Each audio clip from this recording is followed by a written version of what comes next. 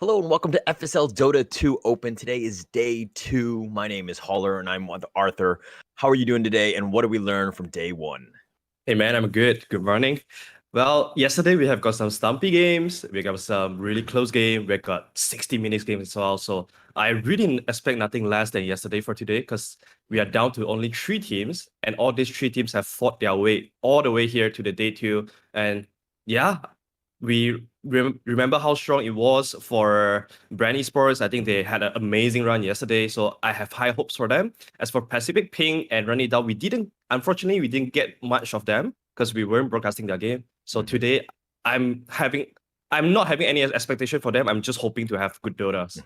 All right, so we started with 13 teams, and actually we're down to the 4 teams left with Run It Down, Pacific Pink, Foxy Gaming, and Bren Esports. Bren Esports are the one just chilling in the Grand Finals, and they're just going to wait for all of these teams just to tire themselves out before they go into that last Grand Finals. But if we can see the bracket here, just kind of how things have turned out, Pacific Pink actually beat Run It Down in the upper bracket round 2. They've been knocked down. They had to fight their way through. Pacific Pink got knocked down by Foxy Gaming, and now they're meeting again in the lower bracket semifinals. So this is a pretty hype match. I think the last time that they met, it was like 24-12. Pacific Pink did win that one, but I think that this is going to be a hopefully a better game where Run It Down can kind of learn from the lessons that they made, in terms of the mistakes that they made, and it will definitely be a better game moving in because, you know what I mean? Like if you get punched the first time and now you can get your payback, this is the one that you really want.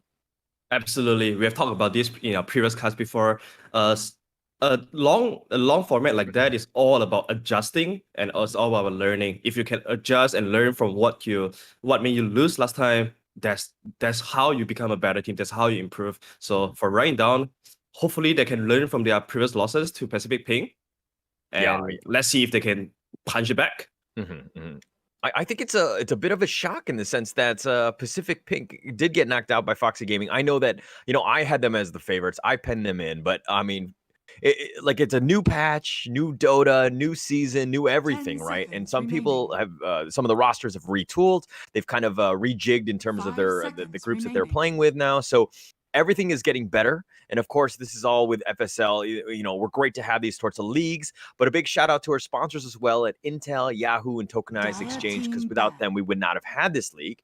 And of course, all of these teams are playing for a decent amount of cash in the sense that first place will be 300 SGD, second place 150, third and fourth 50. And seeing as we're in the top 5, all of these teams are guaranteed in the money.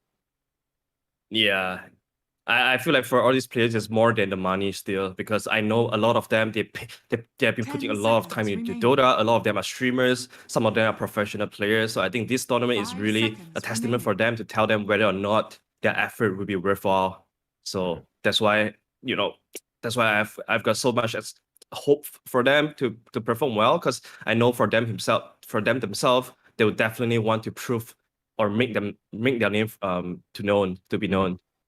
All right, so and speaking of trying to be known and everything, and the draft is underway, and the teams have picked. And if we're looking at this, we haven't seen much of it, but I feel like Puck is very strong, and Pacific Pink has managed to secure that one.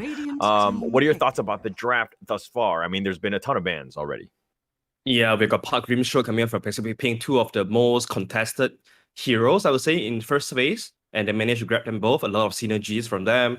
As for Running Down, they start with the casual Lion and Rubik 2 backline supports with a ton of disables and damage as well. So honestly, if you ask me, I'll like Pacific Pink's opening a little bit more. I think there's a more flexibility. Puck can be anywhere, Grimstroke can be anywhere as well. So it's tough for Running Down to tell what Pacific Pink would want to do. And also because Running Down is at the they have the second pick, so they'll have to show a core here that will 100% get countered by Pacific Pink. Yeah, and that's actually the best part about drafting. I think that you need to kind of have that pick initial, at least in the first phase, where you don't really know where that hero is going to be, right? I think that adds like a ton of flexibility, a bunch of strategy, and now Run It Down are kind of, we know that Rubik will probably be a 4. Like, yes, there might be like the Dendy style mid, but I'm pretty sure we don't really see too much of that. But I think that it's going to be more of you're locked in. We know what you do. Now we can ban accordingly. Yeah, exactly. That's why sometimes when a team, they have the second pick sequence, they don't really want to show 2 supports like that. They want to have at least 1 flexible pick So they kind of throw the enemy off a little bit, don't make everything makes so obvious. And DK is one of the flexible pick they can do. It's also a very good pick against the puck as well. I like that pick, and I think it's very, very flexible. Well, I mean, it's flexible in the sense that you can maybe do an offlaner, but it's probably going to be your mid in that sense. But they're kind of preparing themselves, countering nicely. But this is a run it down team. They've got 3 Malaysians, they've got a Thai player as well as a Filipino player as well. So a little bit of a mix. But then Pacific Pink is the tried and true, like we're sticking together in the sense of the Filipino team that they've been together for such a long time. So there's a lot of synergy between the two teams and very differently from the picks in it of itself. Yeah, for sure. Like writing down I know most of them are streamers. So however, they have been putting a lot of times into Dota though. Like they have been playing at a very high standard, Divine, Immortals. And as for Pacific Pink, like you say, they're the traditional powerhouse. But you know, if yesterday's game, if anything, Foxy Gaming proved that they can bleed as well. So for running down, I think they should not be afraid at all. Pacific, and like you say, this is a new patch, new Dota, everything could happen. Yeah, and if we're looking at this, I mean, one thing to note is that Run It Down had played a lot more games. They played 5 games versus the 3 of Pacific Pink. It just happened to be with the bracket and Pacific Pink having a bye, seeing as that they were previous champions. But they've only played 14 heroes in those 3 games, whereas Run It Down played 23 different heroes. So there's a huge pool. I mean, they're very flexible players in and of itself. So I think that they're kind of okay with whatever Pacific Pink will throw at them. Yeah, that's true. Having a flexible hero pool is always good for the drafter, especially to pick hero around with. And Pacific Pink, though, they are using a lot of their reserve time for this 3rd pick. Yeah, they're taking a bunch of time here, but I think that Dragon Knight kind of threw them off. But it looks like they're going to go with a Snap. Probably a Snap 5 Grim 4. Yeah, seems like it so far. I mean, yesterday Thompson played a Snap 5 mid as well against OG. So that's always the flexibility coming out from this hero. Basically, 2, 4, 3, 2, 3, 4, 5. He can be on any role. But I'm not sure about this Snap 5 pick because you're playing into the Dragon Knight, which is a hero that can buy early BKB against Mortimer cases. Rubik as well. He loves having a hero that just sits still and channel a spell. That's like easiest spell for Rubik still. So I think Rubik could have a very good game to perform, knowing how many good spells he can steal from Pacific Pink's 3 heroes. Yeah, and maybe they're looking at Shredder. I mean, I don't even know. Would they actually put this as a core, like just to kind of deal with the Dragon Knight? Because I mean, they spent so much time thinking about it, and then not to counter that hero would seem odd to just pick the Snapfire here, right? Yeah, that's true. Now Pacific Pink, they have the one pick for either their off lane or their carry. Knowing that enemy has picked the carry on the PA, they might want to might want to quickly snatch a carry themselves before they get into the banning phase. Because running down could just easily ban out 2 carries themselves. They'll go for the Axe, one of the most popular hero on the offlane row, simply because of how much Vanguard is buff, and also the shard for Axe is completely busted, where you can just go for Blink Vanguard. Manta style into shard, you could easily just solo queue any cores or support that are a little bit squishy. And mind you, there's no save at all coming out from running down side. Yeah, and I mean, it's probably also with, I mean, Axe is in a great spot right now, but also Axe is just a pretty decent laner against PA. So there's just like a lot of win-win in that sense. And they were just waiting for the mid or the core, or the mid or the carry, excuse me, being shown here just so they can get that last pick. But if we're going to go, you know, in the last phase of this pick phase, obviously things have reversed, but Pacific Pink will pick first and then the last pick. But what kind of rounds out the Pacific Pink at this point? I'll say winning condition. They're leaning a winning condition that can outcarry the PA. There's a lot of magical bursts and disables coming out from Pacific Pink side, but they need someone that can come in with some DPS damage. So something like Reinda has already banned out some of the heroes that are really good against themselves, and also with the Sapphire, which is Faceless Void, that's easy setup for a Sapphire. It's also a hero that can rush for the early Monkey King Bard to deal with the PA. I'll say other heroes would be something like a Slug would be pretty decent here for Pacific Pink against DK and PA. It's a natural Silver Age builder, doesn't really buy Monkey King Bard, but it's all good. There's a lot of stats for him to steal from these tanky heroes. So I think there's a lot of choices that Pacific Pink can go for here. What do you think about just like I mean, we just saw the power of it, at least with Bren Esports, Jill. But Medusa? Would Medusa kind of work here for Pacific Pink? Oh, yeah, Medusa could work. The heroes from Running Down side, they actually don't do anything to Medusa. Yeah. I would like to see Medusa as well. Most importantly, Pacific Pink, they are on the dire side. And we know how strong dire side is for Medusa. She's literally 10 born seconds for this remaining. meta at the dire side. Okay. Okay. Wow. I mean, you're saying she's 5 born seconds for a remaining. meta in the dire side. I mean, it's like Dota anime season 2, right? At this point. Oh, but A little bit. they've decided to go with a Spectre here. All right. It's got the fightiness. It's got everything you kind of want. Late game carry, of course. It can definitely outclass a PA at some point. But seconds what do you remaining. counter? Okay, well, we'll just find out here. But Night You may now Stalker. select your hero. This is a really good pick.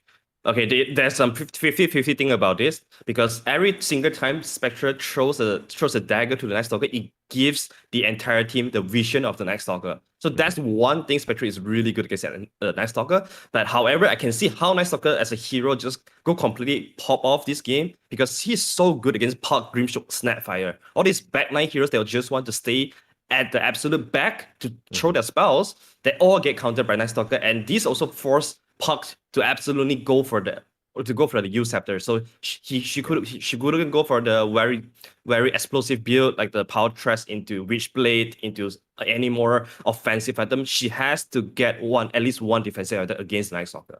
Okay, yeah, and as a puck player or Grimstroke and Night Stalker's running at you, it just kind of lights out pretty much. So understand the concern there, and do need to play even even more, like definitely safer in the sense that they're all the way in the back line, probably hidden somewhere, out of line of sight, just to keep themselves alive here. So I think it's going to have to come up to NM as Axe to make sure that, she's protecting everyone else and protecting the back line, which is going to be ever important in this game.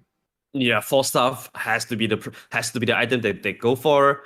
And another thing is, however, the Pacific Pink, their counter initiation is so strong with the puck. If Rhaenyra would run into them with no vision, they could get called, they could get coiled into the horn, and that would be the perfect scenario that Pacific Pink would want to see.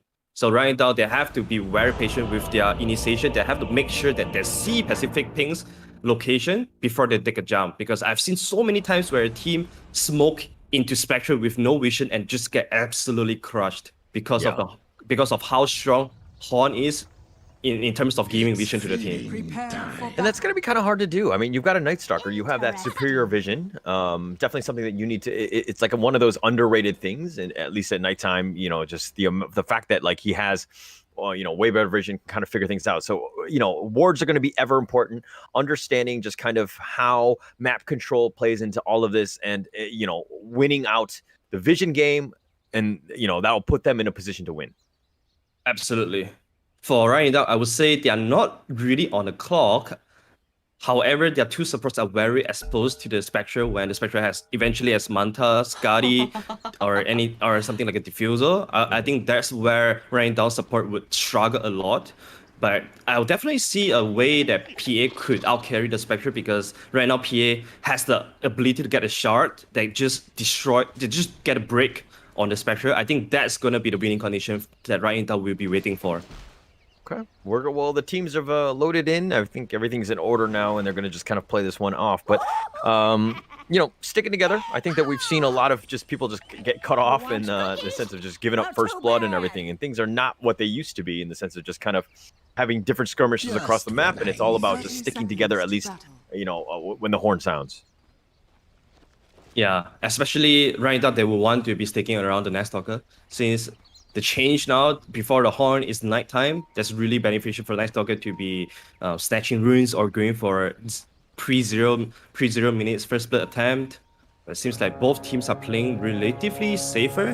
Now, mind you, this is a best of 1, so whoever that lost this game will go home. the So battle begins. Yeah, it's actually a pretty big one if you think about it. Like, both of these teams have already lost one. This is a double elimination tournament, so this is pretty much it in terms of your tournament life. But one thing to note, and I've just noticed this, is that look at this ward that's being placed on the Radiant side. Do you see that? yep. It's line is walking to it. Like, isn't that okay? What are your thoughts on that one? Normally these kind of wards is to prevent the position 4 that can roam around, like the Mirana or Spirit. I'm not sure what's the intention here. Maybe they are trying to avoid first bird attempt coming out from Pacific Pink. I mean, it protects like. Oh yeah, go on. Otherwise, I don't really see a really big purpose of the ward here, because no one is gonna be going there to make a rotation to the DK. Grimshot is not gonna do that. I was thinking maybe to protect the couriers, because you know you might have like a rotation trying to sneak through, but I think it's not the greatest ward, especially starting out.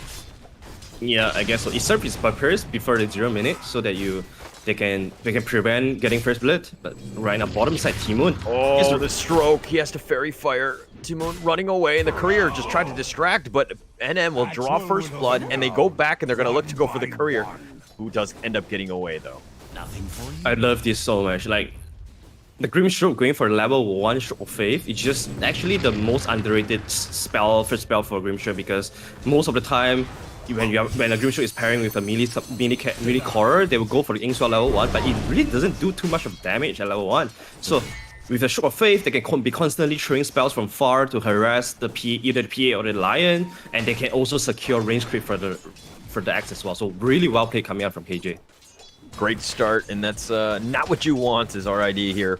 But, okay, top lane, Spectre, Snapfire versus this Nightstalker Rubik. Who are you giving the edge to? Well, I would say Spectre should be pretty okay until level 5, until the night time comes, which is 5 minutes. So Snapfire should be the one tanking a lot of spells for the Spectre here. Ooh, Snapfire Cookie just to keep herself alive. Naomi's so low, and I mean, it's so weird because like I don't feel like Nightstalker is that strong, but Spectre is definitely not strong in this phase already. So this is you really need Naomi to kind of just give them a little bit of an edge in that top lane.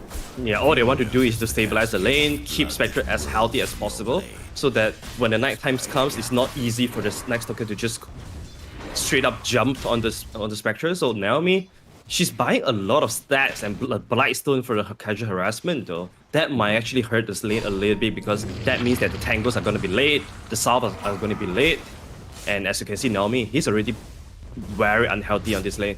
Yeah, struggling here, was trying to do a pull here, and Nut is back, just kind of harassing here. Snapfire Cookie just for the creep, but they're just looking to last hit it, and okay, I believe Nut is back, got most of those last hits.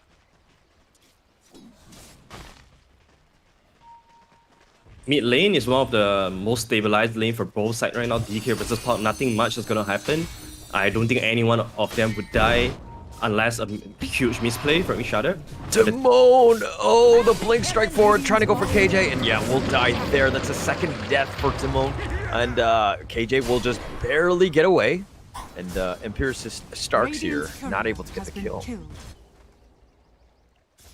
This Axe plus Neutral lane is already paying dividend for them. So strong, so much chip damage, especially with the 2 points on Better Hunger, and also the 2 points of Stroke of Faith. There's so much damage to be thrown from a long range. So even though Lion plays from behind, she's still very exposed to the aggressiveness of the Pacific Pink's duel. Right, and that's very worrying for Empiricist because of the fact that like the Axe is what, 2 kills already, has a ring of health, and like how do you even deal with her? I mean, they're gonna try here, but I mean, she's gonna shrug off most of this damage. I guess at this point they are more like hoping that the Axe won't just go on them. I don't think there's a way that can deal with this Axe, especially when the Vanguard is up. PA is a hero that needs a lot of items to make damage, same as the Lion as well. She will need a lot of levels. Before that, she really doesn't do much damage. I think the playmaker here is really on the DK. So when DK pops level 6, she will have to constantly be forcing the ultimate on the tower to force rotation to come to the mid lane to defend the tower. I think that's the way they can try to find some breathing room for the side lanes. All right, don't get me wrong. In the bottom lane, yes, Timon has died twice already, but if we're thinking about it like last hits, you know, Empiricist still does have 27 last hits. That's more than the Spectre, so she's doing a pretty good job. Yeah, that's not bad. Because Axe is constantly pushing the wave, and now Axe is already starting to cut. Oh no! Oh, they've got the glyph because they're gonna die for this. They're trying to go in, and the blink is on point, and the creeps, and they got the nice little taunt right under tower, and it looks like Empiricist will die. Nice play by Pacific Pink. That's such a good usage of the glyph from Max, and also very good understanding on how much they can go on this lane. They wanted to make an aggressive move because of the siege creep. Oh, Sherry actually orbs forward, uses the Dream Coil because they were gone on here. Naomi actually makes the TP. They've got the Silence, and they've got the Lion, and the Snapfire Cookie connects on the 2. That's going to be 1 kill going the way of Sherry so far. Aurora does get the Dragon Tail, does want to get the Snapfire before she dies. Yes, she does. And Aurora will secure that kill. Yeah, even though they trade the Pulse 5, but I would say this is more beneficial for Pacific Pink than running it down because they managed to defend the siege wave, and Dragon Knight does not get to pressure the tower as much as she will want to. Top lane. Hickory's on the run. It's nighttime. It's Batman time, and Sophie the dog is on top of you. The lift up. Kekari's running around, asking the creeps for some help. Tries to dagger, at least to the high ground, but the creeps actually body block her, and she does get away, and Kekari will run away and laugh in glee as she runs back and hopefully will heal up into the fountain. Wow, Kekari, what a close call there. Sophie the dog going for more KJ. She's gonna protect herself with the Inkswell, and that will be it. Yeah, no boots or anything, and Sophie the dog, being nighttime, is very fast at this point. And Sophie the dog only level 4 Snapfire Cookie, and it looks like the supports are here. The Shredder doing some work. KJ taking some damage. The stick is going to be used by Sophie. NM is actually TP'd here. They do need to be a little bit careful with how they proceed. Even the Centaur is getting in on the action. And with the Battle Hunger, Nut is back, is going to go, and it looks like NM is going to die for this. Tower don't care. I'm going to keep running. And NM will eventually stop. Oh, she does get the kill. 2 points on Battle Hunger that just proved to be way too strong here. Look, NM actually has Vanguard already. But he's already all the way at the top lane though, so that's my worry. Because she could have just flashed from the entire bottom jungle with this Vanguard, constantly pushing wave out. But because of the aggression that Rhaenyra put on the Spectre earlier, they forced the X to be on top lane. So now bottom side is completely open for the PA. I mean, but it doesn't have a tower, and I feel like Pacific Pink probably should punish that, create some sort of pressure. As I say, that Spectre, it looks like she's making her way into the bottom lane, or, you know, once she kills that creep camp. But look at this stack, NM will happily take this one, and she's very strong, but there are 3 heroes from Run It Down. She does need to be a little bit careful. Sophie the dog, of course, still nighttime. He's looking to go, oh, the taunt, but it's going to barely miss. Sherry's now going to join the fight. Oh, Sherry TP top, but she did not get anything in return. So that's a pretty big waste of the TP there. Very good disengagement coming up from right now. Now they're trying to make a move at the bottom side, but Pia has already gotten enough of space for herself, and she will be getting back into the jungle. Yeah, Sophie the dog, you know, it was 37 last hits now, 10 denies. I mean, pretty much neck and neck with the Spectre there in terms of how they were doing. So all of the other lanes seem to have done better. As I say, that NM is going to taunt here, gets Sophie the dog about half-life, but she's going to back off now. Yeah, the dual support of Ryan are making a move at the mid lane. Oh, they're figuring it out. They know. Earth Spike. They got the Fade Bolt as well. They've got the Hex, Aurora, Dragon Tail. They're stacking the stuns properly, and KJ goes down. That's the strength of these two supports. There's just so many disables coming up from Lion and Rubik, and once the level 6 is up on Lion, they will be able to do a lot of burst damage. And now, with this kill, they kill the tower defender, the Grimstroke, and they will just get the tower freely from themselves. This opens up a lot for them to make any aggression on the Spectre, especially with the Night Stalker. This is the way to unlock their mid-game aggression. And the crazy thing about Pacific Pink is that they actually are not invading the jungle. They've taken the bottom T1 tower, but they're not utilizing the farm from that jungle. And so, you know, RID has expected them to be there, and so look at how the PA right now is just playing very, very carefully in her own triangle.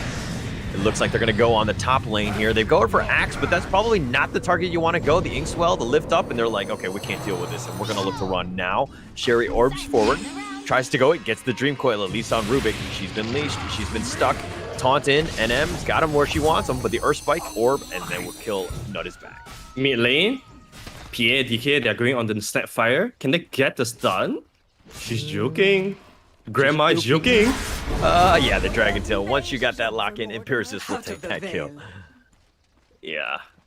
I was going to say Grandma has some move, but then she's a little bit too slow there, and DK just casually walk up and stun her. DK is going for she's going for Blink Dagger first item. I like this a lot because DK is the only one that can make plays on the map for running down in the daytime. So having a dagger is definitely super good for them, especially in catching the puck. Okay, yeah, that's pretty much the only chance. I mean, your Night Stalker will eventually, I mean, it's got phase right now, still a long ways away, but she's gonna go Blink first as well, actually. Sophie the dog, what are your thoughts on that?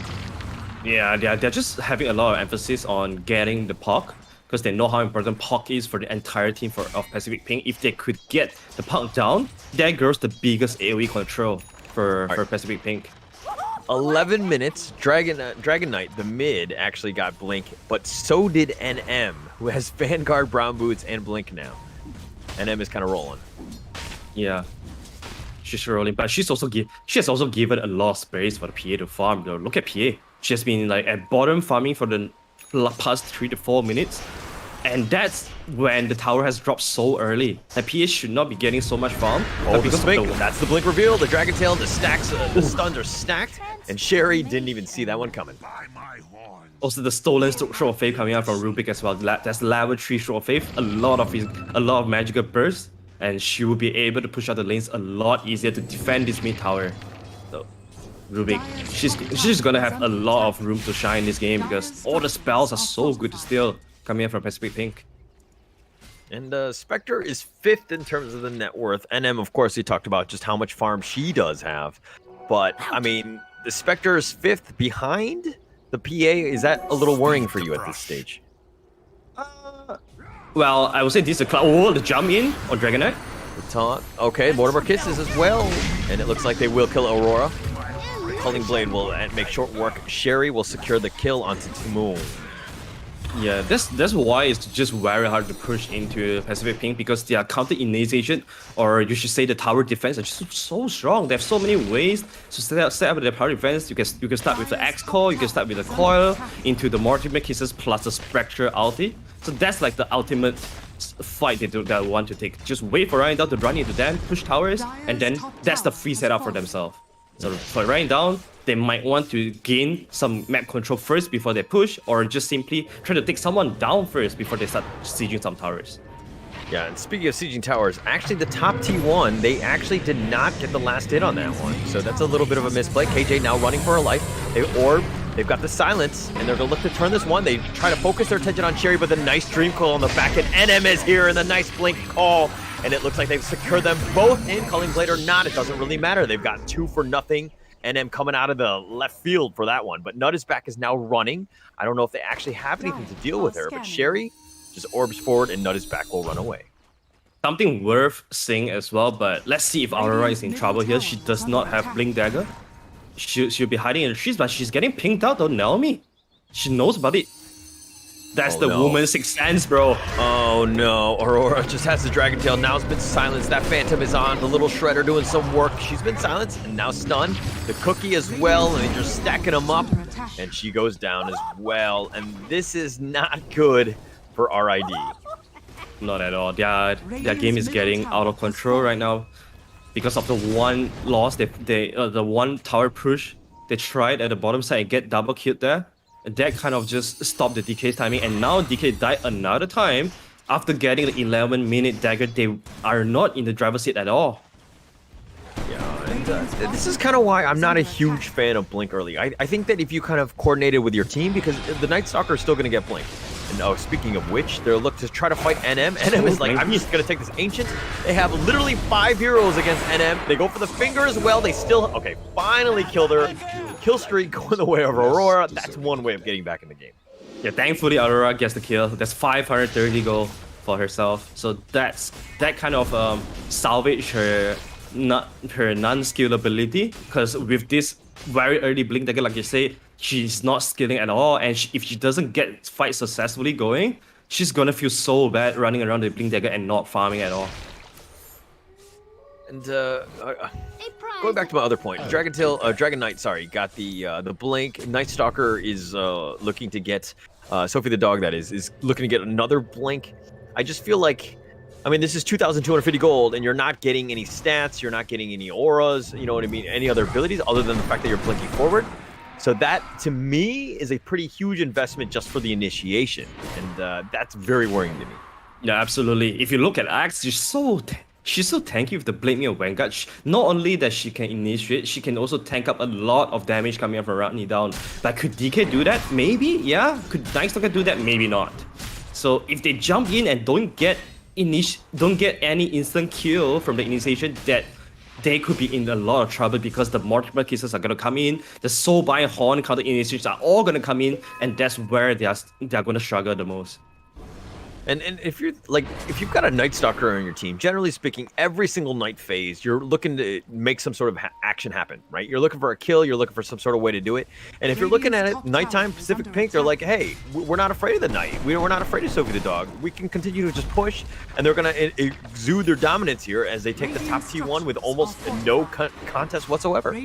Yeah, I like how they are just putting NM in front of the tower. So if you look at Radiant's perspective, their vision, they're literally only seeing the Axe in front of their tier 1, and they don't see anyone else. So that does not give any information for running down. They want to run at their enemy for sure, but they do not have any vision for that, and all they see is the Axe. Do they want to run into the Axe? No, they don't want to. So it's just very well played coming up from Pacific Pink on how they use their heroes, on how to be hidden in the map. Right, but Run It Down are looking to do a smoke here. And to be honest, I actually thought that they should have avoided all fights, just kind of create space elsewhere by pushing bottom and all that. But it looks like they want to have some sort of action happen, realizing that's, you know, hey, they're behind. They're looking at Spectre here. This is the best attempt they can go for. Oh, they got the blink in. Here we go. They're going to look to go right on him. They're stacking the stuns and the finger as well. And they do find Kikari, but NM is TP'd in. Sherry as well. And they're instantly TPing out, realizing they got what they wanted, and that's all. Dire's courier has been killed. Oh, they want to go for more Sophie the dog. She's going to get out. Oh, barely gets away. Naomi, so close. But they found Nutta's back, if anything, and they're going to use the taunt, at least, for Rubik here. Nutta's back does go down, or forward, but that's going to be it. That's a Dream Coin committed on the Rubik as well. That's not too bad. I'll take the trade any day, anytime. Spectre for a Koi and a Rubik, that's completely worth it. And we've talked about this before. The Blink Dagger on Night Stalker, it counters the puck a lot. It kind of forced the puck to buy at least some sort of defensive item, and Puck is not going for that at all. Witchblade plus boost of travel. So she's very punishable. If right now can find the angle to jump on the Puck, she's just dead. But the point is, can they though? Can they find the angle though? I think she's really relying on her team, right? NM to just blink taunt, you know, just get on top of her, and plus the fact that you have the Snapfire cookie. I mean, it's a poor man's force staff, but it is some sort of mobility that they can kind of work with. So she's going to use her teammate and just trust, right? I think in terms of like pubs, you would definitely go for more like, you know, self-preservation items and to just keep yourself alive. But if you're playing in a team like this, it does make sense for your team to kind of, you know, to keep you alive while you just have the damage and then the stats and the mobility, so to speak, just to kind of consistently fight. Yeah, that's true. If the Axe could actually do his job and just constantly be pitting herself in front of the fight, that's definitely a good way for the Puck to play. But that being said though, it means that Puck has no control whatsoever on her own life. She'll have to rely on her teammate a lot, and if Ryan could find the angle on her, there's still no ways for her to get out. There's no force stops just yet from any of the supports from Pacific Ring, so there's no getaway Jill cut there for his team. Yeah.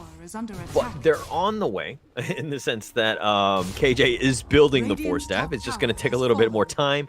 I mean, she's got the Aether already, which is actually very important on the Grimstone. So, oh, Haunt is now going to be used.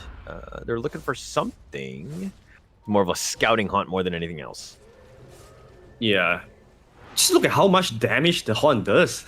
The illusion does to Rubik. It takes away 50% of the Rubik's health, and I think somewhere around 50% of the Lion's health as well. So these two supports, yeah, just sad.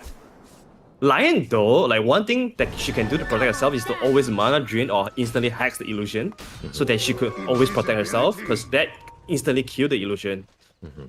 Yeah, I mean, that's one way to do it. It's just gotta have fast fingers, right? Just gotta not panic and always know about the winning condition for herself. Axe is running in with the Invis rune, but she's damn far away from her teammate, so... NM don't care. NM No just care. rushing in. NM solo. strong, NM no care. Yeah.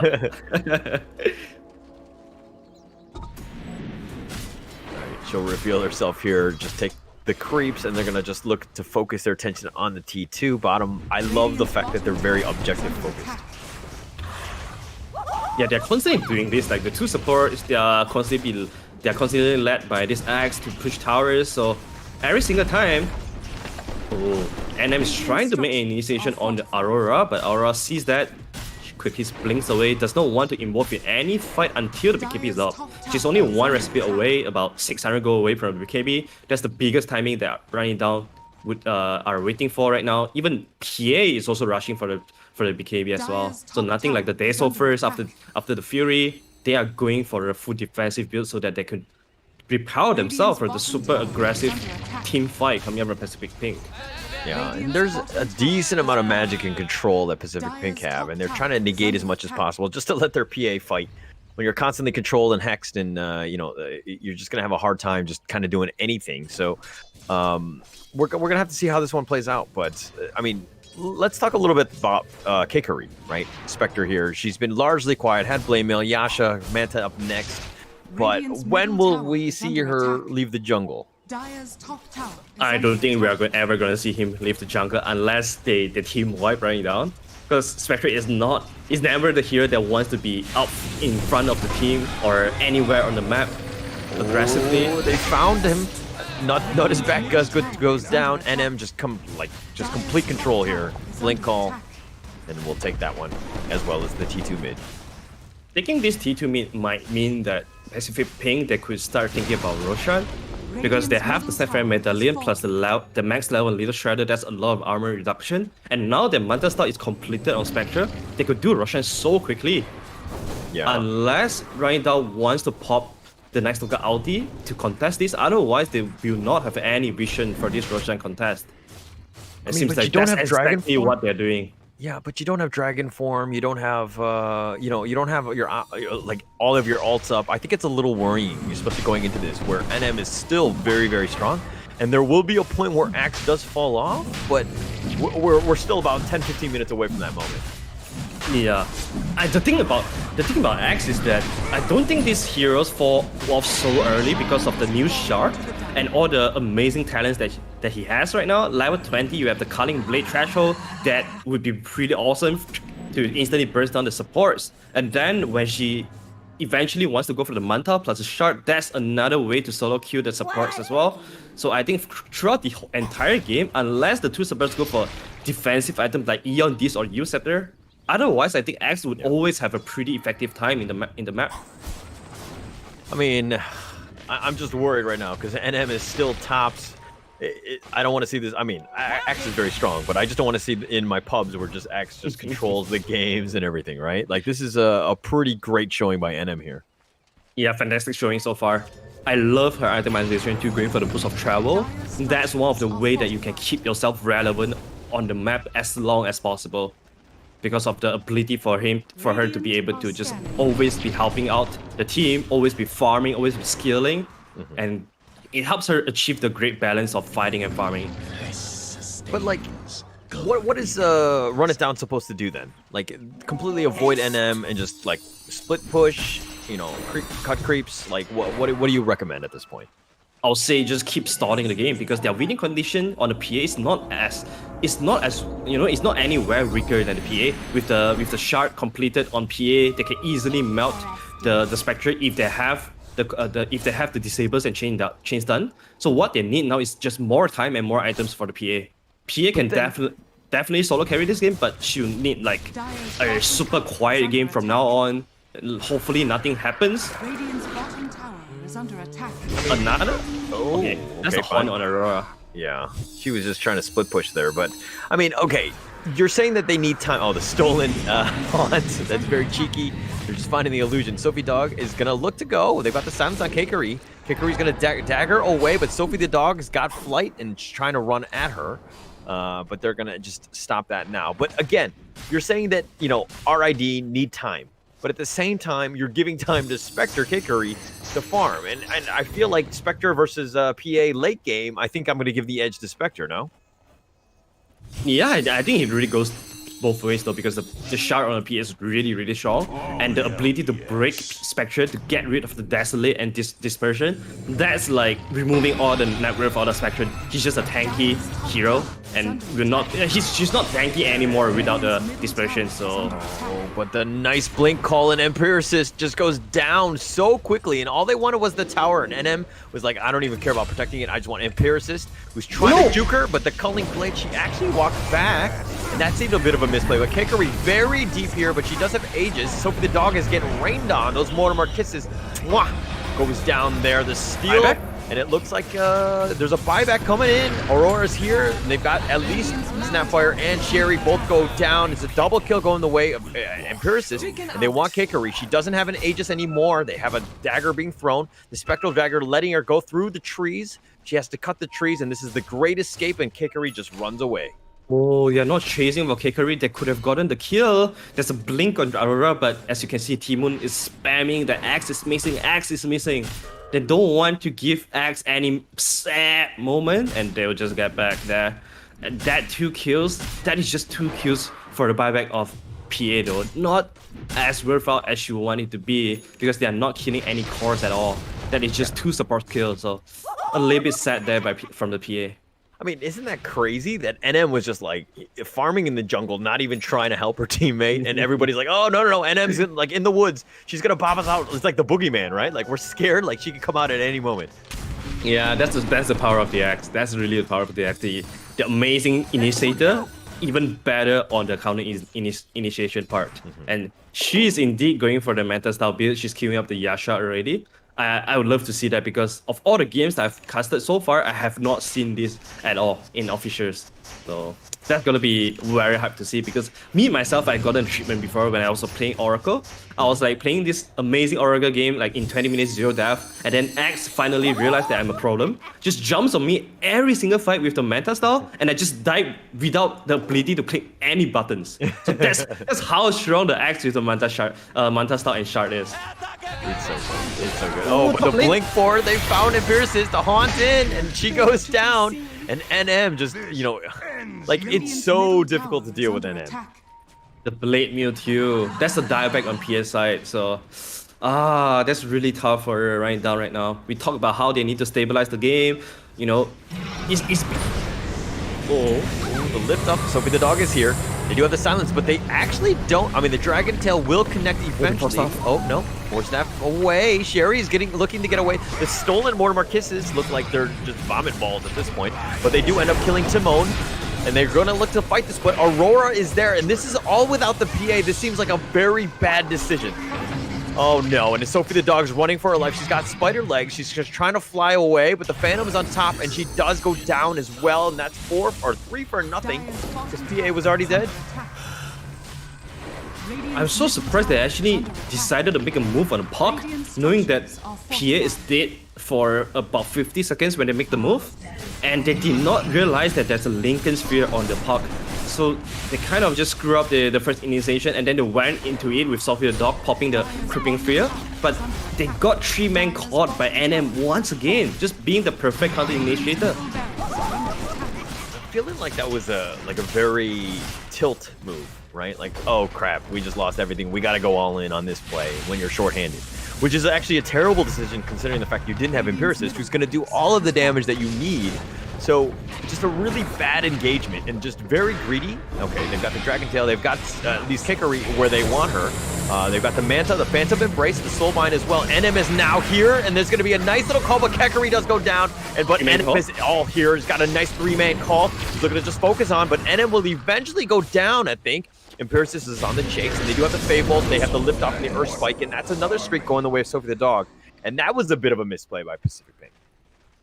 Yeah, this time around they overstayed their welcome. They thought they are strong enough. And Spectre is the kind of hero that if she does not leave the area of fighting first, she's so slow. So she will need some force stuff to get out of the scene. Unfortunately, the reach of RID was just way too strong there with the blink tags on the Lion and the leaf with the 80 lands from Rubik as well. There's just so many ways to keep the Spectre in the same place.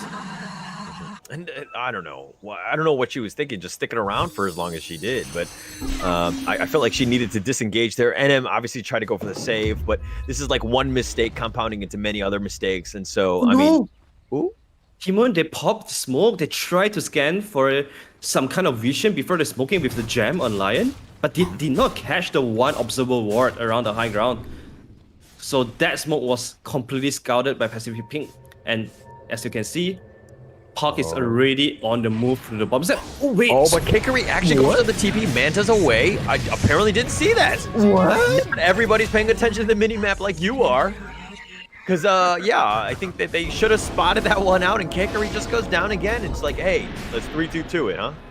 All right, this is where running down they have to just pray to God that Roshan is up. Unfortunately, Roshan will be up in 2 minutes. So that's a little bit unfortunate for them. If they were to get the Roshan, that's the comeback mechanism for them.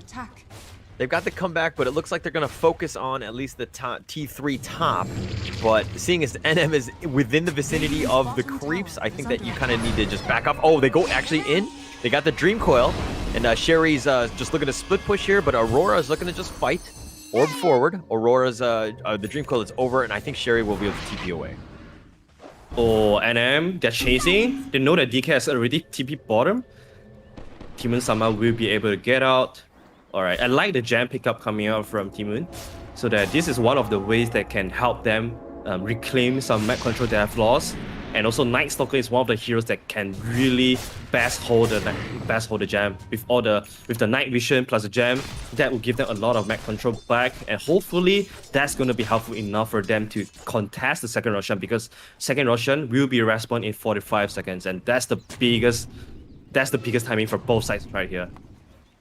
All right, so we're going to see how that one plays out. But again, you know, whatchamacallit, Kikari has died a couple times very quickly. She went from 1-1-8 to 1-3-8. Things have kind of turned. She does need to be a little bit careful. I think that she, you know, I mean, at some point you need buyback, right? Yeah, definitely. The ability to just buy back and horn back into the fight, that would be so good, but... Oh, Timon just trying to scout here, and they're going to use Haunt just for Timon. That seems like a overcommitment for something that NM already had locked down. They lost the gem as well because of this. She was dewarding. She was trying to deward, but she had no any kind of support from a chorus there. That's why I thought she would just pass the gem to Sophie the dog, because Night Stalker is a much better gem holder compared to the Lion. And now because the Lion is dead, they lost the gem, means that they don't have any vision for this Roshan contest. I was wondering why X did not purchase the shard until now. Apparently, they were just waiting for the second Roshan. They were just so confident that they could get the second Roshan and get the shard from that. Yeah, I think that's it's a smart next level play in the sense of just like, oh, we're confident in this. But I mean, I don't know. I'm still flabbergasted by the, you know, Timon there just kind of throwing that gem away, because I think that was key. That was really one way of just controlling the map. But now they're going to be pushed back. No space, no vision, nowhere to run. Yeah, this is the snowboarding effect. It's the butterfly effect as well. You lost the gem, lost map control, lost Roshan. Now all of a sudden Pacific Pink. After 1 minute later, what do you know? They are suddenly on your high ground. And what can they do? Could they kill the Spectre 2 times in a row before they get all killed by the axe? That's gonna be hard. Oh, the blink forward, the BKB is now gonna be used. Nice 2-man Earth Spike though. They got something. And they're looking to fight this one, but I don't know if this is the play. And it looks like they're running away now. And they're trying to go in. The nice taunt on Sophie the dog. The Mortimer Kiss is just raining terror on them. The Yules on NM just to control her, keep her out of the fight, but they focus on the objective and they play very, very smart. They got what they wanted, at least so far. T3, they do a life check and they're kind of just backing in and out. And it looks like there's going to be a little bit of a retreat here. Kikari still does have cheese, if anything, Or sorry, that's Axe, excuse me. But now the Dream Coil is going to be committed. A nice call in. They're going to look to just fight this. And Pierce is going down, looking to fight this one. Nice little play there. Nice little ink swell. And they've got at least got the Grimstroke. The Snapfire Cookie, though, they do have Empiricist. She goes down. No buyback now. Sophie the dog is running for her life. She's trying to do what she can, but it's daytime. Bruce Wayne ain't fast in the day. And now it's night, and it just turned, and it looks like it's 3-0. Grimstroke buys back, and things are not looking good for That might just be GG. There's no buyback from Night Stalker or the PA. It's just so hard to play PA this game because there's first of all, there's an Axe call that goes through BKB. There's the Aghanim's Coil from Puck as well to stop her from blinking away. So even though she popped the BKB there to fight, that was like a 4 to 5 man Fan of Knife coming out from PA, but still she just died to the call just like that. And without buyback, they might just have to play for Mega. Very rough situation, and to be honest, this is why I thought that Axe pick at the end was just so on point. It was so amazing, right after the PA, excuse me, because it's like the perfect counter. Axe is in such a great spot. Like, you're setting up Pacific Pink for success in the sense that NM plays an amazing Axe, and they're in the driver's seat. It's 25-13. I don't know how they can come back from this. Well, there's always a chance for the PA to buy Divine, so there's always that possibility they can hope for. If they want to play for Mega though, they will have to wait for PA right now to go for the last Hurrah defense, because this is go home or move on, so they definitely want to play to the last second. And they go, and they decide to focus it, but some are on NM, some are on KJ, or excuse me, the Snapper. They're trying to fight here. They've got the nice little taunt on Aurora. She goes down, and it looks like Lion is as well, and they went in, and Sophie the dog is now trying to run. And Pierce is now here. She has to blink at least to the illusion here, but she's taking so much damage. The BKB keeping her alive, at least for now. She blinks to the fountain, and she's fine, but NM don't care. NM goes right into the fountain, actually taunted. Sophie the dog pulls her out and gets the Calling Blade. She gets sliced and diced, and now they're focusing on the T4s. And GG has been called. Pacific Pink will win this one 37 minutes in, 28-13. Pacific Pink will full control of this game. Well, it was a great game though. It was a great game. There's such a strong performing coming out from NM. NM strong, NM no care, NM executing enemy off lane in front of their fountain. That was some alpha move there. So what a crazy game there. Anyone 2-9. anyone that is witnessing this game, I think they might have to think about this X ban for NM, because such a good performance from the beginning to the last. Like, she was dominating the entire laning phase with the help of Grimstroke, and she was just snowballing. I think she was on top of the net worth of the entire team for the longest time, from beginning to the end. So that was how strong the X was.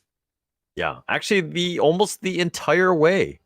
Almost the entire way, eh? No, literally the entire, except for minute 0, but I don't think you count that. But I mean, she was the entire time. So she's like, I'm the carry. I got this. You get on my back, and I'll carry you guys to the end. Yeah.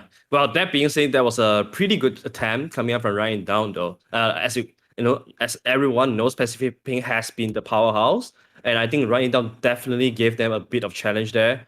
Even though their draft is not, it's a bit countered by the Spectre, X, and Puck, but still they tried their best to play it out. They were very patient, but because of a few misplay coming out from the team, they did not manage to keep the control of the game and got snowballed by Pacific Pink. That being said, it was still a pretty good attempt that they should not be ashamed of themselves.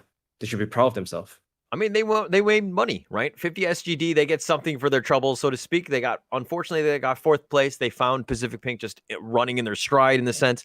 And it looks like the next game, though, is going to be a pretty big one in the sense that Pacific Pink now go have a rematch against Foxy Gaming, which had knocked them into the lower bracket. That will be coming up next. We're going to take a quick little break before we do, though. And we'll be right back with a loser bracket finals.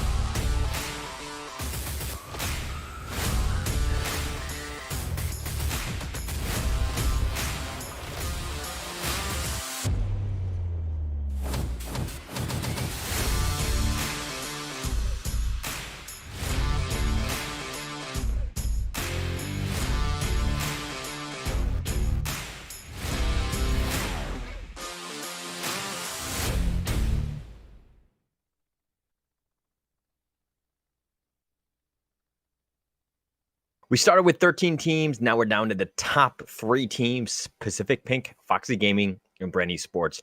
Right now, it's going to be the lower bracket finals between Pacific Pink and Foxy Gaming. We've done it throughout the entire time. My name is Holler. This is I'm with Arthur here, and we've seen all of these teams play. But what do you think? What are your thoughts on these 2 teams now?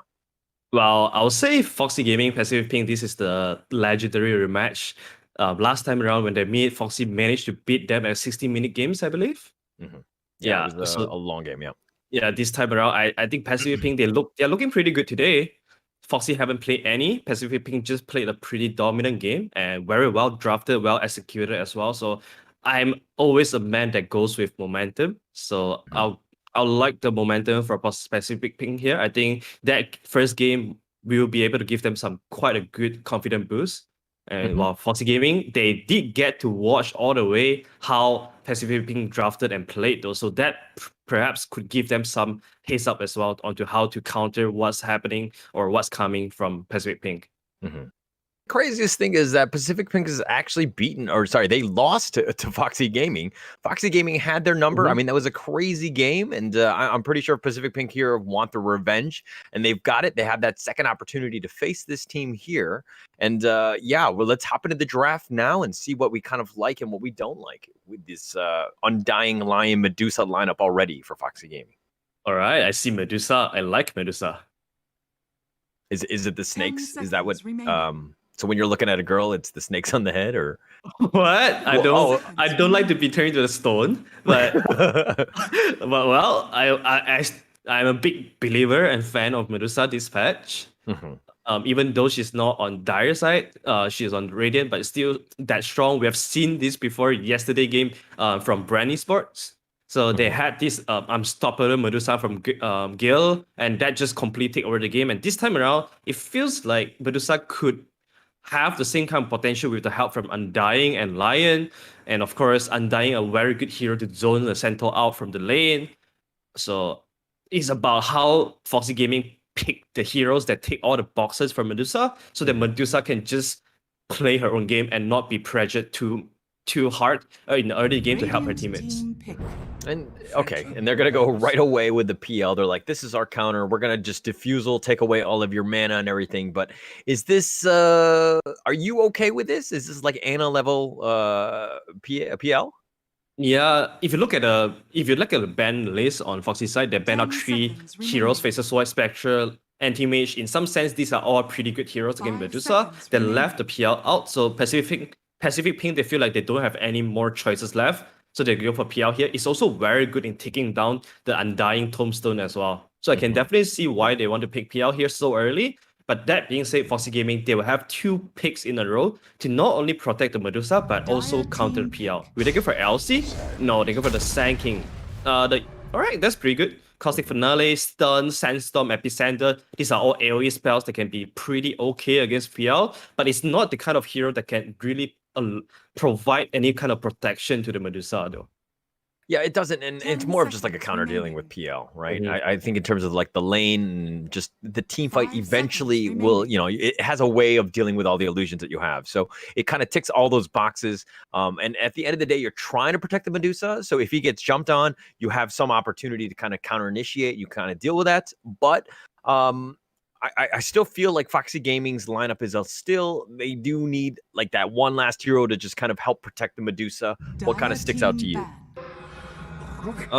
Honestly, if you ask me, I think Mars is pretty good here from Foxy, but it really depends on if you can play Mars on the mid lane, or if they can pick Slanking on the mid lane.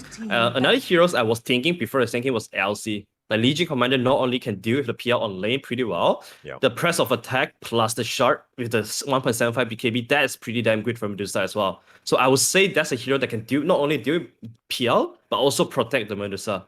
I think Foxy Gaming, they were choosing between the two, and then it comes down to a comfort pick. perhaps they are more comfortable on the Sand King.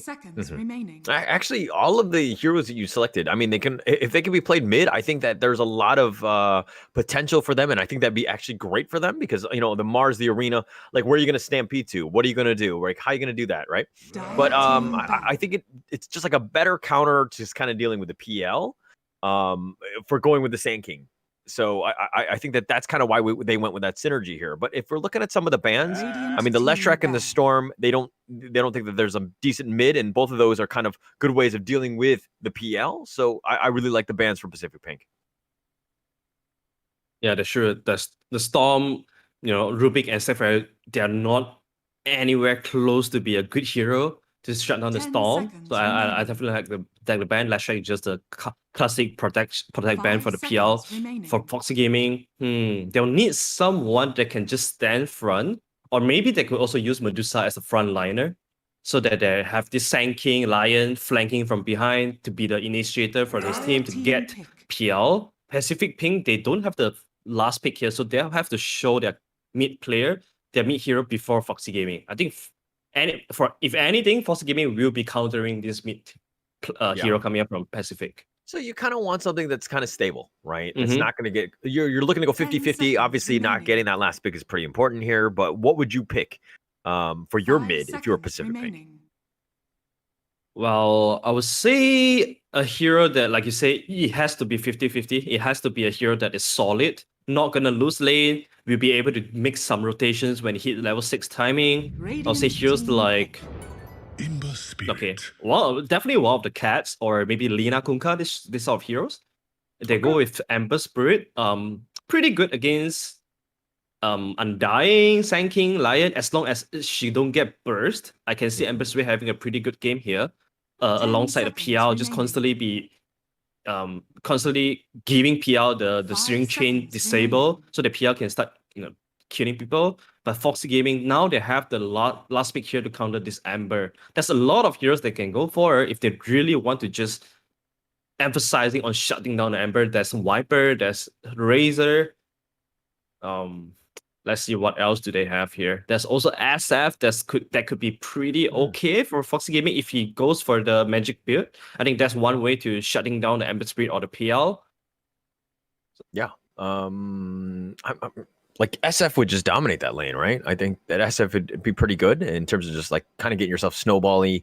I do like that one. I think that one has some potential, but I think that, mind you, this is a best of one double elimination. They've already lost one game apiece, so there's really no room for any sort of maneuvering or experimenting at this point. I think you need to go with what you're comfortable with. Make sure that you have the best heroes that you're at least comfortable playing, so that you give yourself the best opportunity to win. So for me, it's more of like, yeah, this hero might not be the best one, but it's just the most comfortable. Yeah, that's a Dragon Knight also. Like, knowing what you say, or you don't, if they don't want to be taking too much risk, Dragon Knight would be a pretty solid pick here. Good against PL, good against Ember Spirit. Oh, they go for LC. Wow. I love it. And you talked about it. You pretty much called this one, right? And I think it really makes a lot of sense. I like this. I was thinking, would they just pick this Sand King against Ember Spirit because it's a pretty good matchup for Sand King? So they did go for the LC, which is, like we said, a very good counter against the PL on lane, on overall in the game. And not only that, the save for Medusa is very, very crucial here for Foxy Gaming. And they absolutely need one save. I love this coming out from Foxy. If they can put this out, I think this could be the gotcha pick for themselves that could allow Medusa to become a beast. What a great pick. I think that really rounds out their draft. Plus, it's got more lockdown for the Ember, which you kind of need to control. Yeah, you have the Lion and the Sand King, but it just more control is always better, right? Especially somebody against somebody as elusive as that Ember Spirit. Absolutely. Now they have Sand King, Legion Commander, Lion. Like, all three sort of disable and counter initiation plus the initiation. It's so hard for Pacific Pink to play around this. So much flexibility in Foxy Gaming's draft because you never know who's going to come in first. You never know how can you really initiate on this Medusa without worrying the epicenter jumping in by Sand King, the PTA save coming from LC, and of course like Impale from Lion too. So I think Foxy Gaming, they really tick all the boxes for Medusa. You have sustain coming from Undying as well, and they like to play around the ball. You want to playing around the Medusa, Stone Gaze, and also the Tombstone. And Lion, Sand King, LC, they give you the disables to shut those guys down around Medusa, just for her to deal damage. So I love this coming out from Foxy. Yeah, just very nicely played. I think it's a nice draft, but okay, here's the difference between this game and the last game in the sense that like you had NM that was on the axe that just kind of carried the game, right? Now this time she's on the centaur, and that hero really like you can't really hardcore carry like you did with an axe, right? So this is going to put more pressure on somebody else to pick it back up. In this case, it's going to be Kikari. She really needs to have a good lane. She needs to dominate, make sure that she's, having a better game than she did, because at the end of the day, I felt like NM and, Sherry pretty much just carried them into victory. So she needs to step up. Yeah, this is definitely a game that PL has to step up because PL is the only Medusa killer here. And then if you look at the other heroes from Pacific Pink, aside from Snapfire Steel Shadow, they don't really have a reliable way to bring down the Undying Tombstone as well. So that basically means that PL not only has to kill Tombstone, has to survive in the fight, and also, meanwhile, trying her best to bring down the Medusa. So there's a lot of jobs that this PL has to do in this game. That's why I feel like this is going to be such a hard PL game to perform, because if you look at Foxy's draft, they have so many AoE damage that can bring this PL down easily. Yeah. It's going to start with laning, right? She's going to need items. She needs to get that power spike to keep her in the game, because, if not, we're going to have a hard time in the sense that, like, she's got to do too many things, got to, the tombstone, like all the things, like everybody, right? Like, who do you focus on? How do you deal with this Medusa at the end of the day who can just stone gaze you? Yeah, I think Pacific Pink might need to approach this in the macro strategy wise. Like, for example, they could just bait out the tombstone and then stampede to get out of the tombstone and then re-engage again. Or maybe they could also use the stampede to disengage from the Medusa stone gaze and then re-engage again. There's a lot of ways they can do things with this stampede, but I think using it defensively might be better here for Pacific Pink, because imagine if they just charge in offensively with stampede and then you just get initiated on this by this Sand King and Medusa ulti. That would mean that they have no way out anymore if they use the stampede offensively. So that's something NM has to keep in her mind. I always feel like Centaur, you should be using your stampede probably 70-80% more defensively than offensively, in my opinion. I just feel like every time you go in, like the enemy will counter and they'll be in, and then you're kind of like, oh, now I can't get away. Like, we're kind of screwed. So I feel like it's a better defensive item or defensive skill than an offensive one, at least in my opinion. Yeah, I would think so too. It's a lot similar to the Dark Rift from Underlord. To reset things, to give you the window of advantage where the enemy's biggest spells are down, and then re-engage instantly after that. So yeah, I would say that, but I feel like 70-80% of the time, Centaur players would use that offensively though. Well, there's all my teammates. All right, nonetheless, Ningend, Sand King versus the Ember. You don't see this matchup all the time, but what do you think about this one in Midnight? I'll say this would be a trade farm from both sides, but I'll definitely favor Sand King in terms of the ability to harass Ember. Oh, Cat Chaser taking a ton of damage with Kikari as well, but they've got the salve, and Naomi getting a little bit low. They do need to be careful here, but man, it's very explosive in the top lane. I'll say there's a lot more killing potential for Legion plus Lion compared to the Sapphire and PL, because there's just so many AoE damage. Oh, Naomi? They do get first blood. Cat Chaser will take first blood on that one. It's just a little out of position. She didn't even need to use the overwhelming odds. Like, that's really how much LC really do, the damage really do. And especially when LC gets to the level 2 with the Moment of Courage, that's when she can really put some harassment onto the PL. Yeah, and you're going to do a ton of damage that way. But okay, NM is going to eat that snake there. KJ and Honey Lisa just kind of trading here. So painful. I swear the snake looks so painful because the decay on the Centaur. Oh, PL solo. Oh, sorry, PL solo. Okay, she's fine now, but she backed up. Whew. All right, go on. Sorry. Yeah, I mean this bottom lane, normally you'll see Centaur having a pretty good lane against Medusa, because she can Centaur can easily just deny creeps in front of Medusa, but thanks to this Undying, like Centaur could not be doing what she would want to be normally doing. At top lane, once again, if we talk about this last game, Naomi, she likes to go for this offensive build with the Blightstone, a lot of regens for herself, but no tangles or salve early on for her carry. It's the same thing in this game again. Just Kakuri, she's gonna be forced to play with a very low HP because of the lack of salves coming out from Naomi. So is this yeah, like I totally understand why the support needs to be, you know, feeding, you know, regen and all that and sacrificing for Kikori to kind of just have a better lane, but I mean, we've seen this time and time again, at least with Pacific Pink, that they don't seem to have that strategy in mind. They think that, like, hey, we're both on an island in the sense that, like, yeah, we're in the same lane, but I don't need to give you all of that regen. Maybe it's more of like a team strategy thing. Yeah, I'll say another thing is also understanding of how to play the safe lane is another thing. That's why you see sometimes in this patch we see a lot of Warlock, Abaddon, heroes like even Oracle, you know, any heroes that comes in with a spell that can heal, so that it replaces the need to buy salve so much. Right. Oh, Kikori and Cat Chaser, they're looking to fight this. Overwhelming odds doing a decent amount of work. The Snapfire Cookie, but they're going to look to commit for this one. Sakura does go down. Kikori, the S is throwing me off, and Cat Chaser will run away and get that kill, and she'll salve up and go back in lane, and this is looking really rough for Kikori. Naomi might still be dead. Oh, Sleepless did not want to go for her. And also, I think a stun into a couple of right clicks plus the Momo, plus the overwhelming odds could actually finish her off. But you can really see how strong the LC really is on this top lane. Level 3 already on 2 points of overwhelming odds. That does so much damage on the PL. There's really not much Kikori can do against that. I mean, the overwhelming odds just does so much work. Like, Kikori is really struggling here to get any sort of last hits. And if you're looking at the cores, last hits alone, she's 10-2. She's on the bottom. Yeah, and also besides that, Centaur just died to Nana at the bottom side, and Nana has already gotten herself 2 Wraith Bands, so a lot of stats to play with, a lot of basic damage to kick Centaur out of the lane as well with the help of DK. I'm liking this laning setup coming in from Foxy. The Earth Spike on point. They do end up killing Naomi. Sleepless goes down as well, and Kikori will actually take that one. I mean, yes, it's a trade, but Kikori needs anything to get back in this game. No, that's pretty okay. If he can get a kill in return for the death of the post 5, I think that's completely okay. That's right. telling Naomi that's what you get for not buying salve from me.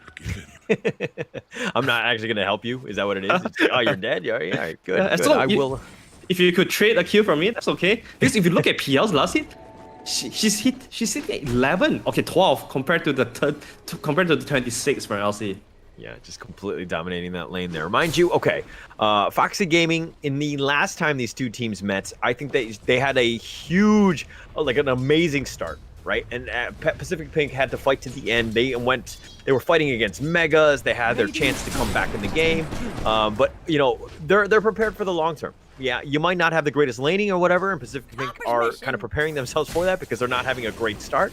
But it's only 4-1, and it's less than a 1K net worth lead, so they're gonna do what they can. Yeah, they can try. Naomi, she can try to stay alive. Like, it's gonna be so hard. Just look at LC. There's no way anyone of Pacific Pink on this top lane could man fight the LC at this moment. With the chainmail plus brazier and the magic wand, they're so strong together. Just so much work. She's got the full, like, 7 points in wand. She's even got our brown boots. Oh, Kikori is looking to run away here. Cat Chaser, okay, actually is gonna. Okay. Every time I see Cat Chaser chase someone, I'm like, oh, she's chasing a cat, like her name. That's true. Oh, bottom side, the Centaur has already started to cut creep. She knows that there's no way she could just lane up against this Medusa with the help of Undying. But Honey Lisa is there, and she's about half life here. The Mystic Snake doing some work to stop, but I don't know if that's enough. She's taking so much damage, and Honey Lisa will take that kill, though. Oh, Pacific Pink, they are crumbling in every single lane. Oh, look at Sand King. Oh, charging it up the epicenter, the doppelgang, at least away into the burrow strike. That seemed a little early. She goes down. Cat Chaser will secure that one with an overwhelming odds. Sherry's now here. The TP is coming, but she's been hexed. She wants to run at them. She's got Flame Guard, the Snapfire Cookie, actually just a little bit in terms of mobility, but that's it. No stun. Nice burrow strike onto Sherry. The Earth Spike is going to miss on that one, and Sherry TPs, gets nothing in return. She has no point on the string chain. That's why you see like Ember Spirit, they don't really want to be rotating around if they maxed up the Flame Guard, and there's no reliable stuns from her teammates as well. So that's a very awful TP coming out from Ember Spirit. Not that the TP is bad, but the outcome was really bad. And now they're back to the mid lane, and Sand King will just keep pushing out the mid lane, and there's just nothing much Ember Spirit could do without a power rune. Not much here. Nigand here just kind of consistently farming and is looking to contest this here. Burrow Strike will take most of those last hits, I believe. But they're both level 7, and it looks like if we're talking about net worth, actually, Sherry's up 3,600 versus the 3,300 of Yeah, Sanity. she's 61 last hit, so she's feeling pretty good in terms of farming. But helping her teammate wise, not so good because her 2 lanes are crumbling a lot right now. She managed to pick up about regen rune, not the best rune that she would be hoping for. She's definitely hoping for haste, DD. The zombies are slowing him down. NM goes down again. This is night and day from the last game to this game in terms of her performance. Well, I mean, it kind of sucks to be going up against an undying Medusa lane, though. Absolutely. Yeah. Team Basento is so like, Oh, taunt. They found Naomi. And winner, chicken dinner. Cat Chaser will easily take that dual damage. both of the silings are crumbling so hard for Pacific Ping right now. It's really hard for them to come back from this, knowing that not only they now have to buy time for themselves to recover, they also have to be worrying about this unstoppable Medusa that has gotten 2 kills already and has a bunch of free farm with two Wraith Band as well. Normally you see Medusa, you don't see them going for Wraith Band because they're just so greedy. But because of how good of a start she's getting, that actually would be so good for her. She has 2 Wraith Bands. I mean, she's got treads already. I think she's doing a pretty decent job of farming here. I mean, compared to the PL, who's last hit wise kind of similar, but look at those 21 denies by the Medusa here, and that's a pretty big difference, at least in the lane. Well, Sherry once again TP the bottom side. She might not be able to get anything from this, and she does not have a random to get back to the mid lane. So she's stuck here. She said, okay, I got nothing. And that's a bit of awkwardness there from Sherry. She's gonna farm here, so she's gonna get something. But she's got Javelin. She's gonna be going for Maelstrom next. Are you okay with that build order? Yeah, I guess I'm fine. It really gives her the ability to skill. I think yesterday games we saw Ember Spirit going for really early late meal in the BKB, and that kind of Ember would not skill if they don't get any successful fight over and over again. So I definitely like this build a lot more. There's a lot of potential to go late game as well with the early Maelstrom. And you got to get yourself. You just got to provide a lot of space. I think Sherry being like 10 minutes in, she's top. Oh, she's second place now. To Cat Chaser's LC, who had a pretty like one of the best 10-minute starts that you could have on the LC. Yeah, that's the last pick Gacha pick there from LC, really having the effect here. I think throughout this tournament, the teams have been using their last pick pretty well. And we saw the Haska last pick yesterday and the LC last pick today as well. It's just pretty amazing on how the teams are understanding the power of last pick and using them to the maximum. This is it. Like, it's so powerful to have that last pick and just kind of get the, like as you call it, the gotcha pick. I just think it's just, teams need to utilize it more. If you're not, then I think you're doing it wrong. Yeah, definitely. Because the only advantage you have in the second phase sequence, hold up, Cat Chaser, Little Shredder, the Remnants as well, and they do have the Snapfire Cookie. Mortimer Kisses. This should do a decent amount of work. She's trying to just create space, and she's been running into the trees, and she does go down, and that's a pretty big kill streak going the way of Sherry.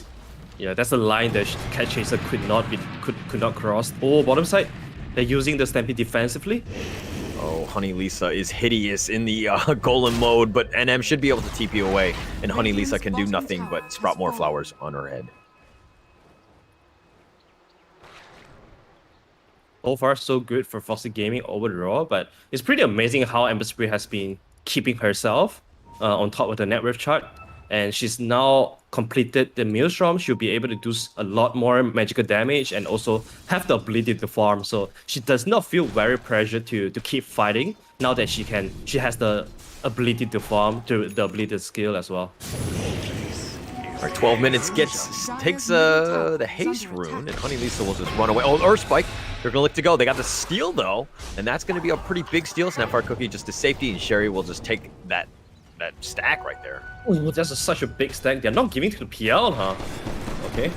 I thought they'll give the PL knowing how behind PL is. And PL basically has nothing but a blade of alacrity and a power threats. So PL would need a lot more time to come online. And Ember Spirit, hopefully with this huge huge chunk of gold injection, she might be able to start leading the team to make some. That was awkward. Radiant's Sleepless middle actually had tower smoke is there. under attack. And if we're looking at the bottom lane, Oh no! bottom with the PL running for her life, and they do get to the duel, and they found it. Oh, the duel was on the illusion, though. And they actually smoked up, and they were just going to go fight. But Sleepless didn't even realize that her smoke had popped, and she was just standing still right next to the PL. Roaming on Stampede, and the chains will just kind of stop that. But it's a defensive Stampede. You might as well. You don't have Kikari, you can't really fight. I mean, Medusa is still pretty happy. Surprisingly, Medusa, even with a very monstrous start, I would say, she's not actually leading all the way in terms of net worth. She's pretty behind. I'm wondering maybe if is this the after effect for going for the Wraith Band early on? Because I do think that's what kind of slowed down the Yasha timing. And normally you want to go for the Culling Blade just for the extra like 10 to 20 damage. So I feel like the double Wraith might be the issue for her to make her not on the top of network for now. Okay. I mean, it's weird because, like, at the end of the day, yeah, it's like, you know, the Wraith Bands aren't that expensive. So it's like, but it doesn't really scale up into anything, but it gives you stats. Hopefully it can get you more kills. Maybe it helps with the lane a little bit more. But I do agree in the sense that she is a little bit behind. It's 14 minutes and she's only got that. Oh, the smoke from everything. The Remnants, they have the chains. The Tombstone's going to be committed by Honey Lisa. She turns into everything. Fletch Golem mode, and this is a pretty big one. She's going to heal herself for now. The Snapfire Cookie, and she's by herself waiting for reinforcements. More kisses are going to be committed. Nana was here, but it looks like that's going to end most of that because nobody wants to walk in those Mortimer Kisses. Oh, another smoke coming out from the two supports. KJ and Naomi, they're smoked, but they're not going anywhere to set up for a kill though. That could be just like a misclick from Pacific Pink, because they smoke instantly after killing the Undying. Now they don't have multiple kisses.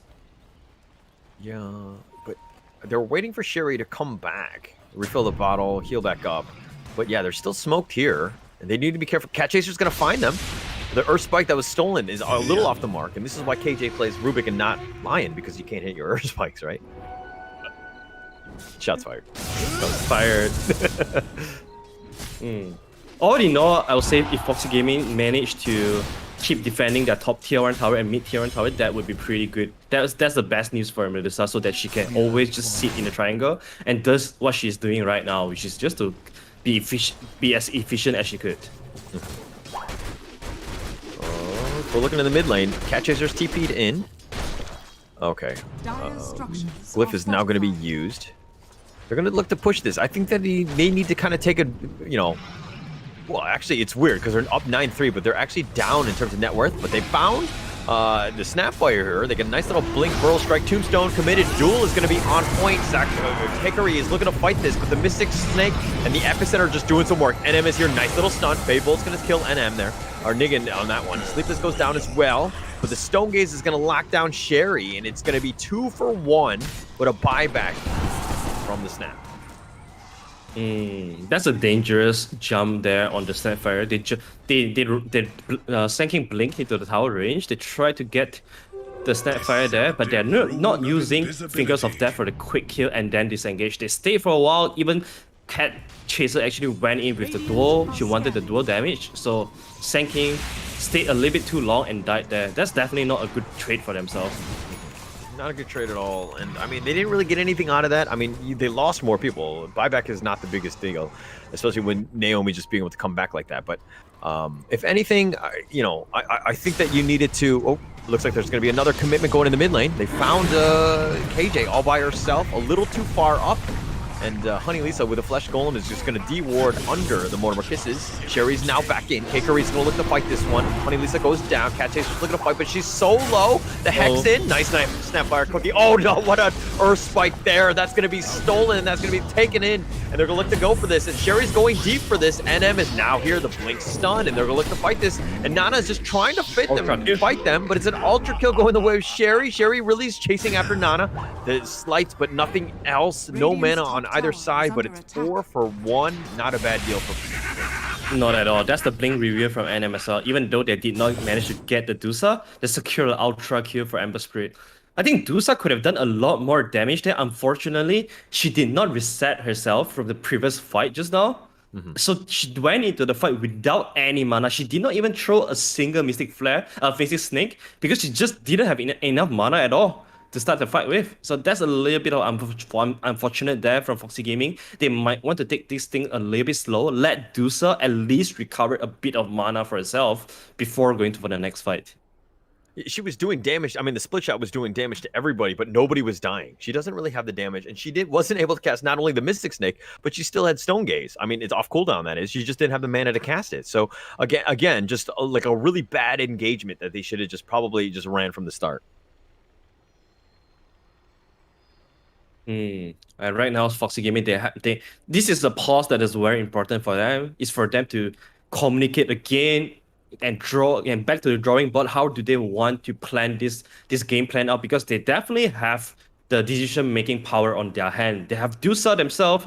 They have really good answers for the PL2. It's all about executing and how do they execute as well, and also the timing they want to go for. If they want to get someone, if they want to get a quick kill to breach through this mid tier 1, they have to go there with fingers of death, finish that guy off quickly, get a quick kill, and then start pressuring the tower. They could not go for this very slow kind of siege because the tower defense power from Pacific Pink are as strong as themselves.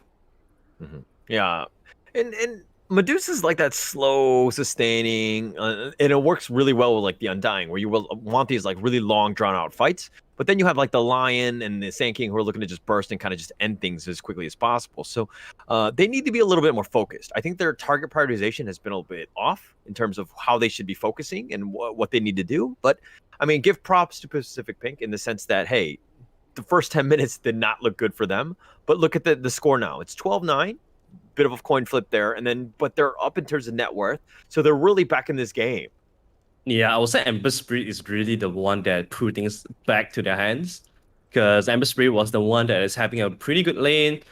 She's also the only one that go 50-50 at the laning phase as well, and she didn't force things too hard. She farmed for the Maelstrom, come into this fight with a triple kill, all thanks to the damage output from this Maelstrom. So that's really the snowballing effect from the early good decision making coming out from Ember Spirit, especially specifically Sherry.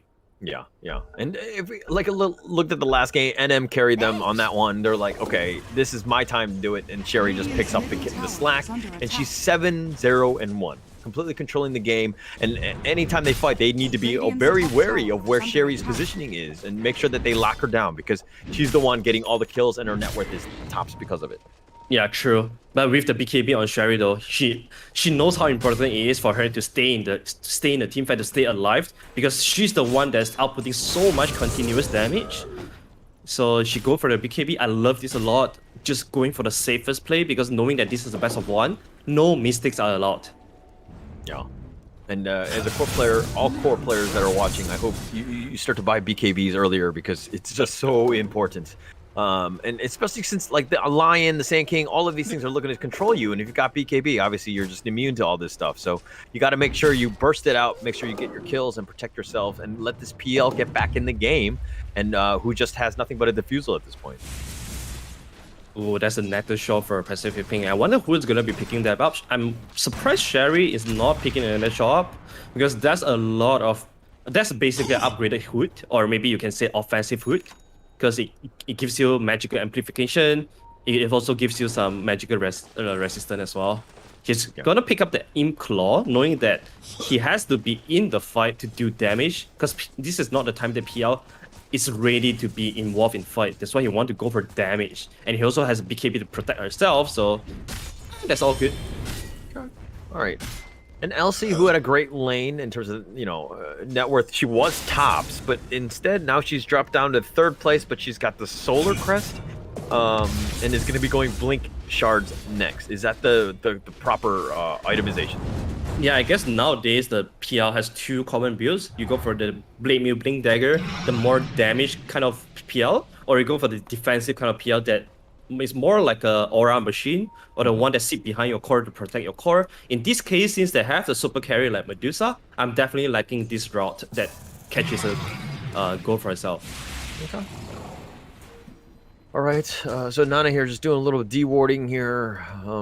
She does have S and Y. Okay, and Ags is up next. Ags, Shards, Scotty. That looks to be the build for Medusa. Is that the one you want to go? Yeah, definitely. I think that's like the best build right now for Medusa. The next thing I'm worrying is the Sand King though. As you can see, Sand King gets a really early Blink Dagger, but her itemization kind of gets stagnant ever since the Blink Dagger because she's always trying to make things happen. She's not scaling, which is why you see sometimes Sand King, they rather go for the early boost of travel so that they can involve in the fight, they can also be scaling meanwhile. Without the boost of travel, Sand King feels really stagnant that she's so pressured to make fights happen. Yeah, yeah. And there's really, I mean, yeah, if you can find some of the backline, you can maybe get a couple kill here and there, but your LC, who's going to kind of clean up, has to literally just phase boots in and hopefully get in there in time because she doesn't have blink. Two-man smoke coming out from Foxy. They're bringing the Lion and Sand King. They're hoping to just quickly burst down Sherry. If Sherry goes for this wave, she might be in trouble. Oh, Slight has been used. Oh, she remnants. She has that inner spider sense, and they realize that's, oh, I'm kind of out of position. I'm going to get out of here. And Sherry, super smart, back in the mid lane. Yeah, she's so safe. She plays this show so safe. She was waiting for the last second of random, and then he show up to throw a slide of fist, instantly gets back to the random, not giving any chance for Foxy to jump on her. That's the kind of core plays that you want in your team. Just not taking any unnecessary risk, knowing how important it is for herself to stay alive. And to me, these kind of players are very rare to find. Oh, they smoke under the vision of Foxy though. That might be a problem. It's a bit... Okay, so they're going to realize this, and they're going to stick under the T1 mid. But they got to stick around. They better not walk up high ground, because I'm going to be like, okay, they got the lift up on Honey Lisa. That'll start it, but she's got Glimmer, so she backs off. Oh, but all of them.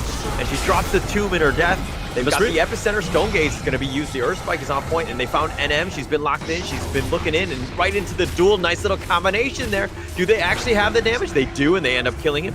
And they finally kill the Tombstone, so they got something. But it's a 2-for-1, all at the cost of Undying. And Undying is just ugly, so that's okay, right? Okay, I mean someone has to be the one tanking the spells for Foxy so that Sand King and LC could jump in like that. Undying is just the best hero here. As long as she throws the Tombstone down before she dies, she can retire herself from the fight. Yeah, and actually the Tombstone did some work and slowed him down. Obviously with the Stone Gaze there, just kind of being able to build up some of that zombie apocalypse. Very, very easy for her, and just kind of help their team just win that team fight here. But they're able to protect the T1 mid, which is, a little disconcerting for Foxy, considering you want a team fight and you didn't get anything out of it. Yeah, I feel like this mid tower has been such a bait for both sides because they're trying so hard to take down this mid tower, and they're actually not farming as fast. It looks like Pacific Pink have taken the T1 mid instead. Yeah, now they instantly invade the bottom jungle, and PR has already been pushing the entire bottom wave in, so they might be able to get or pressure this tier 2 tower, knowing that Medusa has no TP since she has already TP to the top lane just now, and they saw the TP as well. Oh, Sleepless being very, very... Oh, okay, the Earth Spike is going to miss. All right, if anything, that and the overwhelming odds will deal with the illusions and the creeps, so that at least they've, alleviated some of that tower pressure now. But it does look like Nana is making her way to the bottom lane, as you said, that she TP'd all the way top. So give her a little bit of time to slither on back. I like that she's having a clarity and also 2 mangoes for herself, so that they don't run into the problem like 10 minutes ago, where Medusa has no mana to use any spells, even though that was a good fight. So Nana definitely learning from the lesson. And I like this Aghanim pick up so early. It's a very good and reliable way to protect the Tombstone. Anyone that tries to hit the Tombstone all becomes stones. So this is the seamless synergy to Medusa and Phoenix, where you can just easily protect the egg. And this is the same way to protect the Tombstone as well. Yeah. I mean, you pick the ugliest heroes in Dota, and then you can make a combination out of them, right? Like ugly plus ugly equals amazing, apparently, right? Okay. So both of us, ugly and ugly, we are amazing. Cool. Yeah. We are amazing. Wait. Did you just call me ugly? I also call us amazing. Yeah. Okay. Okay. Well, that I already knew.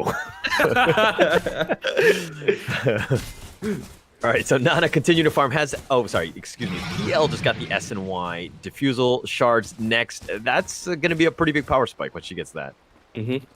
That's a really early shard pickup from Medusa, because normally Medusa would get the shard after the Skadi. Because this is 1.4k gold, which is not a small amount at all. But knowing how Medusa, she probably thinks that, I will want to turn the PL into the stone when she throws me the Spirit Land. So maybe that's what she's thinking here. Because I would say, Shard, the cold-blooded is best when you are against hero that can hold you down like the Shaman. So just imagine the Shaman shackling Medusa and instantly turning to the stone. So that stops the chain stun potential coming from enemy. But this time, if you look at the heroes from Pacific Pink, the chain stun they're throwing are Sling Chain, are the Hoop Storm. These are not really single target spells that you can reflect this Mystic Snake to. So not really sure about this shot pickup. Yeah, especially earlier, like maybe you went a little greedier and just went for the Skadi first, probably just to kind of help out, because I think that you would have more of an impact there. But I mean, nonetheless, they're still doing well in terms of farming. So Nana, top of net worth, she clearly knows what she's doing. Radiant's bottom tower is under attack. The tempo has slowed down quite a bit though from Foxy Gaming side, because they are playing way too defensive right now. They were not able to bring down this mid-tier 1 tower, so they have no ways to threaten the Roshan. They don't have ways to invade the enemy jungle as well. So it's 26 minutes now. They have the 6 creep. If this is not goal time, I don't know when is the goal time. They might want to be committing for this tower push, and you see Nana, she wants to do it. She's focusing it, she's taking it. The Siege Catapult is also there just to help her out, and they do get it. Okay, the Blink Burrow Strike. They've got Naomi, the lift up there. And they're going to use Dusk to kind of get it, the Earth Spike. Now Flesh Golem is going to be used, Tombstone as well. And they've got the Epicenter doing some work, but Stampede is going to be used, and they're going to use that defensively. Get on out of there. What do you do when zombies chase after you? You just run. Yeah, that's the power of the disengaging we are talking about. They use everything, Stone Gaze, Tombstone, Epicenter as well. And Pacific Pink, Stampede just ran away. And now they might be able to find a chance to re-engage again. Yeah, and they'll take the Tombstone.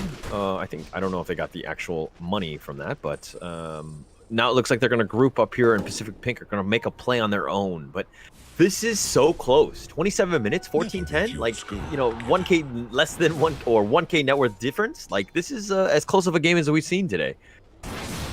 That's true. That was a very terrible, not to mention that's a very terrible early phase from Pacific. Link, they found Cat Chaser. Nice 3-man Earth Spike, though. They're going to look to fight this one. Cat Chaser's still alive. She's got her BKB off, and she's going to back off here. The Tombstone used again, and Pacific Pink are like, okay, we can't do anything now. We're going to run on out of here. NM gets on her spider legs. She gets literally just creeps on out of there. But again, I make this joke every single time, but again, it was like a Marvel movie where everybody fights, nobody really dying. Yeah, the double safe relationship coming from Nana and Cat Chaser is just amazing. Like, whoever get touched on, they will be saved by each other. The PTA is going to be there, the Mystic Snake turning everybody into stone, really allowing Cat Chaser to use the PTA on herself and just magic one up and get out of trouble. So that's why we've seen Legion Commander plus Medusa being such a popular duo right now ever since TNC put that out. It's such a good combination. And to be honest, like, I don't even know how Pacific Pink need to engage this. They need to find somebody, catch them off guard, you know, get that early pick off. Maybe you look to take a fight 5v4 and then you got a chance. But 5v5, it's very difficult to fight into this Death Ball lineup. Yeah, I feel like this is another like TI4 meta where you just, ooh, Sleepless? Oh, how did MM know? Sleepless? She thought she was fine. Everybody walked around. Everyone was like, oh yeah, be cool, like pretend like she's not there. And then the blink in forward, she was like, oh crap, they found me. Yeah, she was like hiding in the trees all the time. She did not have vision. And then finally when she decided to step out of its comfort zone, she get punished. So the thing is, should we step out of our comfort zone? Okay, hold on. They're gonna focus on this T2, but the TPs are coming. The Epicenter's been channeled, and they got the Burrow Strike. They found NM. That's gonna start this one off. NM goes down. And just like that, Centaur, you think that he's kind of tanky, but not really against Nana here. And it looks like they're going to doppelgang, try to get away, and just lost NM at that. It's so She's so out of position though. She's like trying to find if anyone is hiding in the trees. But when she went for that, Senking has already been channeling the epicenter. And she just get punished like that. I think positioning, they have to be really careful. Even though the tower is really low, they were kind of hoping that Foxy Gaming are not in position to defend that. But Foxy, they read that like a book. They were there one step ahead.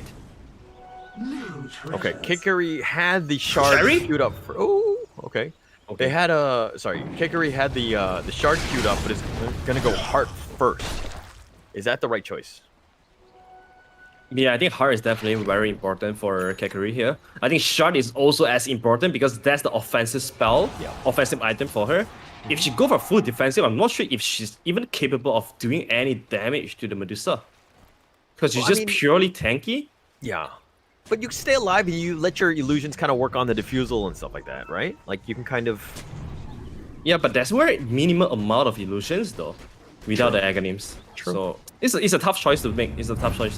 Radiant's top tower She's still is thinking under about it. attack. She has the money for the shard, but she's not purchasing it just yet. Yeah, I think she's saving up for buyback. You know what I mean? At least you got something to kind of to make sure that you're kind of comfortable with. I mean, she's only about 500 gold away from buyback and the shard, so I think it's okay worth saving for. It's just a very hard PL game to itemize and also play because she has to do so much and she has to protect herself by herself too. There's no heroes that can really protect her, and maybe besides the Stampede. So that's why she's finding a lot. She's really struggling right now in terms of decision making, and you don't really feel the PL's presence so far just yet. Yeah, she needs more time. I mean, if you're looking at like, you know, Nana on the other hand, she's got Scotty, SNY, Aghanims, and she's also got the Paladin Sword to help out with the healing and whatnot. But she is almost like this ultimate raid end boss, right? Like very difficult to deal with. I don't even know how you're going to deal with this. And everybody else on her team is just going to support and just protect her. Yeah. It's just the support that both carriers have are way too different. PL has only the Stampede or maybe the Cookie. They are not like really game changer, but Foxy, they have the PTA, they have this big Soul Rip coming up from Undying, not to mention the Epicenter counter imitation as well. They could really stop everything. So I'll definitely say this is such an easy Medusa game to play. It's such a bad PL game. Such a difficult PL game, not a bad PL game. Difficult PL game. Especially once the butterfly is up. Ooh. Yeah. Does PL really want to go for a Monkey King bar? Not really. Not really, So, yeah. Yeah, so that's really tough for PL. Okay, all right. KJ here just doing a little bit of scouting, sticking around. Oh, the blink forward by Sleepless. They got the Hex. First spike, and Honey Lisa is now coming. KJ's got the Glimmer, though. They do have the Dust. Nigand is now here. Steal, but just the Sandstorm. Okay, into the duel. They're just queuing it up and making sure that they get the duel damage. And another winner, chicken dinner. Yeah, 70 damage now on Leech Commander. The more she builds up the damage, the more she can threaten the backline, and even maybe the Ember Spirit. So they really have to be careful in giving away these free duel wins to LC. Now, Roshan should be the priority for both sides.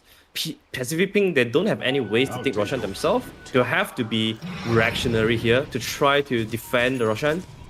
Because they do have pretty good heroes. PL can always stay in the high ground to throw illusions down to scout things out. And Foxy, they do have some really good Roshan potential as well with the Solar Crest. Honey Lisa all by herself getting caught out. Okay, she gets glimmered at least for now. She gets changed. She's so low. She gets a heal. But yeah, Roshan is definitely going to be next on the list. KJ's up in like 2 seconds. So I don't think you commit for Roshan here. Yeah, I don't think so.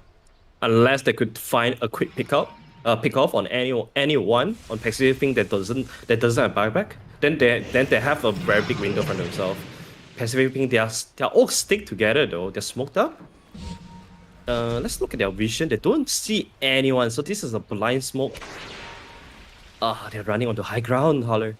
Oh yeah, they're gonna look. This is so scary. Okay, they're lucky. Okay, now here's the reveal. There we go. They found Cat Chaser. They're gonna focus on that. Stampede is gonna be used, and it's gonna be used somewhat offensively. They're gonna focus on Honey Lisa, try to take her down. They've got the Glimmer on the stop, and the Stone Gaze will stop that one. Mortimer Kisses is doing some work, and they're getting in.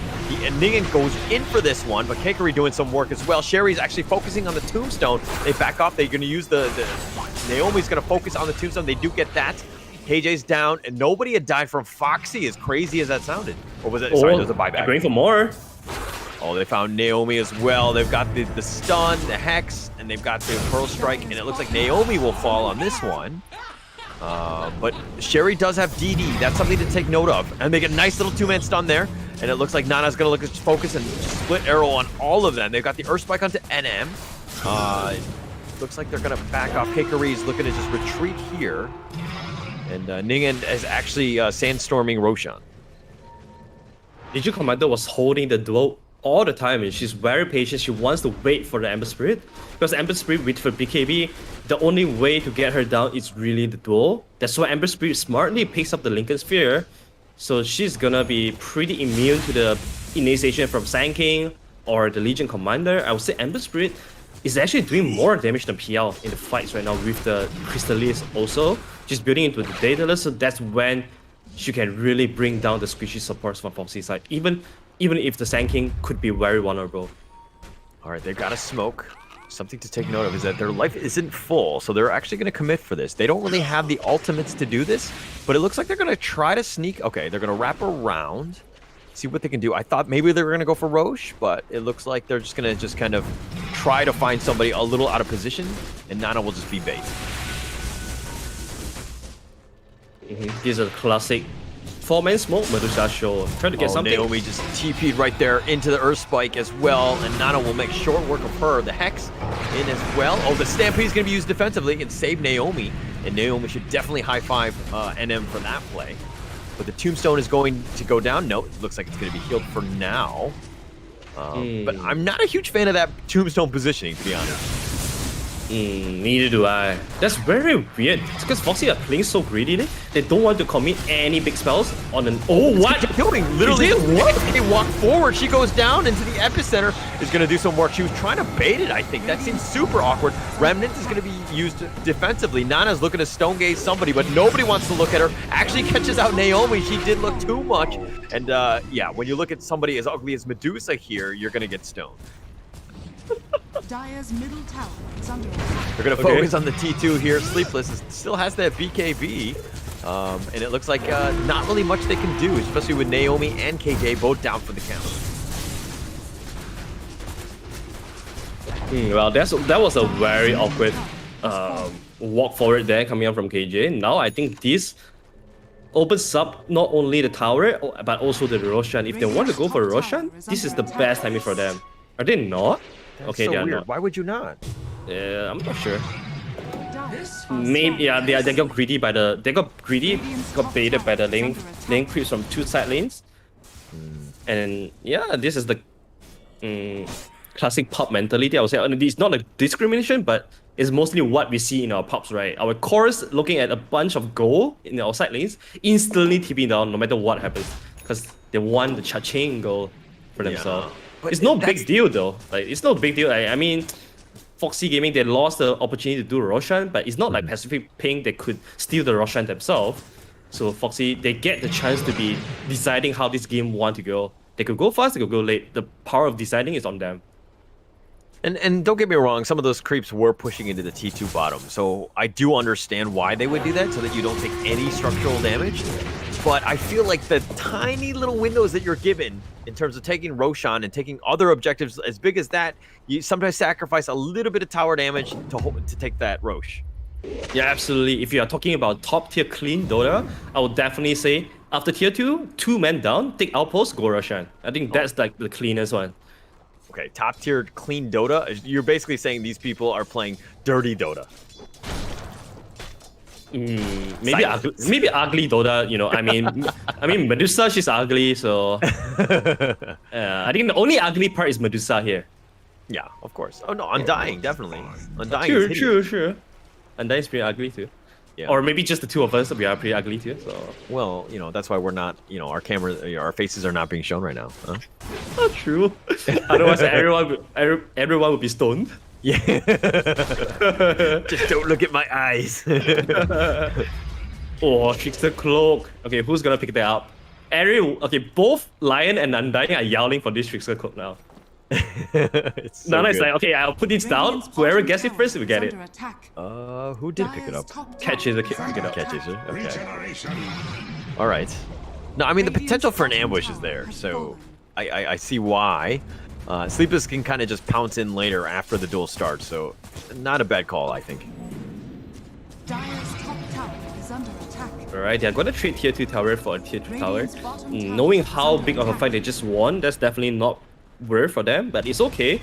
Because over, after all, they are still having the control of Roshan. It really depends on when they feel comfortable for going into it.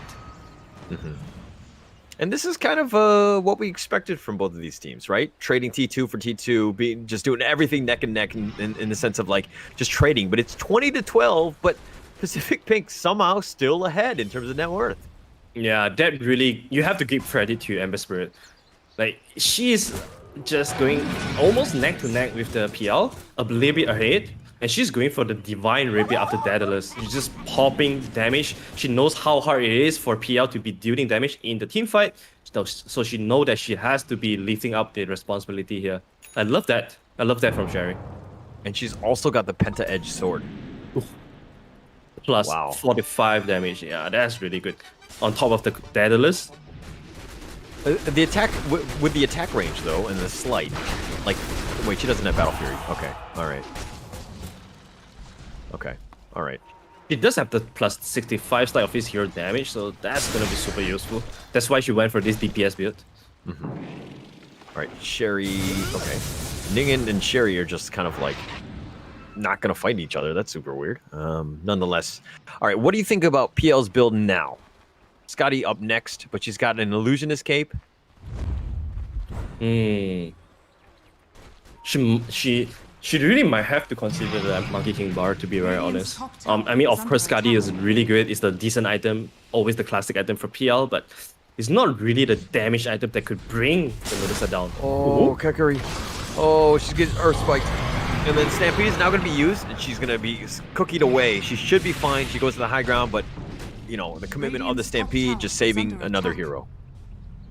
All right, guys, is this the time for a turn? No Stampede for 50 seconds. That's an Aghanim Stampede as well, so that's gonna be mitigating a lot of damage. If they want to do Roche, this might be the best time. PL is not strong yet, and the D1 Rapier is not up yet on the Ember Spirit as well. I don't know if I wonder when do they really want to go in, and why do they don't want to go in though? That's my biggest concern. Yeah, that is super weird. I don't know why you would do that.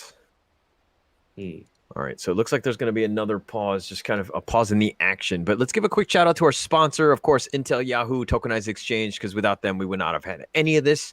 If you want a better frame rates, very high frame rates, that is, low latency gaming, get the 11th gen Intel's Core processor. What is your processor, by the way? Do you know? Intel. Yeah. Okay. All right. For Same. sure. Same. Yeah, definitely. All right, good stuff there. And also, from what I know, they're doing a Mother's Day giveaway. Happy Mother's Day to all the mothers out there, or the soon-to-be mothers. Nonetheless, let's give a shout out. FSL is doing a Mother's Day giveaway where we basically are giving away an Avengers CPU box i7 10700K. Go to the FSL Dota 2 page, Facebook page, any of their social media. I believe it's posted on there. And just make sure that you kind of figure out. I think you just have to tell a story about how amazing your mother is. My mother is amazing, so I will be doing that as well. But I just need to just type that post out.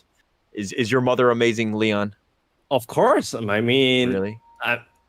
Yeah. I mean, I don't know. Seeing as I know you, I question that. What? Wow. I'm just kidding. This is getting out of hand. This is getting out of hand. I'm actually angry now. I'm gonna turn you into stone. Be careful. All right, I'm not looking at you, so it's all good. So we're good. We're Gucci. We're Gucci. I mean, me myself definitely. I will be sharing the post as well. Avengers CPU. Wow, Yeah. you don't get that every day. Me myself, I'm a big Avengers fan. I even have this Avenger poster in front of me, like this Avengers paint. Who's your favorite Avenger, by the way? Iron Man for sure. Really? Yeah. You know, I used to like when I was a kid growing up reading comics. I hated Iron Man, and Why? until that movie came out, And you know, I didn't really. I just thought he was like a really boring, character. But then I think the movie Robert Downey Jr. just like everything that he did just brought a lot of life into it and made me really like it.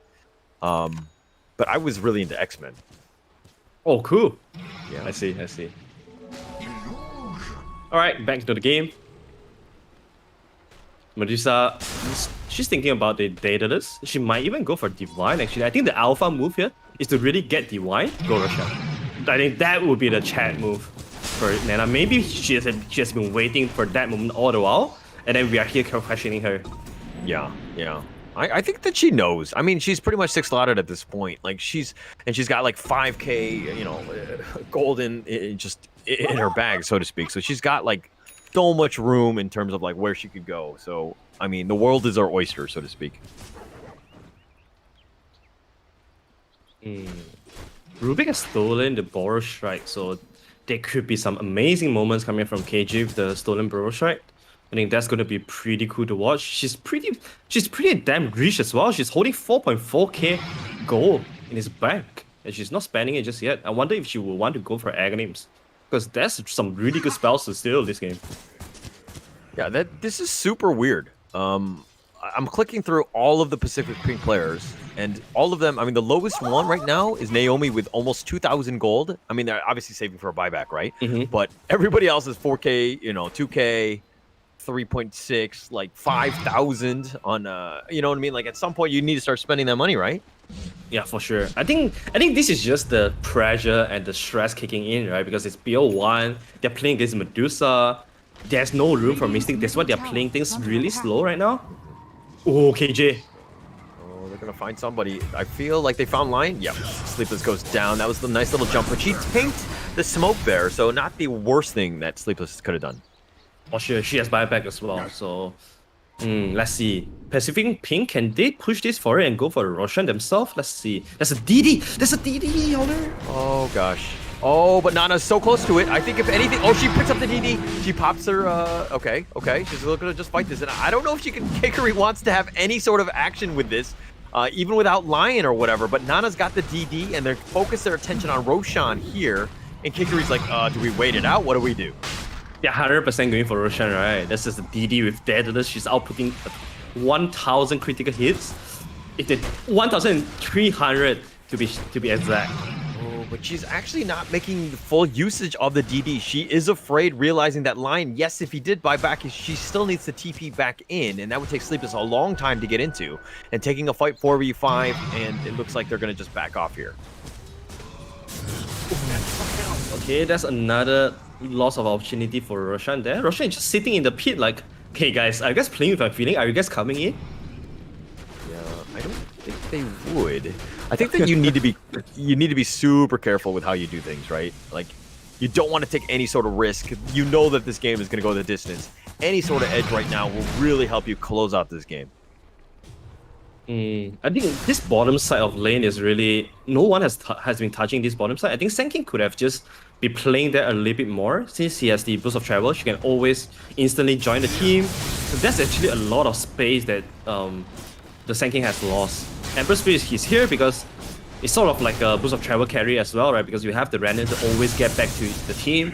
That's why Strary is instantly pushing out bottom side, and now Foxy Gaming, they are forced to be reacting to this bottom side, and meanwhile, Phantom Lancer has finally picked up the Monkey King bar.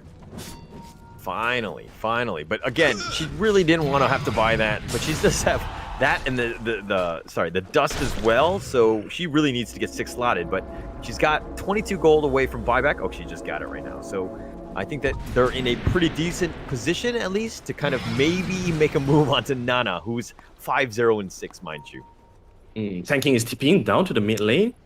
Centaur was in the position to catch him, but they did not want to risk it. Without the Emperor Spirit, without the PL, they don't really have damage. So that's a good call. And now finally, Foxy Gaming, they are in the Roshan pit. They're gonna focus it, and Nana's doing some work.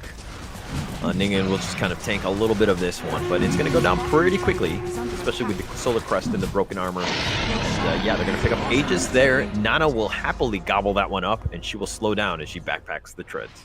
Nana has 6.5k gold, just enough for the Divine Rapier if she wants to go for it. let's see what item would you want to go for. There's still a Monlier that you can go for the PL. There's still Satanic. There's a lot of items that Medusa could still upgrade right now. There's at least 3 item slots. Because she can easily consume Aghanim's, there's 1 slot. And then replace the power chest and SNY, there's another 2 slots. So a lot of room to grow still from Medusa. Not to mention there's still Moonshot to be bought as well. So this might be another 60-minute game, Scholar. Oh, I'm pretty sure this is... I knew going in. I'm actually wearing a diaper right now, so... Because I know the game is going to take so long. Wow. Too much information? Too much... Too much for me, yeah. A little bit unnecessary. I thought we, okay. you know, we were that open, you know? We were able to talk about this. All right. No? All right, nonetheless... I mean, I don't mind knowing about the viewers out there. That's okay. Okay. Okay. And yeah, they're gonna be pushing bottom lane. They're gonna look to at least take this T1 bottom that's been left alive for 48 minutes, and finally just kind of forcing all 3 lanes to be pushed, so to speak. Let's go. Nana says, "Oh, there's no glyph also." Okay, I thought they would just use the glyph because they will instantly get another one after the bottom tier 1 is down, and that's all good. Oh, Liwan, here we go. Nana. Oh, awesome. Okay, yeah. So she doesn't have buyback. I mean, yeah, she's got Aegis or whatever, but she's gonna hit like a truck. Oh my gosh, she's pushing through. That made short work of that T2. And here's the siege. Mind you, their top lane is being pushed. They do need to be a little bit careful with this. They didn't really fix the lanes as they're starting to push. So this is pretty much a pretty big commitment if they're going to go. Because they're going to take some structural damage even just for this long-range sieging that they're doing. But Nana's going to just focus on. And they've got the attacks from the side. They're going to try to control her. They lift her up for now. They take the T3. And NM is looking to the right position. I love the pacing and the fact that she's up front. And she's got the right zoning, so to speak, forcing out some sort of one of her teammates to get nearby. Oh, NM goes in. Spider legs blink in. They're going to look to go for this, but NM is going to get exploded on. She's getting stoned there. She does go down, and Stonegaze is going to lock in at least Naomi. One more shot. She does go down as well. This Divine Raper is catching them off guard. The buybacks are instantaneous, but they've already got the racks, and now it looks like they're going to retreat. Wait, you can now feed the Medusa mana? I've not seen this at all. Like, am I stoned or what? No. Yeah. So you can do that now? Yeah, you bump it. Yeah. She has the shard or whatever that lets her, you know, up to. Oh, that's talent. Mana drain restore Eli. Okay, I have not seen that. Okay, I have not seen a lion that goes past 20 levels, level 20, because the game normally ends before that. So, all right. That's new to me. Okay, that's not one thing that I want to mention is that Medusa, she consumes the agonies. Okay, KJ. Oh, Glimmer. KJ's in a bad spot. No real way to get away. And 2 shots from the Medusa here. And yeah, she's been rooted or not, it doesn't really care. Nana is just continuing to be in. Like the end-raid boss, just mana drain her. And look at this. The 3 different ones. How do you counter this then? Wow. Honestly, I don't know. And she's got, like, she's immune right now. She's continuing to fight. Kakari has to stampede just away, but nobody wants to face her. She throws out the Mystic Snake, and she just focuses on these racks. So cool. I did not know that at all. Wow. Every day we learn something new. Have you seen this before? It's not just me, right? No. I've not seen this. Oh, but the lift up here. I mean, it's brilliant, right? Like, just the fact that, like, the mana drain is like, oh, she's a little low on mana? Okay, Sleepless. I'll just stay in the back. All right, but Kakari is looking to fight now. Mortimer Kiss is going to be used, and they're focusing on, and they're doing a decent amount of work, at least on the back end. The BKB at least going to be used on Cat Chaser. Honey Lisa does go down. She's going to buy back. She's back into it. Kakari's getting a little bit low. They do need to be careful. Burrow strike into the finger. Cherry goes down. She buys back. Kakari's looking to fight this one. She goes down. The Rapier's on the deck. Somebody needs to pick that one up, and Nigget is backing up. Nana's looking to pick this one. She's got 2 Rapiers now, and she focuses on NM, and she literally 4 shots him. Goes for Kakari. Kakari's looking to fight this, but can't fight this without your Divine Rapier. She doppelgangs, tries to run away. Triple kill going the way of Nana, continuing to focus forward. KJ goes down, ultra kills. Somebody give her the rampage. Sherry's looking forward, and it looks like they're going to just focus on the racks, and that is going to be it. And this combination is just sick. Everything about this team is just, the synergy is amazing. Oh my god. I knew that they have a really good protection drop for the Medusa. But I did not know that this Lion plus Medusa would be so busted. Wow, now I know it. This is so beautiful. Every time Nana went out of mana, he said, drain me, give me the mana. And that was exactly what happened. Sleepless. That was pretty crazy. I think that in terms of like draft, that was just on point. Like this Medusa, like everything was just super smart. We're like, oh, it's kind of like I think they started with an Undying Lion pick, and you're like, you know, you don't really think too much of that because, you know, 5/4, whatever. But then all of a sudden the Medusa's in, and then you had the LC just to help counter. They were expecting them to go with the PL, just very next level in terms of how they thought about this draft. Absolutely. I love everything about Foxy draft. I mentioned this when the last picked the PL. I think that's the nail on the coffin. And then they were just patiently, I think they were just slowing down the game all the way just for Lion to pick up this level 20. Now I think about it. Because they make the move right after Lion gets to level 20, and then they go for Roshan, they get the Divine Repeat on Medusa, and then they go high ground. That was like well orchestrated and patiently waited by Foxy Gaming here. So what a well-deserved victory by Foxy Gaming. You mentioned that you would want to see Pacific Pink versus Bren Esports, but Foxy says, nah, we are going to beat them 2 times in a row, and then they are going to go into the grand final.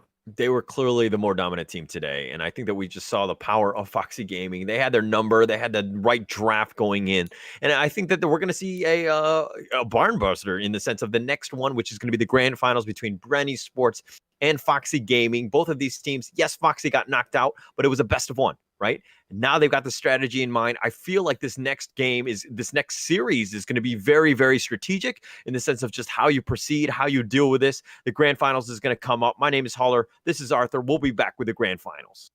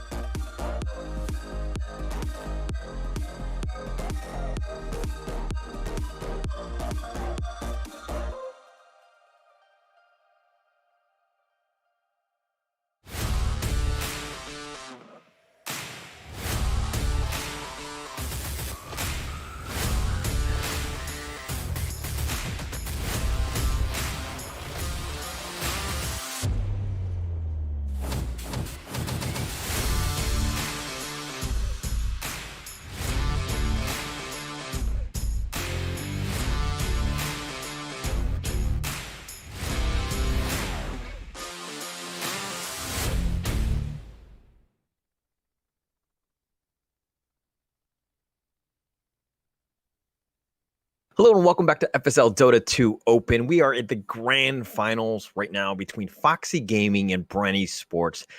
By the way, happy Mother's Day to all the mothers out there. My name is Huller and this is Arthur. What are we expecting in this Grand Finals, Arthur? We are finally done with all the BL1s, and now we are going into the first BL3 series Grand Final. This is where the strategies are gonna kick in, really. And I'm just nothing but excited for all these amazing players to play out their strategies. We're gonna see, Dusa getting contested a lot, whether be it banned or picked or some just very.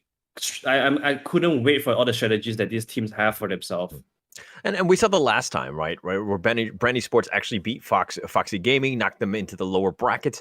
And it was like a best of one, so it's kind of a little underwhelming because it's one of those moments where, yeah, we got knocked down or whatever, but we want to fight back, right? And so these best of threes is like the true test in terms of the strategy and the draft that's going to happen. So we're going to just jump into that one now. But before we do, let's give a quick shout out to our sponsors of Intel, Yahoo, and Tokenized Exchange. Please give a shout out to them for helping out with everything FSL Dota 2 Open related. And actually, if you go to the FSL Dota 2 Facebook page, you can actually sign up for their Intel Mother's Day giveaway, and then you have a chance to win an Avenger CPU box i7-10700K for the best frame rates, low latency gaming with the Intel's Core processor. But we're in the draft now. This is game one. What are you liking in this one? I think both sides are going for a lot of aggression. Like Bren Esports, they started with this Earth Spirit first pick plus Puck and Tusk. A lot of mobility from all these heroes. And there's a lot of early game aggression they can pull out with. Foxy Gaming go for this relatively teamfight intensive draft with Centaur, Phoenix, and Shaman. A lot of damage and disables as well. But if you ask me, I really like the Centaur Phoenix combo a little bit more here because so far there's no one from Bren Esports that can really take down the egg. So they have to find at least one hero here with the last two picks that can really go on the Phoenix and threaten him. Yeah, it's actually quite interesting here. I mean, you got the Earth Spirit, it's got to be a 4. Tusk usually is a 4, but in this case, it looks like they've got overlapping roles, and maybe I don't know how this is going to work in terms of the the network or net worth that is available to their team. But you've got the Puck as well, and I'm thinking it's going to be. I mean, the Puck you can play it almost anywhere except for the 1, but now you've got the Terrorblade that's giving away the position 1 here. But your thoughts on Bren's draft thus far? I like the synergy between the first 3 picks. I think these are all 3 heroes that want to be jumping in and instantly killing people off. I think that's also Tusk and Spirit, both of them have a way to get onto the Shadow Shaman. So it's so hard for Shaman to get the lockdown on either Puck or the Terrorblade. I think there's a good way for Bren Esports to go to the backline of Foxy Gaming to create a lot of chaos. But Terrorblade would be a slow hero though. Even though Terrorblade is like the winning condition here for them, it's also an amazing 8 hitter as well. But I'm afraid their positioning in fights or the formation for themselves might be a little bit split up when the Puck and Tusk Spirit goes for the back line and Terrorblade is left alone in the front line.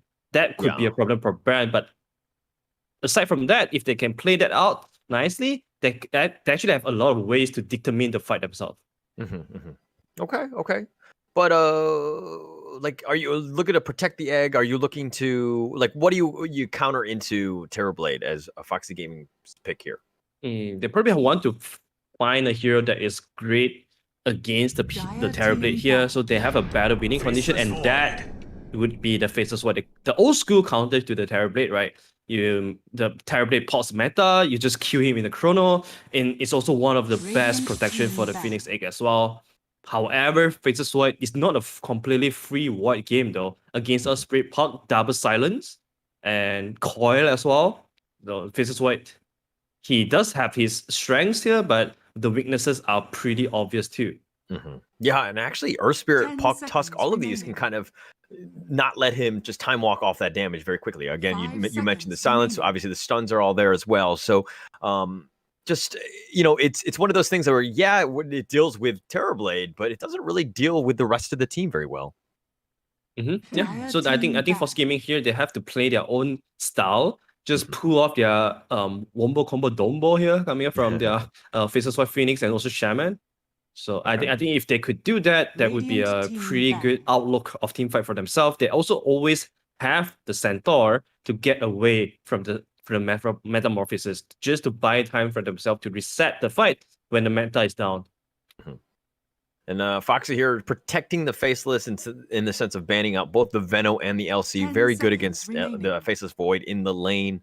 Bren, on the other hand, have gone with the 5 Zeus seconds ban, which I think is nice because obviously Foxy Gaming, when they want to burst you when they chrono you. So that makes a lot of sense. But with only 23 seconds in terms of the reserve, what are you looking to ban here as Bren? Probably Invoker. I think Invoker is another hero that can really yes. help the Chronosphere to bring in the instant burst damage. That's gonna require Foxy Gaming to have an Invoker player though. I'm not sure if the mid player of Foxy actually does play Invoker. I've never seen that. Dire team Oh, they run it until the last second of reserve time and they decided to go with the Wind Ranger ban. That's okay too. Even though Wind Ranger is not super amazing against Puck, but it's definitely one of the better heroes that can instantly bring down the Terrorblade.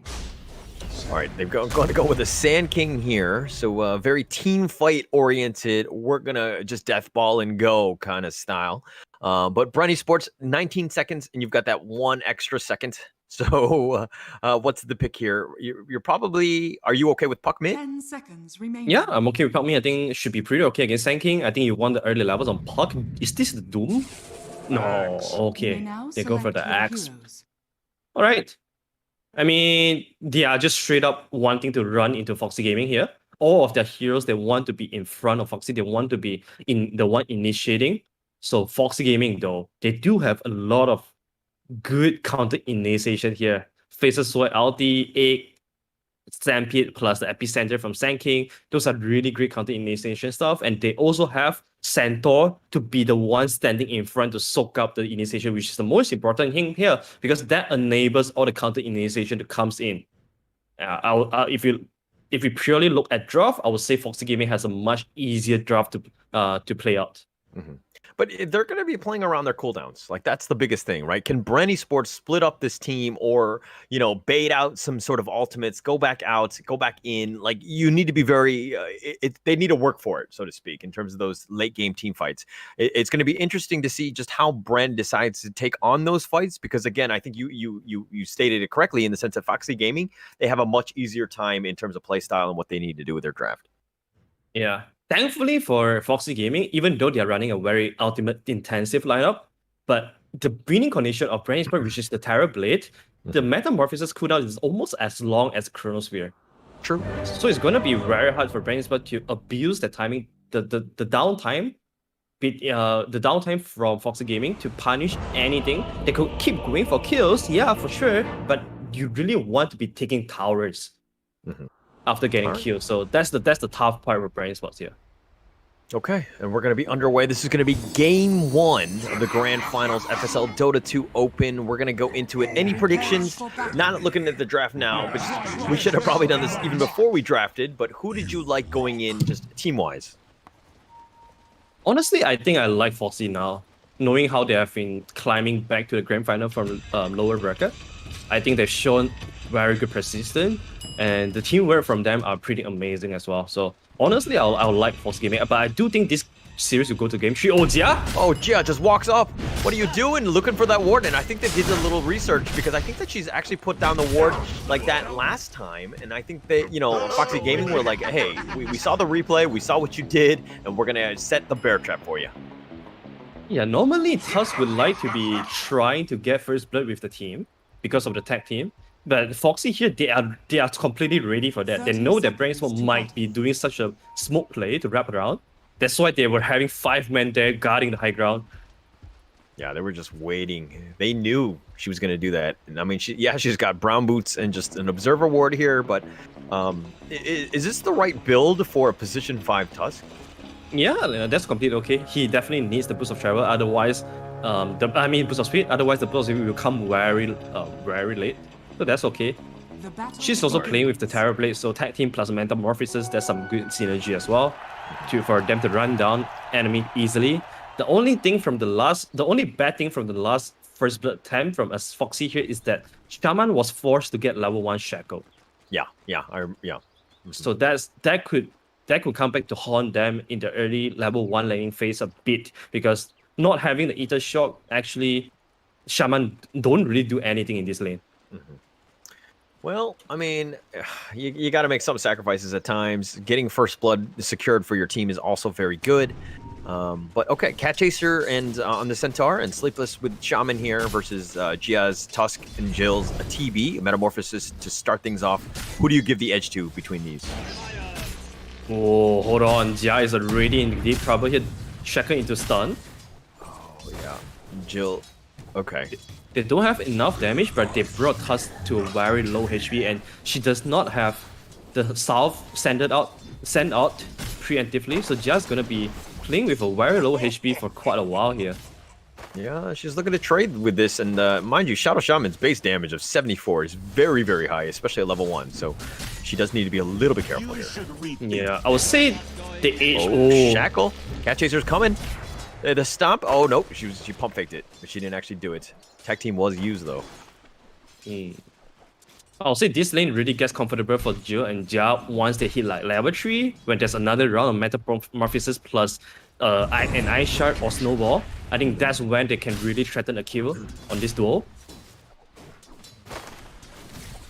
The other lanes though are looking pretty solid for both sides overall. They are all just really quiet phase, both sides are getting farm. Oh, they got the stomp in. And they do have a shackle if they want to go. Yeah, they're going to do this. They have a number of creeps available to them. And Jill's going to back off here. And Gia not being able to provide too much as she was looking to just pull there. Thankfully, there's a Salve coming. So there will be a Salve for Jill very soon. Feels like... pinging it out. Yeah. The Foxy duos have already put down a lot of pressure here against Bren Esports safe lane. And Sleepless now, she's going to get the big pull off, so that's gonna help Centaur regain the lane equilibrium a lot better. Actually, Legaia was in there just tanking some of those creeps when Hazelia wanted to just tank them and just use her spin to just kind of farm everything, but she's pulled the lane back here, and that's a decent amount of creeps here. Does need to be a little bit careful. So talking about this lane, Faceless Void Phoenix versus Legaia's Earth Spirit and the Axe of Hazelia. Who has the edge? I'll say it's a trade farm lane here. Unless Phoenix and Faceless Void misplay or get out of position. Otherwise, it's really hard for them to threaten and kill. Because Axe is a hero that he wants to be playing aggressively, but he also can just calm down, sit quietly, and just farm because he farms so much more efficient than Void. Earth Spirit, though, it's really up to whether or not Earth Spirit can find a good opening for herself. And Hazelia here, we know just how strong she is as an offlaner here, but she's playing Axe. Nana and them are just kind of trading a little bit. Honey Lisa's doing a good job of stacking and pulling, just constantly just changing up the equilibrium as much as possible. So she's doing a good job in that sense. Yeah, I would say she's doing very efficiently. Like, she's not getting too much from this lane, not trading any kill on the roll in. They have the tag team in. The Metamorphosis is not going to be used. Sleepless is getting slowed down. The kick in, the snowball, and they do get Sleepless. Cat Chaser's now running for her life. She's going to get hit a couple times, but she's a little bit tankier than Sleepless was. Yeah, that's the timing we were talking about. The second round of Metamorphosis plus Ice Shard or Snowball, easily securing a kill for themselves. In top lane, knowing that Asprey has left the lane, they're trying to make some aggressive move from Hazelia, but even without Ring of Health or anything like that, she's really so tanky. Yeah, the Phoenix dive away. She does have a salve, that's why she's being aggressive, and you might as well, this is using your resources to your advantage, so to speak. Oh, she's got the salve, and it will be instantly popped. Honey Lisa at least gets that off. If Hazelia saw this stack cam for the Faceless Void, she might just pull the creeps to the stack cam and clear them together. Bottom side, Cat Chaser, a lot of trouble, but she will be able to get out. And the Vanguard should be ready very soon. We'll be ready. And Miri and Nigand. Nigand has been thrown out the Sand King left and right in terms of the mid.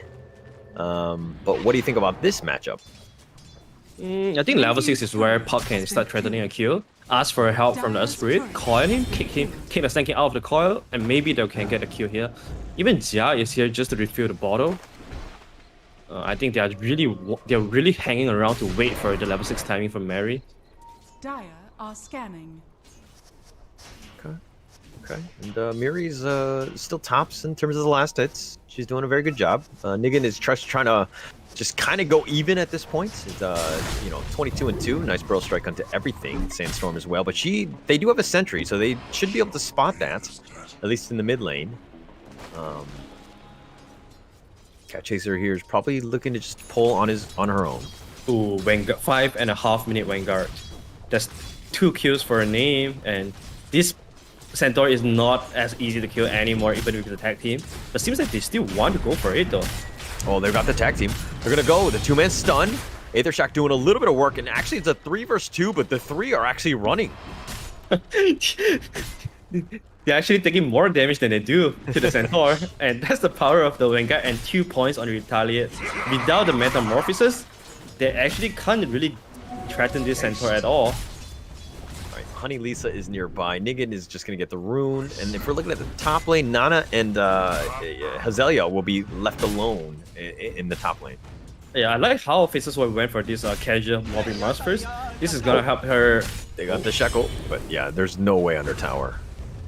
And then TP's coming. They're gonna go right into the mid lane. Gia goes down.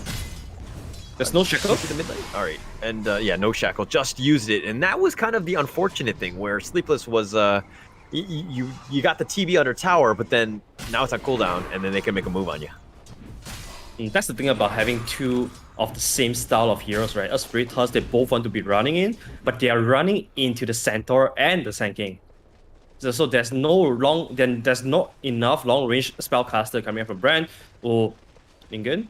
Oh, in the mid lane, the snowball forward. They're trying to keep Miri alive. She's gonna bottle for now. Nigan getting a little low. Nice little TP by Gia there, keeping her puck mid alive. All the lanes are getting stagnant here for Foxy game, but this is what they want to get to, because we talk about how ulti reliant they are as a team. They really want to stabilize the laning phase and start fighting once they have their bigger ultimates up. So this slow tempo of game is actually benefiting them a lot right now. It's helping them, and Hazelia is just consistently just pushing out the top lane. Nana is looking to just TP bottom. Just got to get farmed somewhere, and it looks like they're going to disengage there. Miri's making a move top lane. They do have a nice scan in the top. TPs are coming. Honey Lisa nearby, but it looks like she's by herself. Oh, one is the loneliest number. Oh, the roll in, the orb. Tried to Phoenix dive away, but she gets dream coiled, and it looks like she's going to go down, and Hazelia will happily take the Culling Blade kill there. Dire's top tower is under attack. Honey is like she tried her best. This is actually the job of the Phoenix to just handle the dead lane. Even though she died, she managed to force a Dream Coil on herself, so that's not too bad. And Nana has already relocated herself to the bottom side, bring down the tower alongside the Centaur. This is a good trade for them. Yeah, like we say, they want to play the game slow. If they don't get to defend the tower, they should aim to get the trade, and they managed to do that. So that's totally equal. They totally equalize what Bren Esports did there with the tower trade. They might not even lose their own tower. Ningen is here. Oh, they're charging up the epicenter. They're gonna look to go. He runs right at a Burrow Strike right onto Hazelia. She's getting a little bit low. She's under. She's gonna have to use her call for now. The roll-in is gonna be a little off the mark. Honey Lisa is now joined. Gets kicked aside. Hazelia does go down. Honey Lisa will secure that kill. Legaia will ride on a skateboard and run out of there. Oh, seems like they managed to defend the tower. That's even better then. That's even better. Legaia walks into the NC. She scouts out the 2 camps that are stacked. Maybe they will want to make some move here before the Sand King or the Void goes on and finish them. The Gia here just actually just trying to retake their jungle. And here comes the TPs right on the outpost on the bottom. Tusk is gonna look to go in, and they found Centaur all by herself.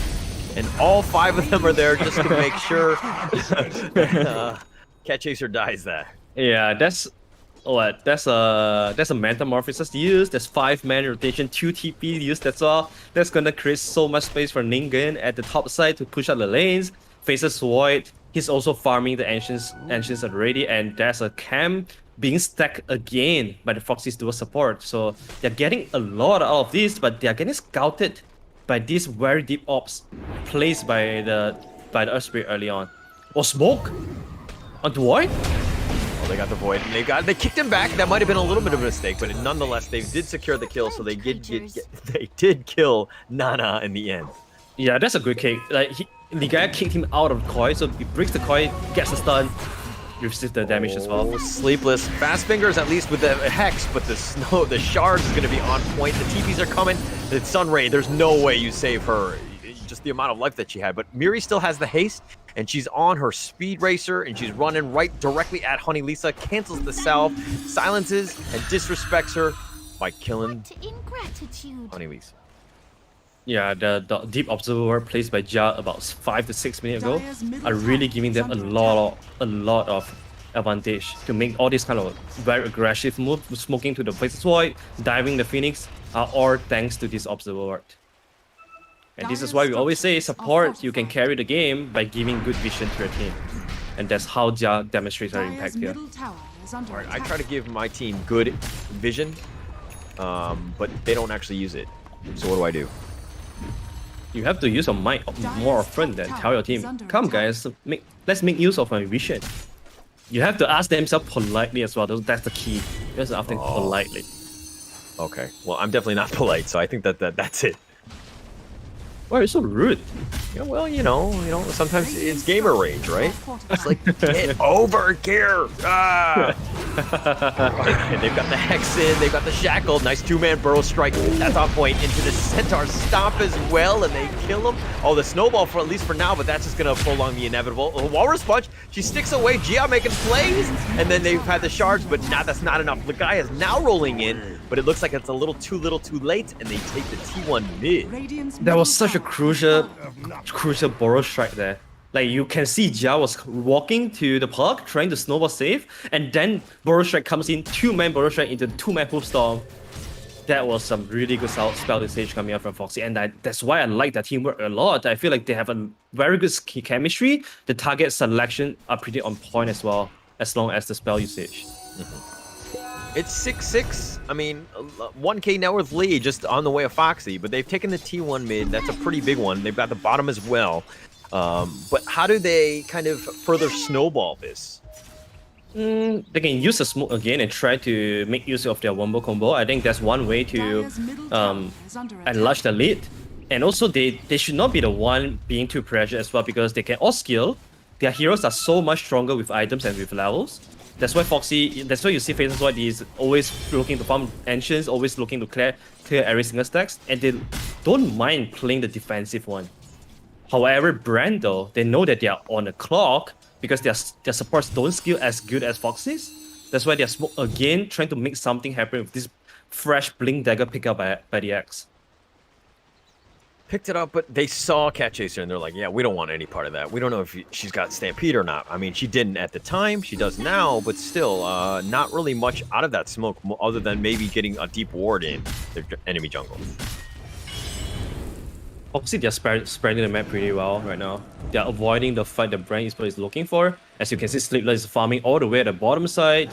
And you have Honey Lisa cowering the Centaur as well. I like how they position their hero on the map, because Centaur definitely is the strongest tower defender here for Foxy. He's basically cosplaying the secondary tower for his team. Basically, if Bren Esports wants to go through and take this mid tower, they have to go through the Centaur first. All right, TPs are coming bottom. They're going to look to make a move there. The Stampede in the bottom. And then Nana's just continue to farm. And yeah, they've got the Sun Ray, and that's going to keep him. The egg is going to be used, but I don't know how much damage they're going to do. The Epicenter doing a little bit of work. Magnetize is being spread around, and Nana has now joined the party. And Legaia is just running for her life. She will be burned to death. And it's a 2-for-1 trade in favor of Foxy. That is definitely favorable for Foxy.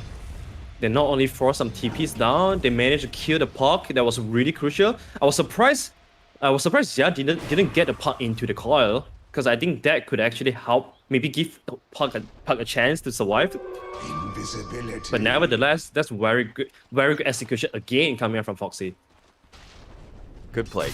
And giving them a slight advantage, but they're backed up. I mean, they took what they could, and they were like, okay, we're just going to back off out of here.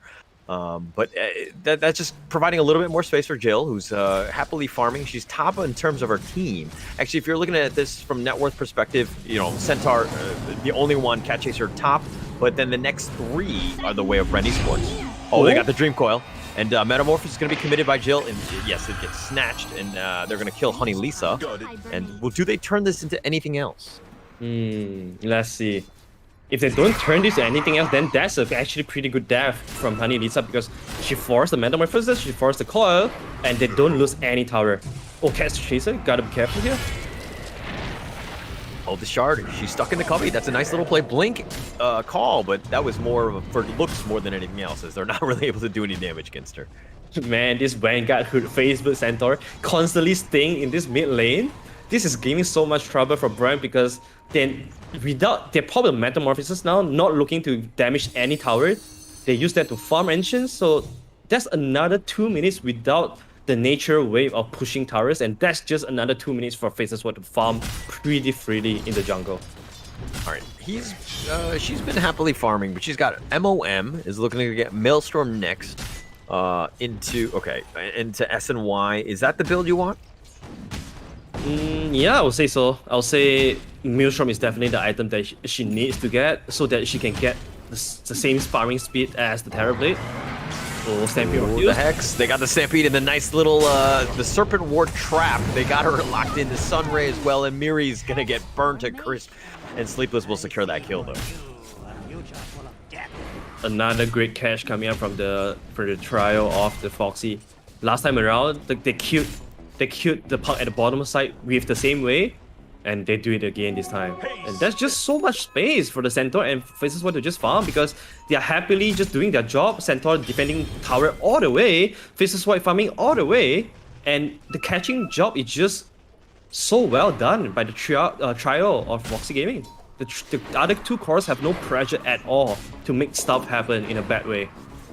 Yeah. All right. I mean, they're consistently farming Vanguard, Hood on Axe, Azalea, as well as the Blink. But I guess, when do you start looking to make moves as Bren Esports?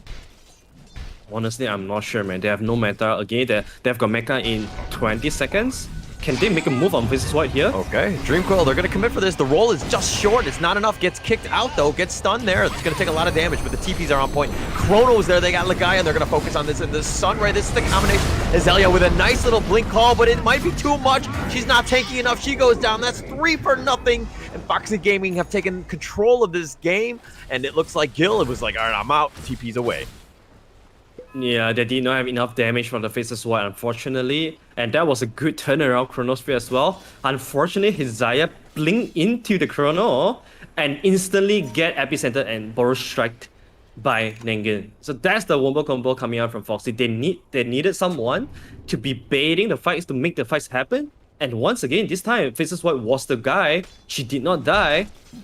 And they managed to turn the team fight around. And that's the biggest strength of Foxy's gaming draft. The counter initiation part is just so strong. It's so strong. I mean, you think that you got Faceless Void, you got a little bit of a jump on him with the Dream Coil. Yeah, you can kick him away and everything like that. But then the help was there. The tower was just too close. Everybody was able to TP. And then you Chrono on top of that. And Nana, it's like the easiest kill of her life. And it looks like Shaman's been left for dead. Oh, okay. The egg is going to be used. And that's going to actually scurry them away. Magnetize is going to be used. They have the Yules on. Ningen is looking to just fight this. They do have the egg. It does crack. And it looks like Legaia goes for the roll, misses on that one. She goes for the silence, at least for now. They got the kick on Honey Lisa, who Phoenix dives away, and the call was made, but Honey Lisa too fast. Oh, everyone was on the same page by Foxy Gaming. They know that it was a good egg, but they do not have enough damage to fight this after all, so they calmly all retreated together. Everyone's on the same page. No one tries to go back in to turn the team fight around, so that was really good. They lost the mid tower for this though, but as long as their heroes are alive, they should be pretty okay with this. It's a 90-minute. They hold their mid tower for 90 minutes against the Terrorblade. That's not bad at all. All right, but Jill still, yeah, I mean, against the TB or whatever, but has SNY, Scotty up next. I mean, they're starting to move up. Oh, Cat Chaser walks up blind, gets silenced, Walrus Punch, and the Sunray just keeping her alive, and they do a little bit of burn. Dream Coil, she gets kicked away, and it finally goes down. That's for one. They have it on Sleepless as well, and they're going to take him down as well. Honey Lisa has to Phoenix dive to the high ground. Ningen is nearby, but I don't think they want to commit with this, especially since Nana did not have Chrono. Oh, that's a painful misplay coming up from Foxy. Centaur thought she was strong enough, but apparently there was 5 men from Bren Esports. Fortunately, Metamorphosis is down, so they don't get to translate this into the Roshan. So Foxy Gaming, they get to just be patient, find another round of attack for themselves. Now that their ultimates are all up very soon, this is probably where finally Foxy Gaming would try to make a smoke play and be offensive for the first time in this game. Because their timings are finally up right now. Okay, the ults are up. But okay, they're winning team fights, Bren Esports that is. But the thing is that they're not converting this into any sort of tower damage, right? Towers or any sort of objective-based Dota, right? And that worries me because, I mean, yeah, you have a Terrorblade who will eventually carry you, as I see the Terrorblade? They see it. And they do have the Burrow Strike. They found it. And they're going to look to go for this. They got the destroy. Okay, Dilation as well. And Jill, really no chance. Just walking in. Nice smoke there. The only ultimate they used here was Epicenter, so they don't have any windows to not fight at all. So this is the biggest thing of Foxy. If they could find a successful pickup, not using all their ultimates, that would be such a good win. Because now, Bren Esports, they don't have any timings at all because the Supernova is still up, the Chronosov is still available. It's so hard for Bren to fight into Foxy.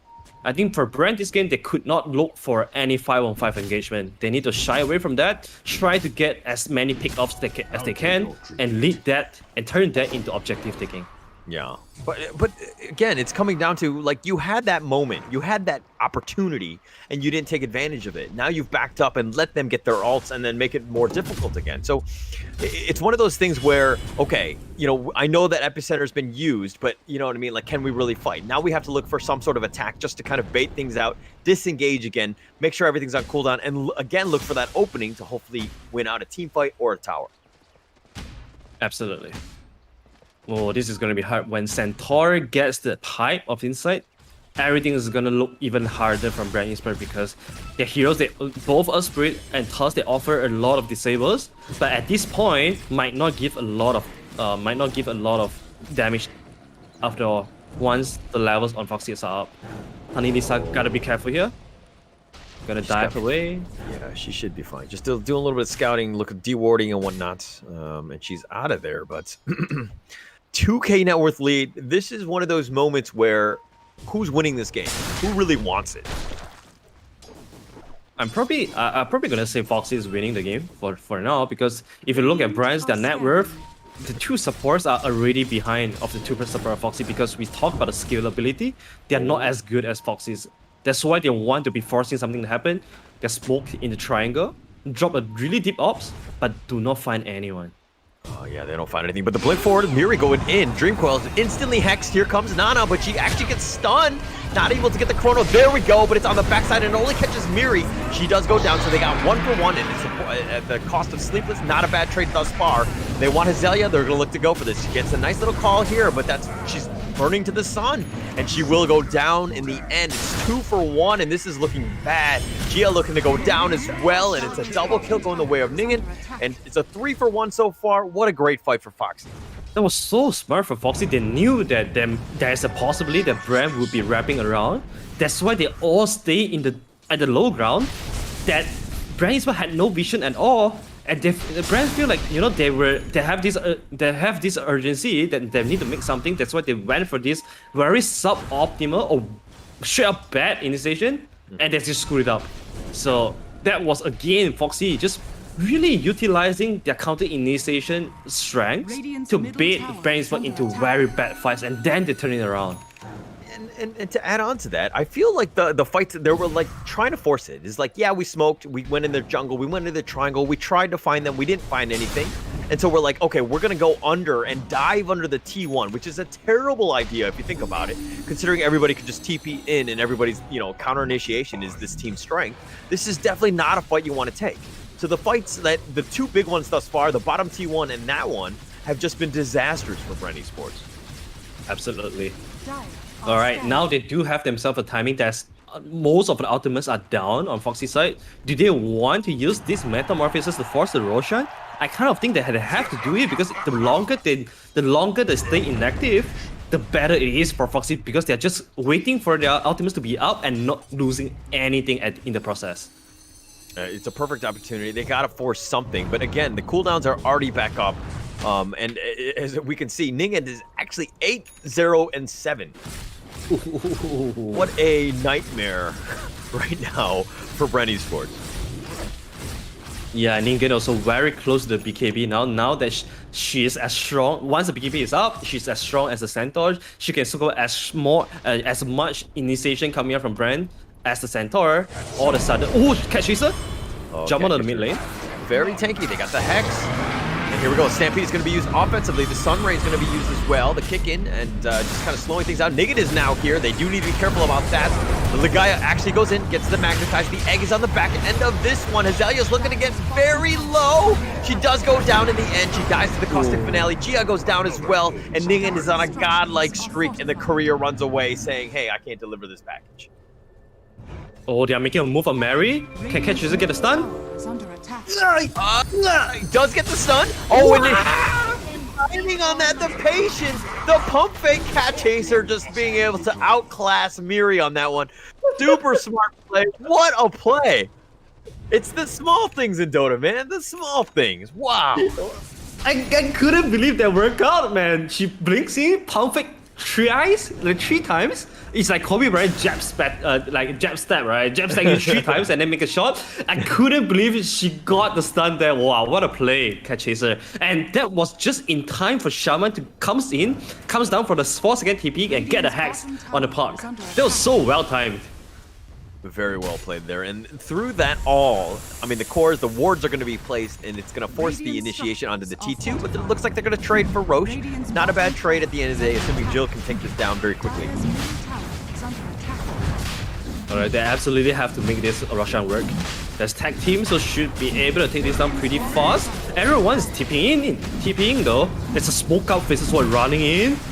Oh, it's not going fast enough. Nana is in position, does have Chrono if they want to go. The Gaia's around, they're going to be spread out. Honey Lisa's going to scout this out, and the Chrono goes in, and they're going to look to focus this. They go right to Gia. Gia goes down. That's going to be the first one. The Sunray is going to be used as well. Jill's looking to fight this one, but the epicenter from downtown. Jill thunders away, tries to go for Centaur. The Gaia's trying to do as much as possible. The Dream Coil is now here. They're looking to fight this. Roche is down. Jill is looking to go down, and that's it with Roshan. And they end up snatching that one away and buyback from Gia, but this is looking up and up for Foxy Gaming. Oh my god, this is disastrous fight after disastrous fight coming out from Bren Esports. I think this is just a snowballing effect, right? Because they make a couple of bad decisions early on, and they kind of feel like they have to go for this YOLO kind of play or super risky kind of play to salvage up their mistakes early on. And they just getting punished over and over again by Foxy Gaming that is making better decisions. Foxy, they are playing out of their mind right now. I mean, it comes back to where the vision was. Like, I mean, they suspected Roshan was going to be gone on, right? But the thing is that Nana was able to slowly creep down that entrance ramp, right? If they had vision there, they probably would have backed off and they would have played things smart. But Bren Esports completely blind, going for this YOLO play, like you said, and just putting themselves in a bad position. Yeah, I think someone have to stand up on the high ground to just block any potential smoke coming out from Foxy. They just have to throw their body in, and Jia, she bought back. She's gonna be okay. But anyway, this is 9k goal lead already for Foxy's Gaming. The thing about Foxy is that even if they're down 9k with their intensive team fight lineup, they can still turn things around even if they are down 9k. And now that they are up 10k, how are you going to fight against this perfectly drafted team fight lineup if they are playing it perfectly? They kind of have to hope that Foxy will make some disastrous mistake for them to come back into this game. I mean, Jill is doing what she can. She's top of the net worth, but the next 3 cores from Foxy are 2, 3, 4, right? Ningen is playing out of her mind. Centaur, Cat Chaser as well. I mean, and Nana has just been like, hey, my cores are playing so amazingly that I really don't have as much pressure as I should as a position 1. So, I mean, this team is really gelling well. You're seeing just how what sort of great sort of synergy they have, not only with the draft, but with their playstyle. They've been on point throughout the day. Throughout the day, yeah. Especially the Medusa game.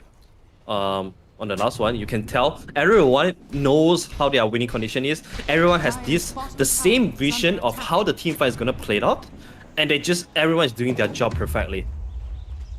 Agreed. And it looks like it's going to be day now. 30 minutes in, 8K net worth lead. I mean, what does Bren Esports need to do other than get, Gil gets fat, Gil ends the game? I guess they have to start split pushing right now. They have to give enough time for Terribly to get as much item as he could. They do have pretty good heroes to clear wave. They have Puck. They can always be split pushing the side lanes with the help of the Eon Disc. She's not so exposed to any ganks anymore with the Eon Disc. But the only thing is Axe though. I feel like there's no place for the Axe anymore in this game. She's not as tanky anymore. She does not... Oh, okay. Wow. Sleepless is going for the solo play. Okay, Nigan is now coming in. Got the wards in. Burrow Strike. Nigan is perfectly timed. Epicenter is now going to be channeled and charged, and it goes right in. And she doesn't even get the Sunder off. Not like, I don't think she really had a chance. But that's going to be it. Gia goes down as well. Stampede is going to be used offensively, and they're hunting. The Gaia gets the kick and the roll away. A little cheeky play out of the egg. She should be fine. Oh, Gaia here. Not they got fine. the hook stop, and it looks like the Sun Ray as well. Nigan is just kind of body blocking, turns her into a sheep, wait for the Burrow Strike off cooldown, and Foxy Gaming, they're styling. They're styling, their actions happening multiple locations. Do you see how they orchestrate the kill on Terrorblade? Sleepless use all the rounds of her disable and then blink out to hide from the Terrorblade so she does not get a target to Sunder because Ningen was hiding in the Sandstorm, and then they finish him off whilst trapping her in the Super Wars. Oh, now they they're go going in for more. deep. Miri, they're gonna go for Gaia, and she dies as well. Miri instantly buys back, but for what? 1 versus 5. Don't think you have much of a choice. This is gonna be mid-racks at least. Oh, this is just Foxy getting playing this game so clean, executing so well, and the spell usage are amazing coming out from them. All the chain stun are coming in, all the cowering and coordinations was so on point. Now they are just gonna play well, very disciplinedly, get the mini racks, get out, wait for the second Roshan to be up, control the triangle, and maybe this. And this is seems like Bren will want to be YOLO smoking out very soon. That's why Foxy Gaming, they are here The blade protecting the forward, Cat triangle. Chaser goes in. Stampede is now going to be used. And Nana's looking to fight this. They go right to Miri. That's a dieback for her. The snowball forward, and they were trying to go for the save, but now Gia's in a bad spot. Has no one to save but her, and she will die as well. And this is looking from bad to worse. This is not looking good for Bren Esports. Bren Esports, they try to regain the triangle vision, but Foxy's Gaming, they were all ready for that. They have superior vision, they have the heroes to stay there to protect the visions. That's why when Jazz and Puck went up, they instantly make a move on them, and the chain stun was, like we said, and the entire game, the chain stun were so on point. Just on point. I mean, they have the stuns that you talked about. They have like the team fight. Just it's very difficult, and like your death timer is almost like their cooldown timer for their ult, right? So like, oh, you're alive. Okay, now I got my ult again, and now they're gonna focus the bottom racks here. Radiant's bottom barracks are under attack. It would be a free rest for them without a Puck. There's really not a solid way for them to engage this. Look at Ningen, she's constantly channeling and dechanneling the epicenter, ready for the counter station. And now with 2 racks lead and the 20k gold lead, Foxy, they're playing this calmly. They want to wait for Roshan, or maybe hanging around protecting this triangle would be a way for them to close out the game cleanly as well. For Bren, they'll have to calm down. They have to find a perfect initiation for themselves. But can they though? I mean, I've seen, members of Foxy play before, and I don't think I've ever seen them so disciplined at this point. Like, the fact that they're disengaged, they saw the respawn timers, they knew exactly when they needed to leave. I mean, you talked about, taking the melee mid-racks and then just running away when everybody was up again. But I think the older version of this team would not have done a move. They would have continued to go for that ranged racks and just kind of been like, oh, we need to finish this out. But this is a super smart team. They've learned from their mistakes in past FSL, tournaments, And they've gotten to this high level right now where they're making incredibly good decisions. And here we go. This is going to be the Dream Coil. They've got the Chrono on top of this, but Dill is actually doing some work. Metamorphosis, and they're focusing right on this. And Nana's kind of by herself. She gets Walrus Punch, and she's trying to just time walk most of that damage away. The egg is going to be used on the back end. Dill actually looks to turn this and fights. Sleepless goes down. The egg gets popped. Zelia is so low, looking to fight this, and they're focusing down on Nana, who tries to time walk it away. Not enough. Cat Chaser is going to have to run for her life now. And this is the comeback fight that Bren Esports really needed as they're chasing Cat Chaser. That, if there's ever a caster curse, this is absolutely one. You were, I was listening to you praising Foxy Gaming as I see the fireman smoke of Bren slowly get close to Foxy Gaming, and then they make a move. Unfortunately, they make a move on Sand King. Nana tried to save him, but he chronos on top of the Sand King and the Axe, and that was just a free reign of damage for Trailblade to be pumped into the Chrono on the Sand King. And unfortunately, Sand King bought back instantly, was not able to be strong enough to turn the fight around. So that was a successful YOLO smoke by Bren Esports. That gave them some breathing room. Unfortunately, Roshan... Oh, wait, Roshan is up. Roshan is up. But okay, this is exactly why I don't compliment people.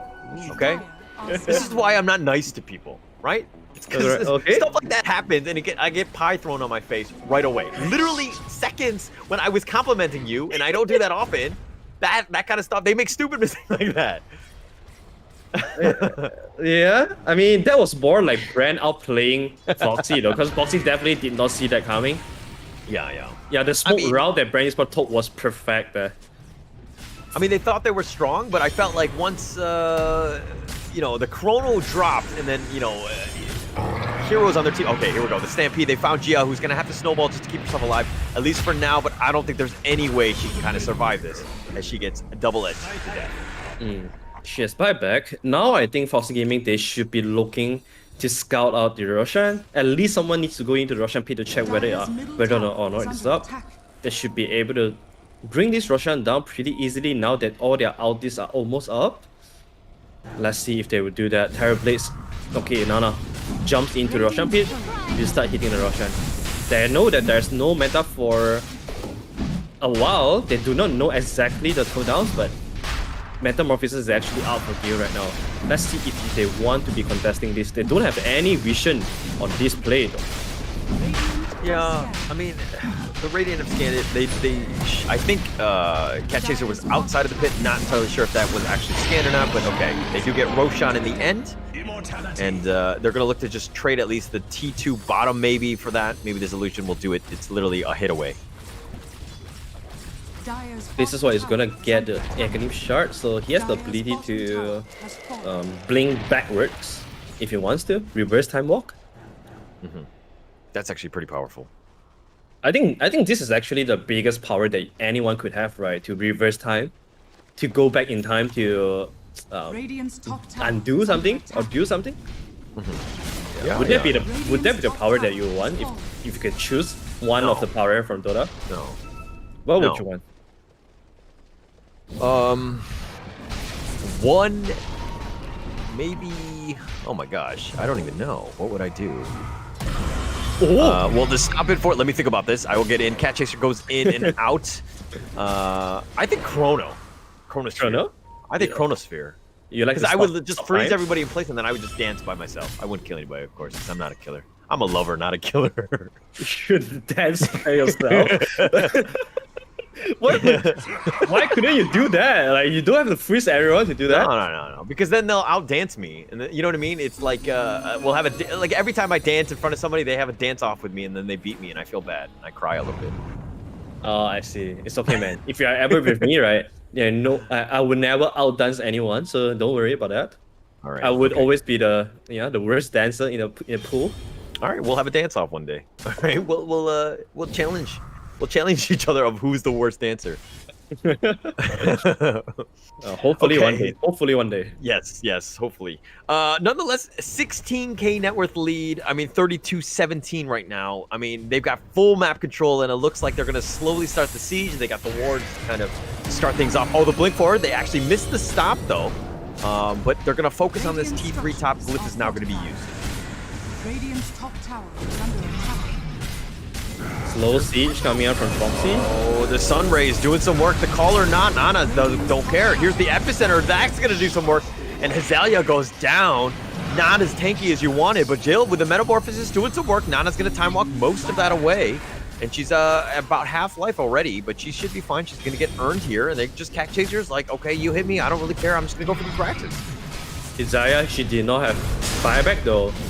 Oh, Cat Chaser goes in, finds him, a nice 3-man chrono, and a 4-man if you count your own Centaur, but you're focusing on Jill, but not doing a whole lot of damage. She actually is looking to fight this, and she's getting bashed, she's getting hexed, and she's looking to fight this one. She's getting shackled again, and she's being completely controlled. Gia has to buy back. She needs to come in. Miri goes down. That's a disaster right there. Jill is looking to fight this, try to focus it on somebody, but Nana has Aegis, and I don't think that that's the one you want to go on right now.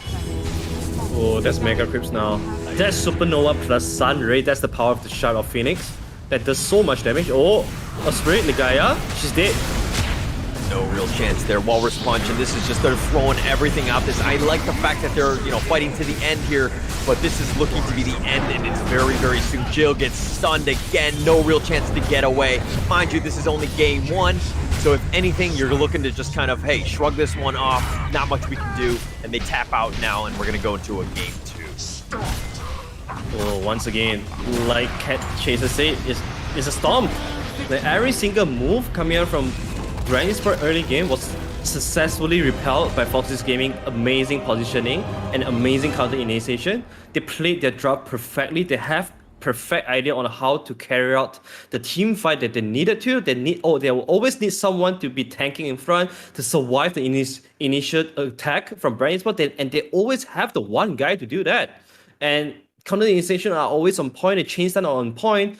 Everything is so well done by Foxy Gaming. I think this is a game that Bren Esports, they don't have to be upset themselves, because I do feel like this is just simply Foxy Gaming playing on another level. Yeah, another level. But here's the thing. If you're playing against a team that's on another level and you're in a best of 3, what do? Right? You have no other chance, but you need to match up and you need to rise up to that level to compete in this tournament. Yeah, I think they might want to be bringing back the Dusa strat or the Sanking plus AA strat, because if you notice, Foxy Gaming, they banned out Mirana at first, so to get rid to get rid of their Sanking Mirana AA trial, right? So they forced Bren Esports to go into a different style, which is to open the Earth Spirit and Puck that we have not seen before in this tournament by the Bren Esports. Yeah. So this is a brand new strategy coming from them. And Foxy Gaming, this is such a comfortable pick for themselves. And I think that definitely gives them a lot of difference in terms of comfortability.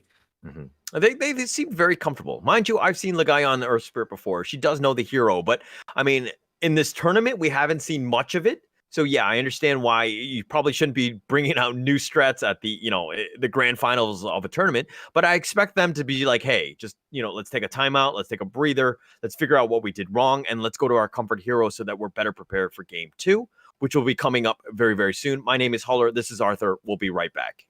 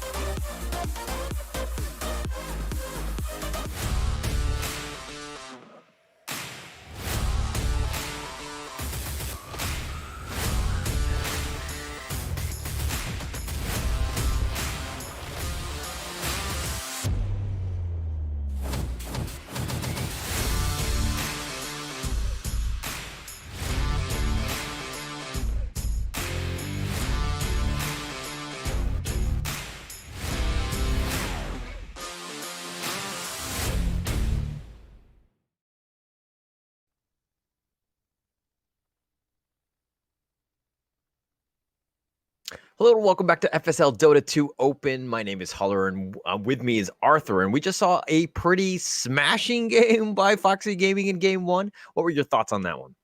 Well, there was just a very clean Dota coming up from Foxy. Really amazing stuff as well. Very impressive, but very impressed by them. The amount of execution that they did, very disciplined overall in the game as well. I hoped Bren Esports is not too beaten down by that, because that was just completely Foxy playing ahead of them. So hopefully, Bren Esports would bring something better into the game, because it does feels like the last series was a bit of the trying, because that's the new style that we haven't seen before from Bren, and hopefully this time they go back to their comfort pick and give their A game, because they are gonna need the A game here against Foxy. I just felt like they were really overextending a lot. Like they were trying to force fights when they were just really not good fights to take. I think that they thought that we were strong. Let's just take the tempo with us and just kind of just smash them from the beginning. But like the fights that they took, again, just, you know what I mean? Like you have to look at like risk percentage in terms of just like how, you know, what sort of chances do I have of winning this team fight? And almost all of them, I would say, were under 50%. And as you saw, they got smashed in a lot of those things. And that kind of just snowballed. And if you're playing up against a hero like, you know, Sand King, I mean, don't get me wrong, Ningen played out of her mind, but the fact that this Sand King like just wants to fight, right? So you're playing to her strengths in that sense. So just things to note, even when you're moving forward. I think you just need to calm down, take a breather, and then just take it slow. Absolutely. This time around, though, they go for the similar kind of build here, kind of playstyle, Osprey, AA, the kind of heroes they want to be running into your face. And guess what? Foxy Game picks up Sand King again for themselves, and the Lion, one of the better heroes in terms of counter initiating or initiating as well. So Foxy Gaming, remaining. it seems like they are going back to the same style as game one, and Bren as well. Remaining. So I think Foxy Gaming chose the Sand King for the lulls, right? Be like, oh, this hero like traumatized you last game. Let's bring it right back into you, and until you have an answer for it, I'm going to continue to push this hero in your face. absolutely. Not only that, right? If you guys remember, Bren Esports, they like their Sand King plus AA combination as well. So they're kind of banning out the Mirana, snatch the Sand King away from Bren, so taking away their best weapon and play against themselves. Mm-hmm. Yeah, and I think it's, I mean, they have a better out. I think AA does kind of a good job of kind of, at least the Ice Blast kind of messes with Sand King because you don't want to stay static for too long. But the Dragon Knight pick here, your thoughts on this one, especially into Sand King and Lion? Yeah, that's pretty okay. Last time around, they did not have a hero that can that 10 is able to seconds be remaining. tanky enough to soak up initiation. So DK definitely is the kind of 5 hero. seconds Besides that, remaining. DK can also be the one initiating for the team. Plus, it's a very good spell to connect for the Ice Blast. So I like the combination here. It's a flex pick as well. Can go to mid or off lane. And normally people counter the Dragon Knight with the Timber Saw. But because of the presence of the AA, it's very hard for Foxy Gaming to pick up the Timbers of themselves. So I think it's okay for them to open up the DK just like that. Okay. All right, but then what do you counter here as Foxy Gaming? I mean, you talked about the Timber obviously not being a good pick because the AA, but what's next?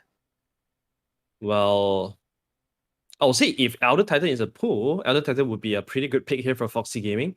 Elder Titan, very popular right now in the current meta in high tier Dota. Yeah. And then simply because the aura is just very good in just removing any armor from the enemy hero. So that really amplifies the magical damage, especially for Sand King and Lion. I think Elder Titan would be a great pick if they do play it. They go for the same pick, Phoenix for Honey Lisa, one of the heroes that can also just kill Dragon Knight pretty easily with the Sun Ray, presenting damage. No matter how strong Dragon Knight gets, he's gonna be taking more damage as he becomes stronger.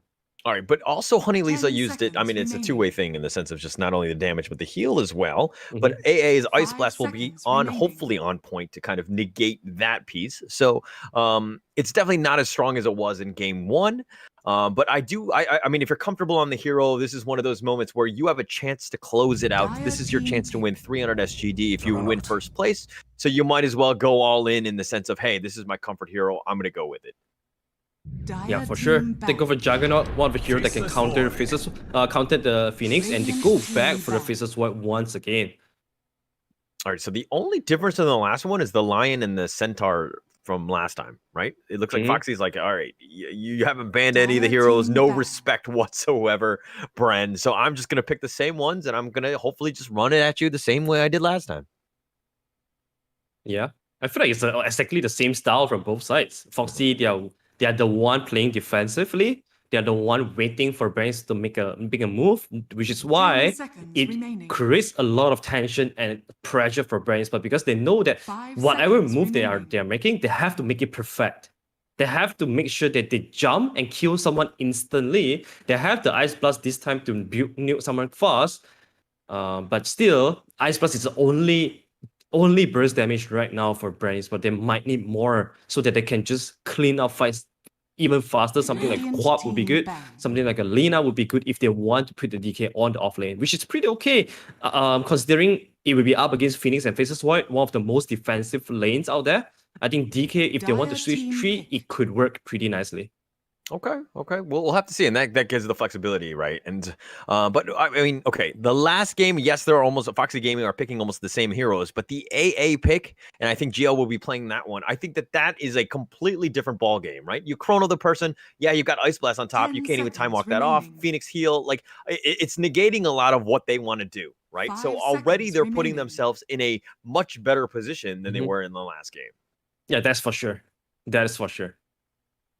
So let's see what Foxy Gaming is going to pick here to round out their draft. Are they putting the Sand King on the mid lane or on the off lane? We'll see. Probably not wanting the Sand King on the off lane because it's not very fantastic against the Juggernaut plus AA. They probably want something like Slada is still in the pool if they want to. They go for Tide Hunter. That's pretty okay as well. All right. Even so more team fight then. Yeah, team fight galore. The Ravage, how are you going to deal with this? And the Chrono, the Egg, Epicenter just on top. And I mean, Nigan is like, I'm completely styling. I feel 100% comfortable. Sand King first pick it. I don't really care what they bring at me. But is DK the answer, or are they going to have to pick a mid here? Bren Esports, that is. Honestly, I feel like they have to pick a mid here. I don't see any off laner right now that can be the gotcha pick for Bren or drastically change things up. I feel like they need a mid player. They need somewhat of another source of winning condition. Because right now their winning condition is only Juggernaut, and he's where as close to the Faceless Void Chronosphere. They might need to go for something like Alright, they do go for Tiny. It's an okay hero, pretty good against Lion and Phoenix for you to jump to the back line to instantly kill the two supports off. It's a kind of burst damage as well, but I don't see Tiny going late game into Foxy's Gaming draft though. It's not an 8 hitter. It doesn't really do anything to Faceless Void at the late game. And for sure, Tiny is not hitting the Sand King or Tide Hunter at all too. So as long as the Lion and Phoenix could survive the burst coming out from Tiny, then Tiny would be struggling a lot in the late game to find a way to do damage. Actually, you brought up a great point. I mean, Juggernaut is, of course, great against the Egg, but not everyone else. They're kind of slower, melee oriented, and like Earth Spirit's terrible. Tiny, you mentioned it. Dragon Knight kind of okay, but like, you know what I mean? Even AA, his snowballs are kind of slow, right? So I feel like this is a pretty big hole that they need to deal with. And walking into a Chrono Ravage potential, like how do you lock these guys down? I have no idea. I feel like Foxy, once again, they go for this teamfight intensive lineup that is just very well drafted around the Faceless Void, because this is what Faceless Void will want to be. He wants a lineup that he can fight when Chrono is down. So not everything is highly reliant on him, and this is definitely the style for the Faceless Void to shine, because even though Chrono is down, they can still play with the keep Disable coming up from Sand King and Lion, and also Ravage will be another source of AoE disable so that he does not have so much pressure on landing a perfect chronosphere. Yeah, he's gonna make it easier, Prepare and for it's always battle. nice to have the green old watermelon on your side, because Ravage is always fun to play around with. But okay, Bren Esports, they really need to change it up. I feel like even going into this one, and Foxy have shown time and time again that team fight alts, this is our style, 5-man in it, we're gonna go. But Bren Esports, again, they're going for a little bit different. Hopefully they can kind of burst out things and like get the right pickoffs to just make these team fights work to their advantage.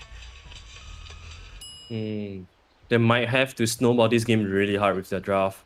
Because if they could get the snowball up with the early dagger on Tiny and DK, they can actually keep setting up fight over fights, abusing the window of the Foxy's high cooldown on their ultimate. So if they could do that, 30 I can see them taking down the game. Because Juggernaut is a hero that can pressure tower early. It's also a hero that can take Roshan pretty easily with the healing ward. So this time around, the ability to take down towers is definitely better than last time.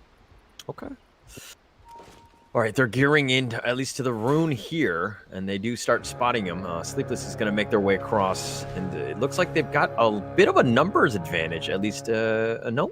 4 versus 4, and Cat Chaser's just going to back off. Earthspike, the roll in. They're going to go for this one. Nigan actually does not pick it up. The guy with fast fingers takes the rune. Yeah, it's going to be 3 bounty runes to the way of Bren Esports. That's pretty good. Mary gets the Observer, gets the Devour as well, and the entire experience all to himself. And he's already a quarter ahead of Ningen here. That's pretty massive. It's a good start, definitely. All right, so Ningen here versus the Sand King versus Miri's Tiny. Who do you give the edge to? I'll say once again, it's a pretty trade farm lane. It's pretty 50-50 in terms of farm. But I'll say Tiny would be able to... Actually, both sides have some ways to do some cheap harassment. Spin. This is off of the roll-in from Legaia, which is on point. Cat Chaser taking a ton of damage, gets body blocked, has nowhere to go, decides to fight and gives up first blood. Geo will take first blood. This is the style of Bren Esports. Whenever they have the AA, they'll always go for this early first blood attempt. I remember them doing this with the AA Tusk as well, if I remember correctly. Something we have seen yesterday. Definitely not something that is unfamiliar from Bren. Yeah, and that draft was much better. That really helped out with Tusk in the sense of they had like a little bit of combination. The tri lane was there, and they kind of set up Tusk for a lot of success. I think in the last game it was kind of underwhelming. We didn't see the great performance that we've known from the Tusk Bren Esports players. Yeah, absolutely. I feel like last game they were not ready for Foxy's gaming. They were a little bit, maybe in a sense, underestimated Foxy gaming. Yeah. Oh, and again, like tri lane is not gonna stop. The guy is still here. Oh, the roll in on the bottom, and they're gonna go look to go. And Cat Chaser is getting body blocked a little bit, but Legaia not really being able to do too much damage, but just getting in the way more than anything else. Top lane is all complete okay for his eye. He's level 3. He's instead actually forcing the entire lane into Nana. And Nana is only level 1. Oh, this is so sad. Oh, it finally levels up there. Congratulations to Nana hitting level 2. Oh, all right. And it looks like she's Miri's gonna pick up the bottle and the water rune there. And Honey Lisa is now here. Nana called for reinforcements. Oh my god! Look at how low Nana is. He's actually struggling against this solo Dragon Knight. Oh, just barely misses. No actual sentry. But yeah, Nana just really having a hard time against this Dragon Knight who's soloing the lane. 2 versus 1, and Azalea don't care. Yeah, he does not care at all. David strong, David no care. Oh, Earth Spike.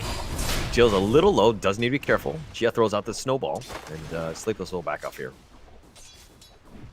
Panther just picked up another Bracer for himself, so double Bracer, not something that we have seen a lot of time. I'm actually quite surprised that he spent the gold on the Bracer instead of another boost of speed to get away from the Blade Fury. So he's just planning to tank everything up like a man. Okay, so Sleepless here just trying to pull. Cat Chaser just getting in the way, making sure that Gia can't actually get to the creep wave. But that Courier is running. Okay, it was a little close. Gia was looking for the pickoff. Doesn't need to be careful. I think she's baiting for Ligaya, who they don't know is in the vicinity. Roll in, misses, and just short. Cat Chaser's going to be slowed down here. The Earth Spike has actually stopped Jill from getting in. And Jill decides to be like, hey, I just want creeps. They're suffering quite a bit actually if you look at level wise. Tanta, even though he has died once, but he's almost the same level in terms of experience against the job. Oh wait, Cat Chaser. Oh, the spin. Jill and Cat Chaser, they're looking to fight this one. Jill is actually low as well. The Hex. Cat Chaser gets the kill on that one. Kills. Oh, Jill. Oh, not like this. That Earth Spike was on point by Sleepless. Wow, that was so well played. Oh, they want to go for more Ligaya, trying to do some body block. Oh, Kicks and Lion back. Yeah, she has to walk the other way or else she would have been frozen in place. Nice little cheeky play by Ligaya, but I think Sleepless will get away in the end. She's just gonna taunt her way out. That's the way to do it. That's the way to do it. She's even gonna kill the career as well. Ooh, this is a slap in the face, man. This is a slap in the face. Oh gosh, not only do you get the kill or you walk away, but you get the courier, you survive. On the other hand though, I mean, if we're looking at the top 3 in terms of last hits, Bren Esports still on top, okay? It's just that Nana, on the other hand, has been struggling a little bit, not have that free farm that she really wants. Yeah, she went for this all-awareness, trying to force the DK out of the lane. But, I mean, DK just being DK, right? Level 5, 2 points on Dragon Blade, there's really no way. Oh my god, Nana? This is getting a bit scary. Yeah, it's a little low. And I mean, the creeps are actually doing some damage to Nana. She needs to be a little bit careful. I don't even think she has a I mean, she's got a 2-charge stick, which isn't great. Honey Lisa, like, literally just, like, throwing out these fireballs, but not really able to do much damage against Azalea, who's very tanky. We haven't talked much about mid lane, but if you look at the CS, 28 on Tiny against the 19 on Sanking. It seems like Tiny has gotten herself a pretty favorable lead here. Like, having higher base damage definitely helps there. Alright, Sleepless with another... So low, has to stick. Probably another shot away. The Gush is going to be used, and it looks like they turned it around, and the neutral killed Gia. So the outplay there, she ends up getting the kill on Lion, and she dies to the neutral creep. Very well played. Oh my god, the Hellbear was a very responsible Radiant creep, I would say. She just casually smashed, Thunder collapse the Lion, get the Lion low enough for Jia to kill, and then the creeps finish off Jia. So that was one hell of a trade for Bren Esports. What a great play there. I mean, sometimes you get lucky and it pays off like that. But Gia is now going to be in the mid lane, doing a little bit of zoning for Miri. TPs are coming. Oh, the Burrow Strike. Teammates are here, Sleepless, but she gets tossed back. Nigan, that is. Oh, but the nice roll in by Ligaya, and they've got Nigan. She has to Fairy Fire, at least for the first one. She does get killed. Nice kick out there. Miri will secure that one. Sleepless is now running for her life. She's running under the tower. They're forcing this one. Nice 2-man Earth Spike, and Sleepless is looking to juke, but the Avalanche is on point. The Courier will give away her position. Ligaya going, woof, very far left. That was nowhere to be seen. Yeah, not only they managed to punish the Sanking, they also devoured another ops on this mid lane. That's 2 observer on the mid lane being devoured by Bren Esports in 7 minutes. So once again, there is a lot of vision advantage here by Bren Esports. Very well done. Rolling, they do find it. Nana, the kick in with Miri. Just the stuns are on point. Very nice gank. Yeah, this time around, this is a much better start for Bren. So they want to go for more. Honey Lisa. Dragon form, roll in. It does from long range. Honey Lisa, no real chance, even if you Phoenix dove out over there. Oh, much better start from Bren this time. Gil Gil is having a pretty good time at the bottom side, even though with 1 death, he's having the most CS right now among all the cores. And Jia is already level 6, Holler. This is What? Ice Blast Brady in 8 minutes. What? Wait, what did she do? How did she get her LXP? She was like rotating, she was like moving around. What did she do? She was involved in 4 kills, I think that's why.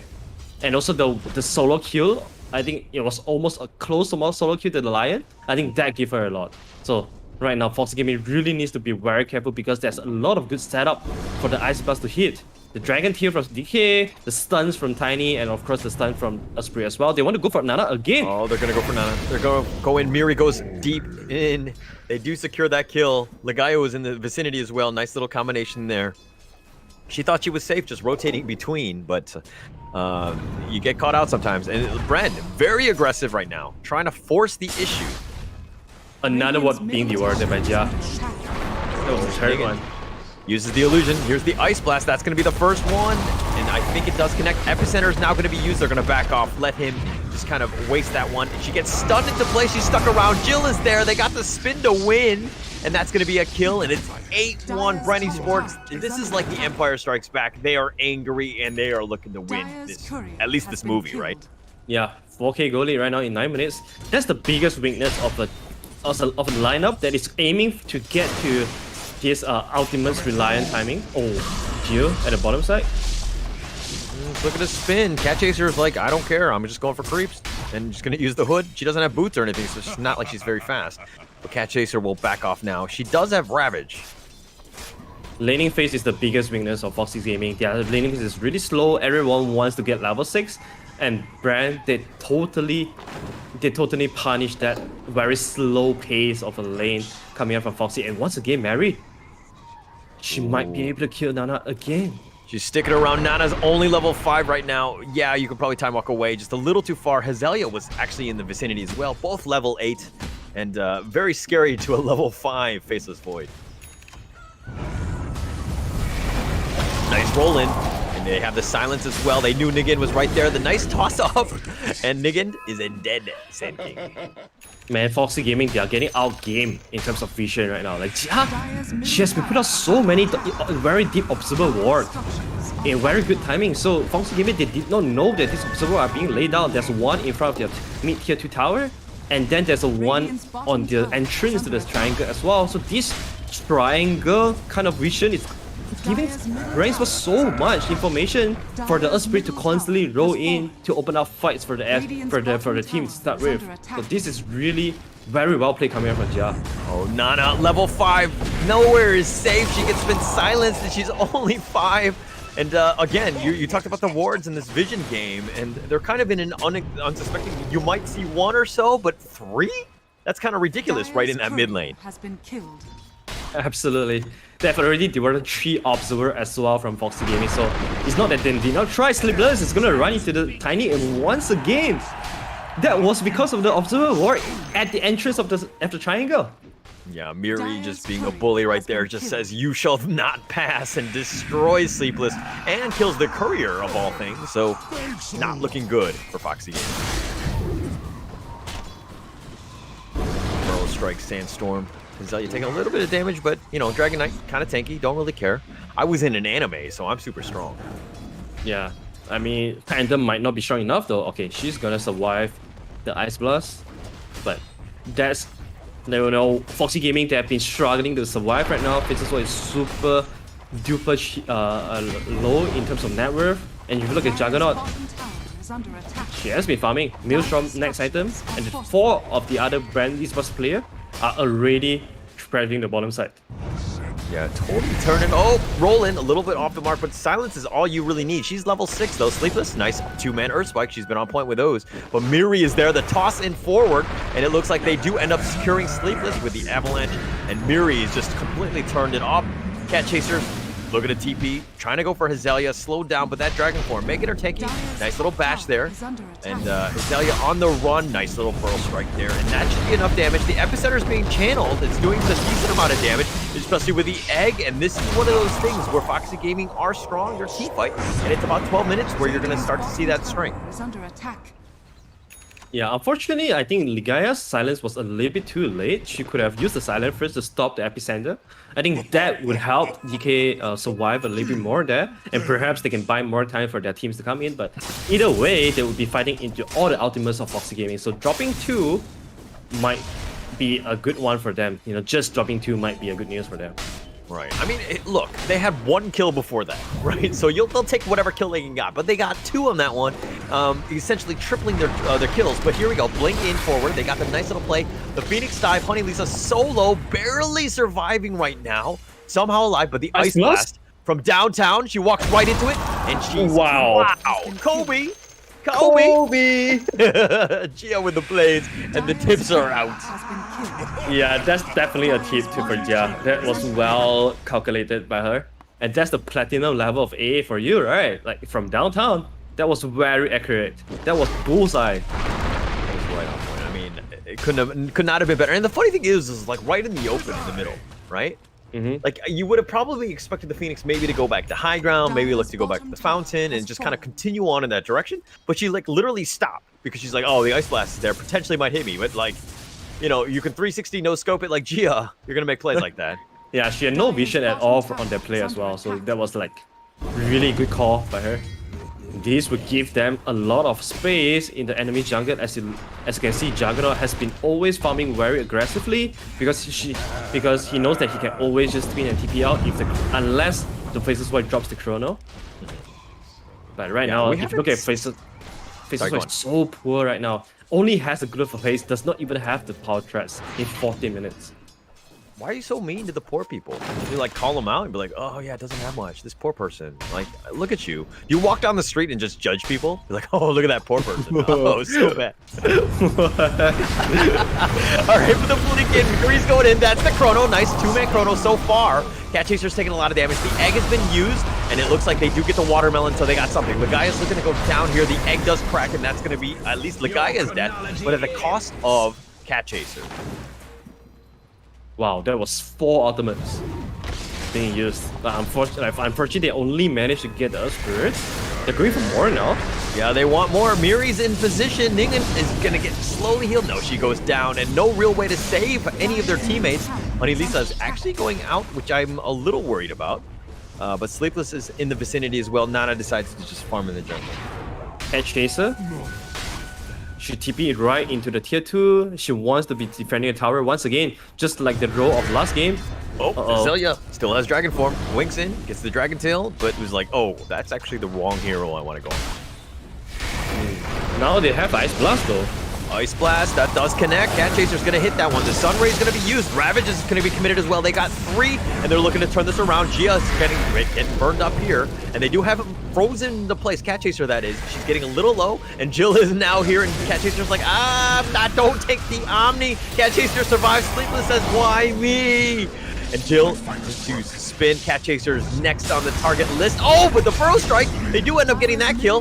The guy is on the high ground. Ningen still survives, but she gets blocked, or she gets stunned in Gia with these plays. I mean, like the frozen plays, like just locking him in, just wow. Just very well played by Bren Esports there. Yeah, Bren Esports is completely different from the last game. They went for this very similar kind of playstyle. They know that execution were their problem last game, and this game, they bucket things up. They executed perfectly so far. They were showing no mercy to Foxy so far, and they're just. This is the Bren Esports that we have known, right? We have seen them play this kind of style before. They win their early phase, and then they drop all this really offensive observer ward to give them the information to play fast, and they will always be playing as a ball together to get kills, to zone enemy out from their own jungle, while Gil will be the one getting all the farm. Yeah, and it's paying off, right? Top 3, all of them going the way of Bren Esports right now. They're just doing a great job of just controlling the pace. And yeah, they backed off here, and they're giving a little bit of space to Foxy, but when you're up 10k, you have a little bit of room to maneuver. Maybe they're waiting for ultimates and to go right back in. And Gil just picked up 4 boundaries in a row for herself on the top bounty side. That tells you how aggressive Bren has been playing. That there's 4 bounties on their own side, and they were not free enough to pick them up. But that was another, 240 gold for every single one, and that's like another 1k gold lead for Bren Esports that they just got for themselves. Right. All right. So they're, I mean, every single rotation or any sort of group up that they've been doing has been working around, you know, Hazelia's dragon form as they're chipping away at this top T2. Nana will be like, all right, I need to get back in this game. I need to be quiet. I need to figure things out. Oh, they found him. Oh, no. Honey Lisa gets caught out. Oh, she goes down there. They end up fighting it. They get the vision. A nice little play here, and they get the top T2. Radiant's middle tower is under attack. Dire's top That's a tower is DD under ring attack. casually spawning in front of the Roshan. Guess what? This is the invitation to clean up the Roshan early. 18 minutes time. If they get these Aegis, oh, hold on, Mary. They're gonna go. Miri goes all in, but it walks into 4 heroes. Not where you want to be. She gets fingered for her trouble. That in the epicenter. So ults were definitely committed for that one, but Miri, a little too dangerous. 1 versus 4. That was a big overkill coming from Foxy though. Cat Chaser, she popped the Ravish at the last second. So they actually lost the Ravish. That's 2 minutes without Ravish, and this is definitely Roshan time for Bren, and that's why they picked up the Rosh. They took out the DD, instantly go to the Roshan. Even though Tiny is dead, they know that Foxy has committed 3 ultimates for that. And that's a sign for you to take Roshan. You know, if she did commit Ravage, I think that Bren would not have taken this one, right? Like that's like the 100%. right? Like that's the one thing. I mean, yeah, you don't have Tiny, but because of the fact that you used all your ults for that, I mean, I guess it's a win for Miri in that sense. Space Yeah, created. that's actually a very good death in a sense. Imagine in a communication, Mary might be saying, "Okay, guys, I'm gonna go bait Ravish, and then you guys go Roshan." Dire's That middle would be some tower is 5-hit under plays. attack. Yeah. I mean, I just feel like Cat Chaser just really overcommitted. There was really no reason to commit the Ravage. I mean, she was so low already, and then all of a sudden on Radiant's top of that, bottom that was tower like, is under attack. all right, a little unnecessary. 3-man smoke coming out from Bran. Nana broke the smoke though. But Bran Nana does is not have any level 11. vision. Look at Nana's level 11. Gia is level 11. And Lagaya, of all things. So, like, their team has struggled at this point. And, All right, much needed pause for Foxy Gaming. Mhm. All right, this is time they need to talk things out. How do they approach the next fight? How do they approach the next tower defense? Because Aegis is on Juggernaut, so that's definitely not the target to go on. Mhm. So they have to find some ways to get to the back lines, maybe, or be coordinated enough to bring down either the Dragonite or the Tiny first, because both of them are providing so much for the team right now. So Zaya is 7-1-1, BKB very, very soon. Instead, I think BKB is already on the way on the career. So that's gonna make things even harder for them. Yo, like, to be honest, I feel like you need to focus. You gotta find Gia. I think you need to kill her first. I think she's committing quite a lot, or she's committing a lot to the team fights. And then plus the fact that she's the squishiest one. I understand that you do need to kill Tiny and Earth Spirit next because the amount of control that they provide. But I think in terms of priority list, you go with Ancient Apparition, you kill her as quickly as possible, and then the next 2. Yeah, she's definitely one of the easiest target to bring down instantly from Brand's side. Probably the only target, because looking at Earth Spirit, 1.6k HP. I don't think this guy is burstable at all unless they drop every single thing on him.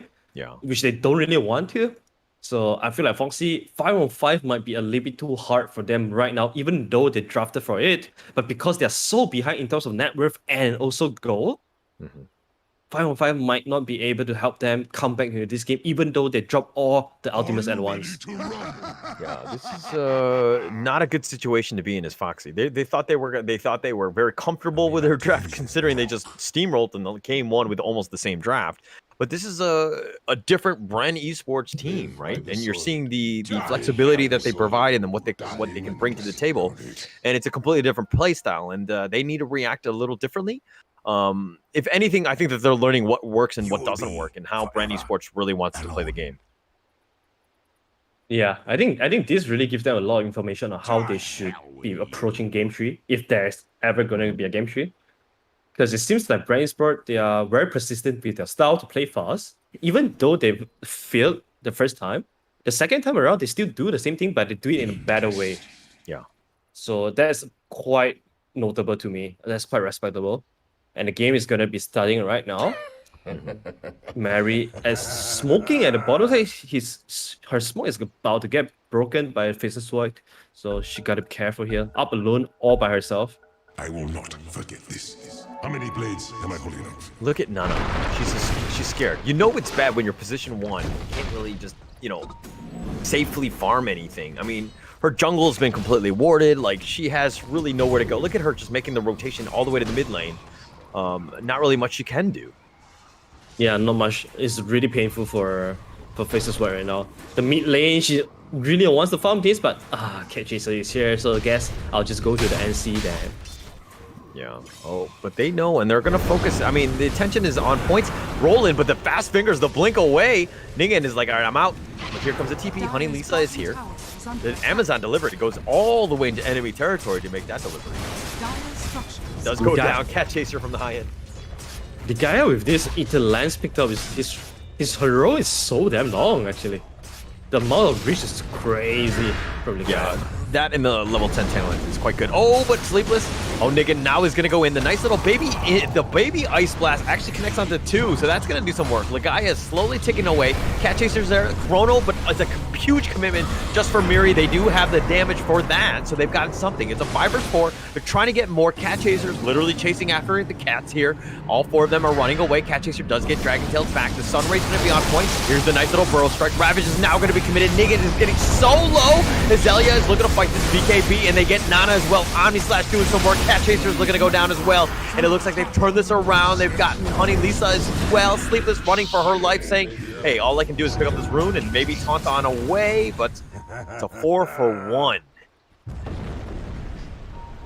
They are going for Sleepless as well. Legaia does not have any stones anymore. He has 1 more stone left, but does not. Oh, she wants to roll. She wants to get like Sleepless. Nah, she's gonna get out.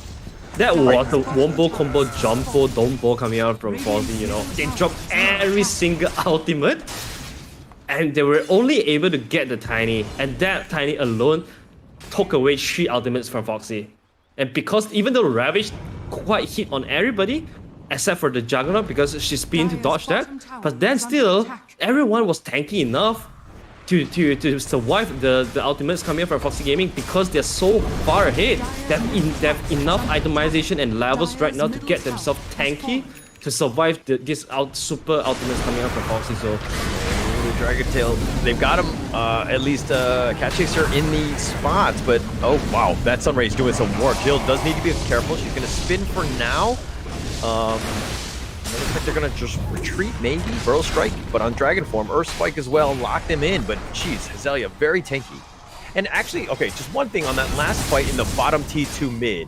When they killed Miri, they were up 5 vs 4, and they over pursued and they continued to go in. Like that was a completely like, hey, we got Miri, we need to back off. We have no ults. There's no reason to continue fighting. As I say that, the blink in, and they're gonna go. Ningen goes down. The Ice Blast is just gonna hit her friends, but doesn't do any damage. Cat Chaser's in position that it. Cat Chaser does have the debuff there. They do get Legaia, so they got something, but at the cost of Ningen, that's not a bad trade, at least for Bren Esports. yeah, it's a position 4 position 2 right now, and obvious. Like if you look at an average chart, Osprey is almost overtaking the mid Sanking at this point. So when you are not being ahead, Sanking really doesn't feel like a very good hero because every time she Burrow strikes in, she's most likely gonna be dead. So 14k goal lead coming up from Bren right now, and for Foxy, they are already choking themselves inside of their own base. There's not much they can do right now unless they want to smoke out to break the choke and hopefully find someone with the Chronosphere because that is available right now. I mean, you know things are bad when Jill is like almost double Nana's net worth, right? Like this is not looking good. I just feel like Nana has not had the space. She has not felt comfortable in this entire game. This has been a rough one. I mean, just the amount of map control, owning the triangle like this, like where can you go but up, right? Yeah, especially... Oh no, mid lane, Nana. She's gonna die to the combo again. No chance at all. No chance at all. Ice Blast into Avalanche Toss. She couldn't do anything. Dire's middle tower Yeah, is no under real attack. chance. You know, I think it comes back to the laning phase for me, right? When Nana was like 1 versus 1, yeah, but she was still losing in that 1 versus 1. And then Honey Lisa came 2 versus 1, and they were still kind of losing. Like from that moment, you're like, oh, this is not going to be a good game for Foxy Gaming. Yeah, when your off lane was able to be 1 versus, was able to left alone at the island and still having a very good lane, then it means that the enemy off lane must be suffering. They are trying to make a move here on Gil, it seems. They're gonna get back. Oh, Sleepless just looking to steal runes. Oh, there's a second one. Sleepless. She at least got 2 runes, and I mean that's profit, right?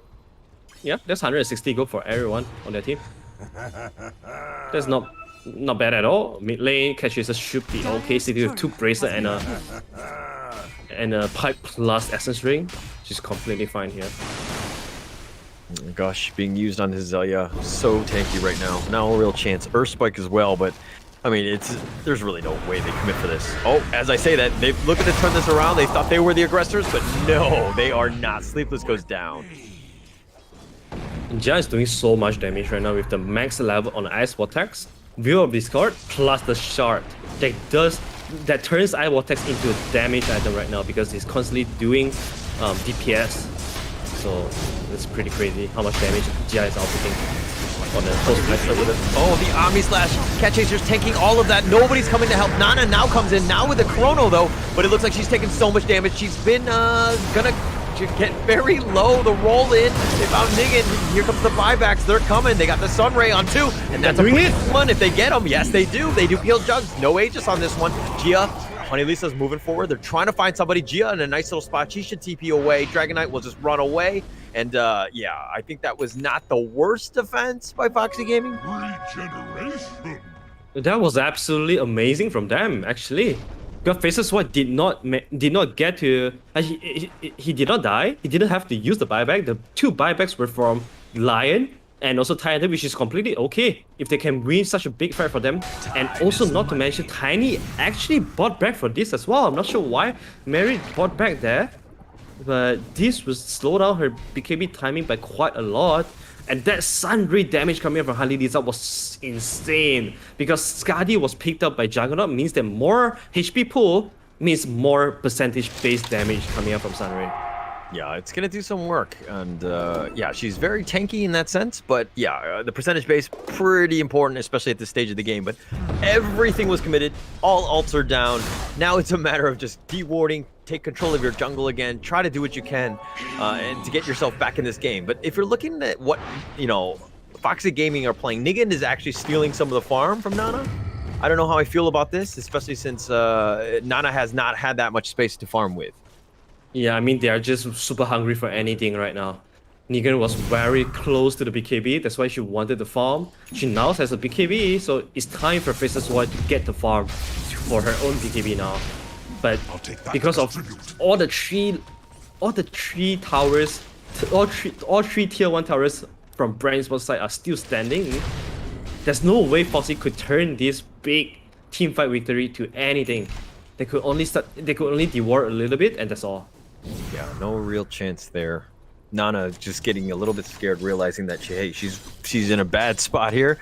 She's gonna at least take the mid creeps here, but everyone else is just chilling in their base. Not really much you can do at this point as Foxy Gaming. Not at all. They have to wait for a Bren Esports to take another initiation, and hopefully they are strong enough to defend that. They don't have buybacks on Lion and also the Tide Hunter, so this time they might need Sand King to be the sacrificial lamb to be jumped on, so the counter initiation could come in. We'll see. Well, let's see how they play this one. I mean, Roshan is still up in 8 or so seconds. Obviously, the players don't know that, but they do sense something is near. Oh, Ice Blast. They're going to try to go for Nana. Nana actually just time walks away. Negan just gets hit by the errant Ice Blast, says, what the hell? Okay, that's interesting. No one's gonna die, unfortunately. Like for Foxy, it's all about slowing down the game right now. Can they slow the game long enough so that Bren Esports has more chances to make a mistake? But right now, Bren, they are already in the Roshan, Cheese Aegis plus the shard. Focusing on, and I mean, just the amount of damage they have with Jill and Hazelia just kind of taking it. This should go down very quickly, and really nothing Foxy Gaming can do. This is the bad spot about, hey, they really can't fight at this point. Yeah, Tiny is gonna get the Aegis plus the shard. So Tiny is actually going to be the one hitting tower for their team. I actually like this a lot. Oh, Nice Steelers. caught him. They caught him. They found Niggin. Nice little roll in. Legaia was just sweeping the sides, and they end up getting the kill on that one. Niggin goes down. Wait, why are they there? No, they were split pushing, and then they just happened to. Oh, they're like, okay, we're fine. We're just gonna go in the trees and just TP on out. But Legaia was like a vacuum cleaner on the sides, and just like sweeping through, making sure that there was nobody there, and ended up just rolling right into Niggins. I don't know if that was lucky or unlucky at times. I mean, that was a good consciousness from Legaia to just keep scanning in the trees, knowing that they might be doing some swift push. And here you go, look at Mary, just punching the tower, but so slow. Oh yeah, with the Phoenix, the Fire Spirit on top. Oh, Glimmer, they've got the dust. They found the silence and the kick right onto Sleepless. The guy's like, okay, I did my job and I'm out. I cast my 3 spells and I'm out. But here comes Nana looking to go in. Time walks forward. And Nana does have a DD, but she just got Ice Blasted. And I don't think she really wants to fight here. Cat Chaser didn't get the memo, and now he's going to eat the Omni Slash with Sleepless. Sleepless glimmers herself. She stays alive for a little bit longer, but she does die in the end. Burrow Strike keeping Honey Lisa alive for now. Oh, but the Legaia rolling. And here comes the Chrono, and it's been committed. And that's going to be with the Magnetize. The egg is going to be used on the back end of this. Miri's somehow still alive. Nana's looking to fight this, but she has to time walk away. The egg is now going to be open. But Jill just gets stunned and just backs off and takes the rack. Oh, I think there's some huge miscoordination coming out from Foxy. Faces White got hit by the Ice Blast, he's going back, but Tanta is still staying there, and Tanta died without buyback for another 40 seconds. Oh, Niggin is going to commit the BKB, but that was a defensive one just to stay alive. No real way that we're going to fight there, so this is a pretty big win for Bren Esports, and it's all about the small things at this point. Yeah, seems like Aegis is still available on Tiny. And it seems like they would just go back to regen for a little bit and go for second round, because I don't see why they will want to stop. There's still Stormling Slash is not available for another 70 seconds, but Juggernaut completing the butterfly very soon, and that's gonna be the scary part. In fact, she's gonna have butterfly in another wave of creeps. So right, that's for the very record, fast timing. Yeah, I mean, Juggernaut, you talk about the butterfly being scary. I actually find the fact that she has cheese the most scary thing because I'm lactose intolerant. Okay. Good to know that. You needed to know. All right, just saying. Okay. We're just opening up to one another, right? Yeah. A lot of information. I learned a lot about you today. Good. Yeah, that's good. What else do you want to know about me? You just feel free to ask. We should do an AMA right now. AMA right now? In the middle of the Grand Finals Game 2. Here we go. What's the CPU you are using now? What CPU? What processor are you using? Yeah, Intel, of course. Well, speaking about Intel, there's a giveaway for everyone that's interested. So feel free to check. Okay, hold on, you can check this later. The roll in, Nana's gonna get destroyed there. Cat Chaser running for her life. No real chance of the Sun Ray, but it doesn't do anything against the Ice Blast. Debuff, that is, and no heal there. Legaia's gonna roll in and completely miss, but that's fine, because you got your teammates that will just clean up. And it looks to be very bad here, and they're gonna focus on the T4s. They realize that there's no buyback.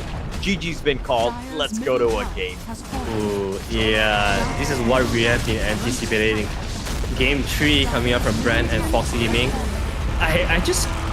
It is actually very impressive that Bren Esports, they identify that, okay, playstyle is not the biggest problem here. Okay, the biggest problem is our execution in our game 1 that led to a lot of very bad fights and a lot of bad decision making. So this time, let's do things correctly. Let's speed things up again, play fast as well. And this time around, Foxy Gaming did not get to have the upper hand to just chill and counter initiate, because they are always getting gone on by this Earth Spirit, Tiny, and also a so very well played by Brand. This is the familiar brand that we have been casting all tournament long, and I'm glad that they get themselves back into the game tree with the same way. And I know we've been blowing up a lot of smoke in terms of Gia's play, but like as a support player, this is the first thing that I see, right? The fact that she's 5'1", 26, she's the lowest net worth on her team with 8K. But if we're looking at damage, she's actually second place. She had 17,000 damage, only second to Tiny on her team with. So you're doing so much with next to nothing in terms of itemization. Like this is just being able to stay alive, throwing out your spells many, many times and just blowing things up. So a big props to her. But I felt like, again, just Bren Esports really on fire today. This is the Bren that we know and love. And we're happy to see them here as they're going to go into a game 3 up against Foxy Gaming. What does Foxy Gaming need to do to better prepare themselves for that game 3?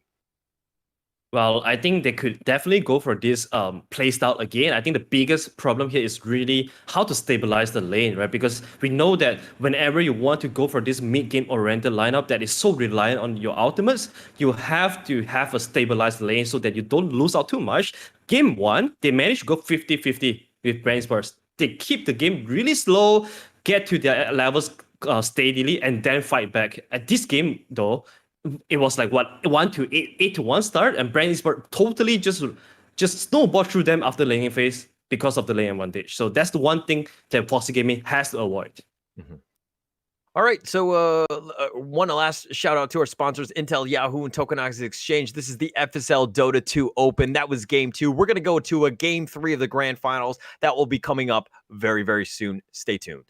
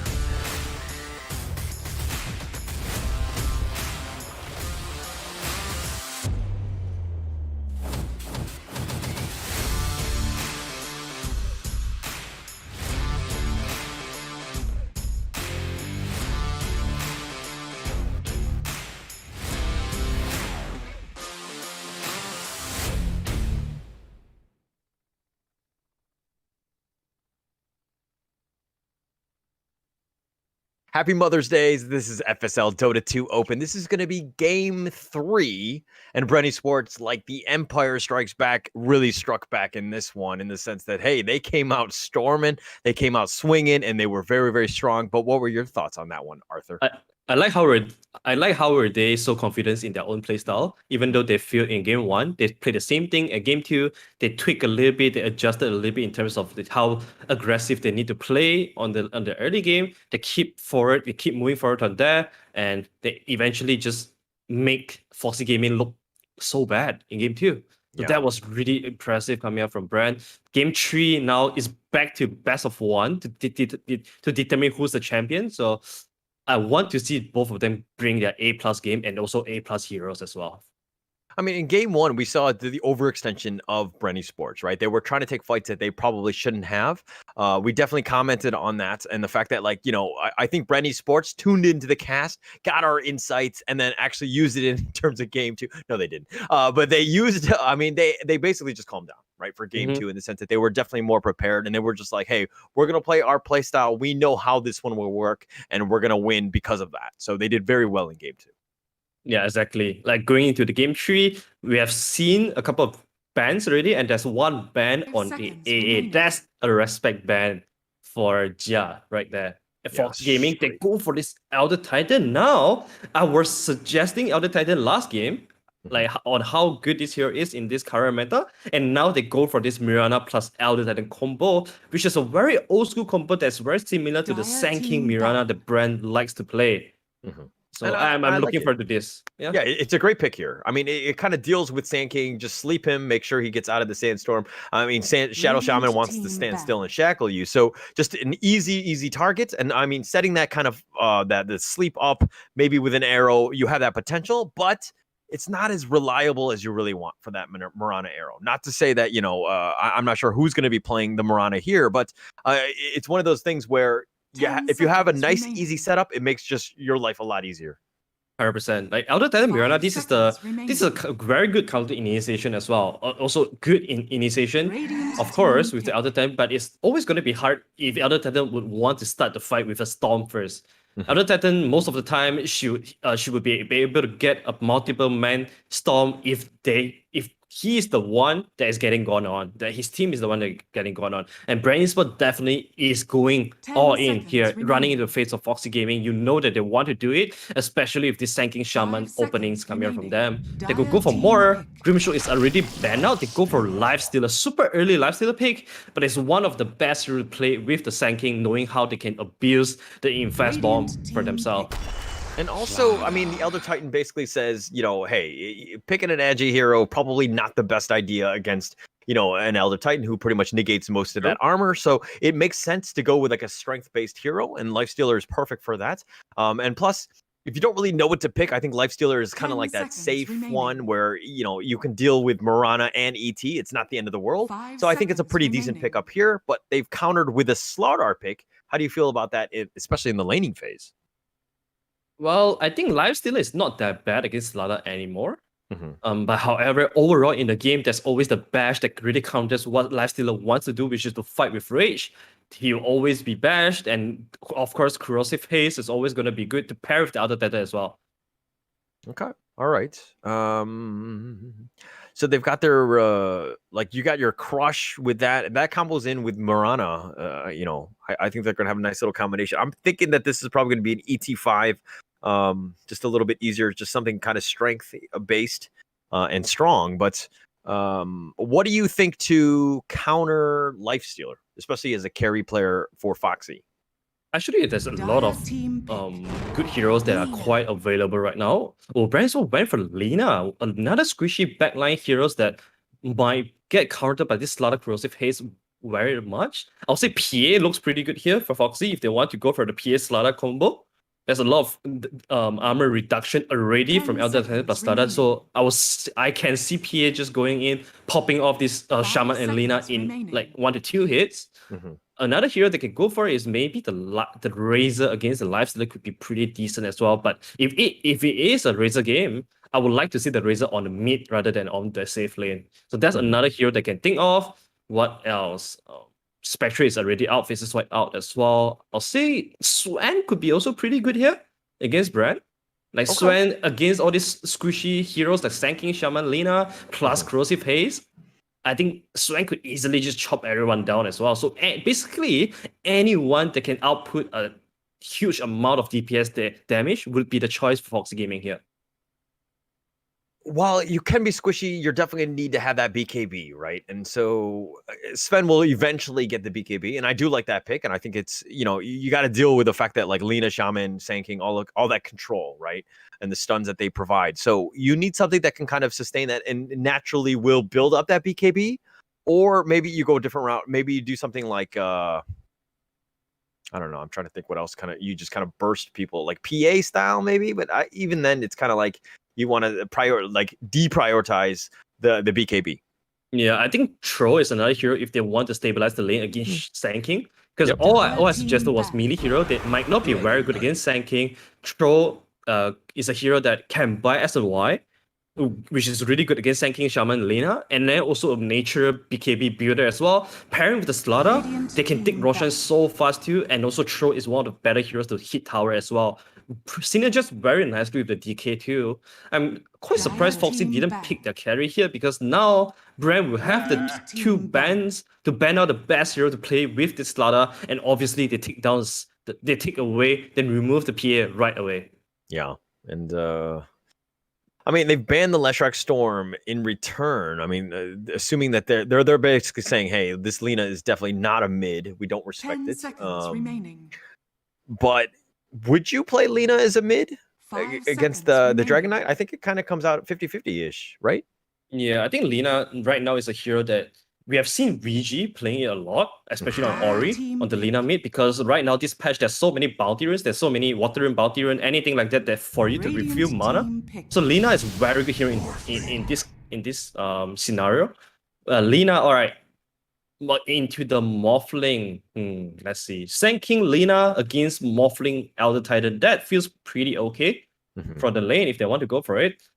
I think Bren will want to find 10 a seconds gotcha remaining. pick right here that is good against DK and also good against Morphling. What would that pick be though? 5 seconds remaining.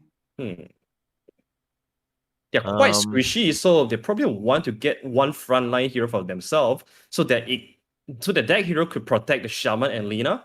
If they are putting these two heroes on the support, which I'm not a big fan of, to be very honest. Alright, they go for a War Spirit. Select your heroes. Okay. That's just okay, I guess. It's just a hero that, they can play fast for sure. They can be running into Foxy's gaming, setting up kills with the U-Scepter into Ether Renan, and that would be the way to lead the chain stun from Shaman, Sanking, and Lina. But the thing is, they're so squishy though. They're so squishy. And if they don't get to burst down this Slaughter DK first, and they get counter-initiated on, I feel like they're just dead actually, because they have no save at all.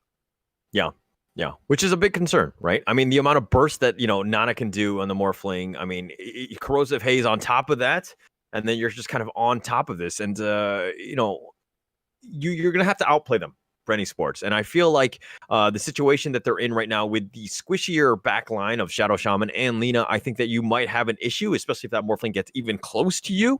So positioning is going to be key. Vision, of course, is definitely high on that list, and they need to ensure that, hey, wherever the enemy is, they've got a good idea of where the enemy team is.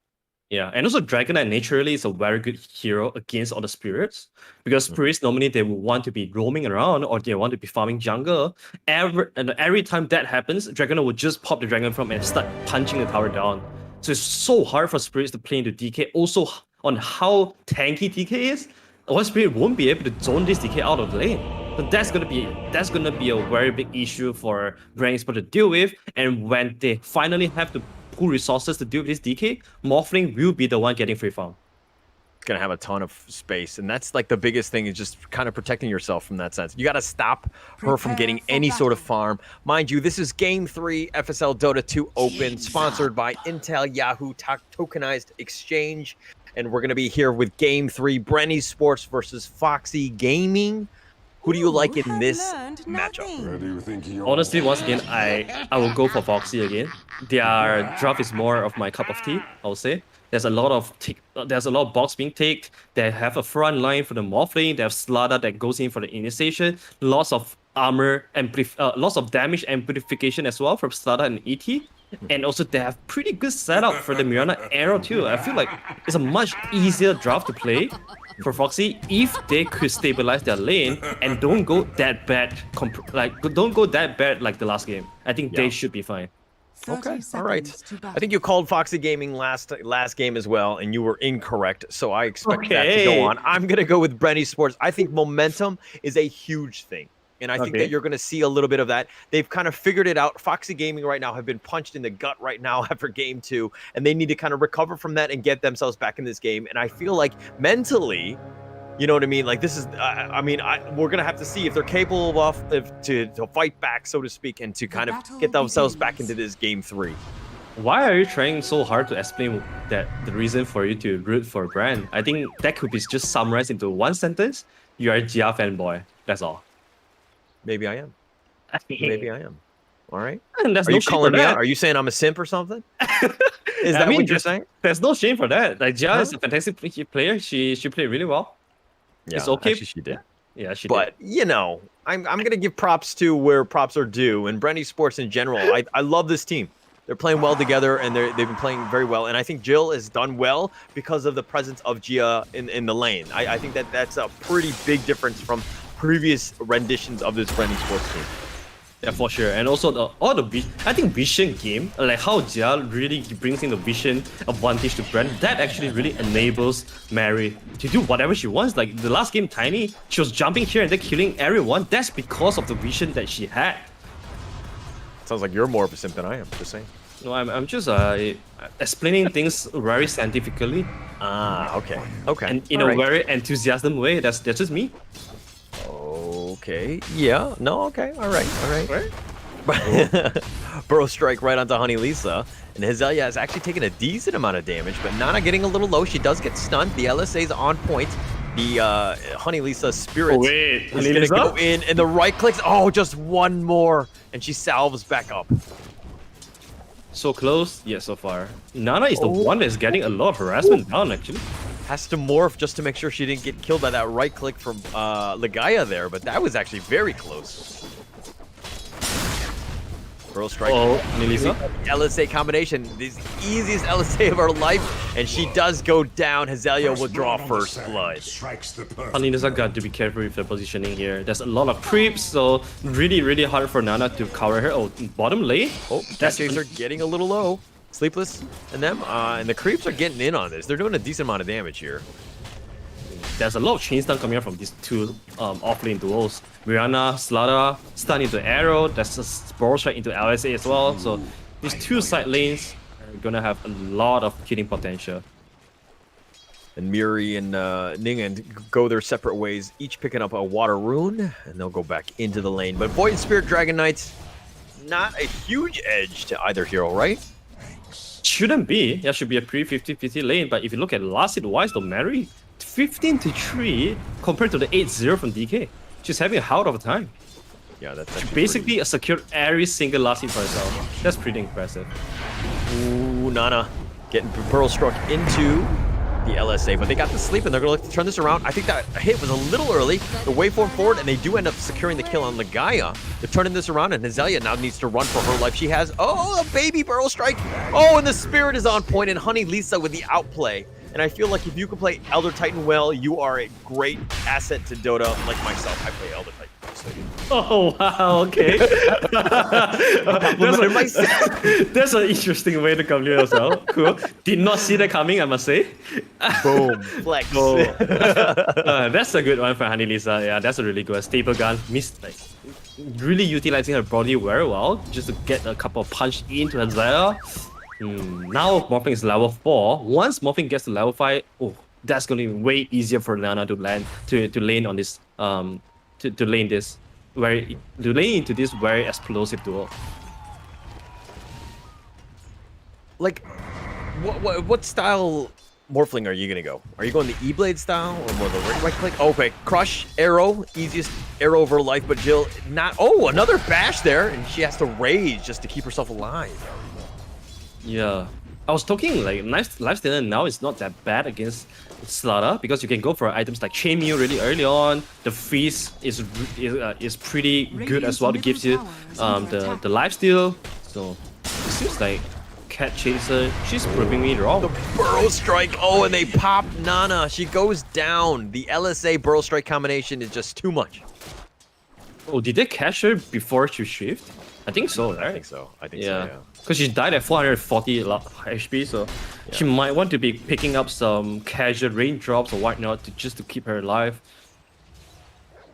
That is a little bit unnecessary there by Nana, but you gotta be careful here from now on. By the way, what build do you go on this morning? Oh yeah, you were asking. I would say, okay, hold on. She might be Burrow Strike LSA again. Your waveform's back, and Honey Lisa's like, come on, do I have to babysit you? Do I have to hold your hand? What do I need to do? Alright, first of all, Hanisa has to feed her the Sao first. Oh, no! With the self, she got outplayed there, and Honey Lisa will look to die as well, and the tip and the disrespect, Ligaya. I like it. Oh my god, that was so bad! Now Morphing does not have TP for 40 seconds? We were seeing how unkillable she will be when she hits level 5, and I guess she'll be hitting level 5 in 1 minute later. Oh, that is so painful for Nana. That was so unnecessary. That was just a snowballing effect, right? When you die, when you're not supposed to, then all the bad things are just gonna happen after it. And now that Mirana has to TP all the way to the top lane, it means that Cat Chasers are completely alone at the bottom side. If they're able to punish Cat Chasers here, then the early laning phase will just completely crumble for Foxys because of this one misplay or two misplays in a row from Nana. That was massive. I mean, she had a salve on, and she was thinking that she could morph away, but the Dragon Slave was just barely catching her out and just killing her. And Ligaya, that was a pretty massive play, and that completely changes the game dynamics. It does. Look at the last hits right now. Lifesteal has 29, close to 30, almost double up of what the Morphing has right now. Oh man, and Nana is back. Yeah, she's level 5 or whatever, but I feel like Honey Lisa needs to just... Okay, here we go. A little bit of a pause in the action, but okay. Bottom lane, we haven't talked too much about this. Let's talk about this Lifestealer Slaughter. Obviously, you said it was very playable in that sense, but if we're looking at last hits, Lifestealer, 30 last hits, 4 denies, 28-8. I mean, it's still 50-50. Yeah, 50-50. That wouldn't go so bad for the Lifestealer. Now that he picks up the Chainmail, so this is gonna help him mitigate a lot of the physical damage coming out from Slaughter. But once Slaughter get level 6, that's really where the problem is gonna come in. With the Corrosive Haze, Slaughter should be able to do a lot of physical damage on Lifestealer. Oh, but Cat Chaser, level 5. I mean, Jill is level 6, so in terms of at least experience, she's up right now.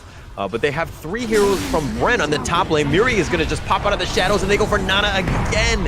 And she's died so many times already, 3 times at 7 minutes. This is not looking good for Foxy Gaming, which is the team that you thought was going to win because you're always usually wrong. Wow. Wow. We know that this is the last game, but you don't have to try so hard to roast me every single time you can. If I can't roast my co-caster, I don't want to cast. Well, anyway, Nana was trying her best already. She was at 880 HP by the time she died. She just did not expect the War Spirit was there with the Invis rune, so that was a bit sad for her. Ningen, on the other side, might be dead here. Do they have damage? Yes, they do. Yeah, they do. Oh, and Dragon Knight. Man, this is the snowballing effect from the death on Morphling, really, because the DK now, she has the sense of urgency for her to do something on the map so that they could salvage this huge pressure from top side. That's why she was trying to push the mid lane, and they get punished again. And Honey Lisa trying her best to defend this tower too, but should be able. Bren should be able to take this tower very soon. And Honey Lisa there just puts him to sleep and just runs out of there. But again, this is all about momentum, right? Even from game 2 to game 3, like they knew that they had, you know, to kind of understanding who they need to prioritize, making sure that Nana had a bad game in the last game, and then forcing it in this one where you're kind of making her very uncomfortable. And Jill will now go on to Honey Lisa. She's trying to TP away. Ooh, that's nice. She does get out. That was a very heads-up play. Yeah, that's a very calm play as well by Hanisa. Honestly, I feel like Hanisa is one of the more impressive players coming from Foxy. The two Phoenix game previously was pretty impressive, and now that the Outer Titan, the way she secured the lane before the disastrous death for Morphing was pretty nice too. Getting double kill for the lane, and then right now TPing out very calmly as well. I think this is something that you got to need when it comes to the game 3 and the grand final. You need to keep your composure and keep calm. Yeah. I mean, which is easier said than done, right? Like, Dota is a very emotional game. I'm sure you've run into some toxic people, even me. It's a very difficult game, right? People are gonna flame you for everything. So it's again, composure is not the easiest of things, but it's kind of like mental warfare, right? Just kind of stay calm. We got this. And okay, speaking of not getting this, Nana thought she was safe, just sticking around the tower, but she's getting gone on here. But Miri will back off now and give a little bit of respect. They're pressuring mid lane now. Where is the Dragon Knight though? Dragon Knight is all the way at the bottom side. But this bottom tier 1 tower by Bren is so healthy though. Do they really want to give up the mid tower for this? Okay, there's a DD rune for Mary. Oh, Epicenter's being channeled, and they go right to Cat Chaser with a Burrow Strike, and that should do enough damage. More with the Shackle as well, but Legaia TP's in, and Ningen thought she was fine with Dragon Form, and she just flies her wings, and she just gets on out of there. Sleepless on the Mirana also dies to the Urn of Shadow by Void Spirit, so that's a very early unpurchase coming out from Void. She's building into the Spirit Vessel against the Morphing and the DK. Right now, 8-3, 2k gold already from Bren, and seems like this is gonna be history repeating itself again from game 2. Bren, they're having a very good lead after the laning phase, and you have seen, like Gil, right? This is the comfortable play style that you want to be playing in. Everyone else making move should just be farming and becoming the insurance for the team. And Miri, top net worth, Cat Chaser is second though. That's a little bit of a surprise, right? At 11 minutes, excuse me? Yeah, she has a Midas. Yeah. Like, Burrow Strike, but Moonlight is now going to be committed, and they're just going to kind of disengage with that. The stomp is going to be a little off the mark, but Cat Chaser is alive, and that's the best thing. Yeah, Cat Chaser probably thinks that, oh, my Morphling is having such a bad game, and while I'm having such a nice one, let's try to get into the Midas and maybe try to solo by myself. So that's probably what Cat Chaser is trying to think. And at least she's trying to make herself a game changer here for the team.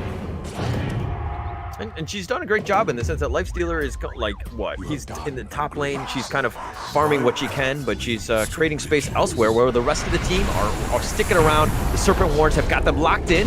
All right, here's the split earth. It's going to connect onto it, and Gia gets shot in. Nigan is going to make the TP here. Honey Lisa is looking to focus this, but Gia is somehow still alive, running away. Cat Chaser's looking to get real low. She does go down. Miri, oh, the Remnant is just barely out of range, and they've got a 2-for-1, all at the cost of Gia for Cat Chaser, and of course, Honey Lisa. Foxy is gonna fall as well. No more leaps. She's gonna fall on third.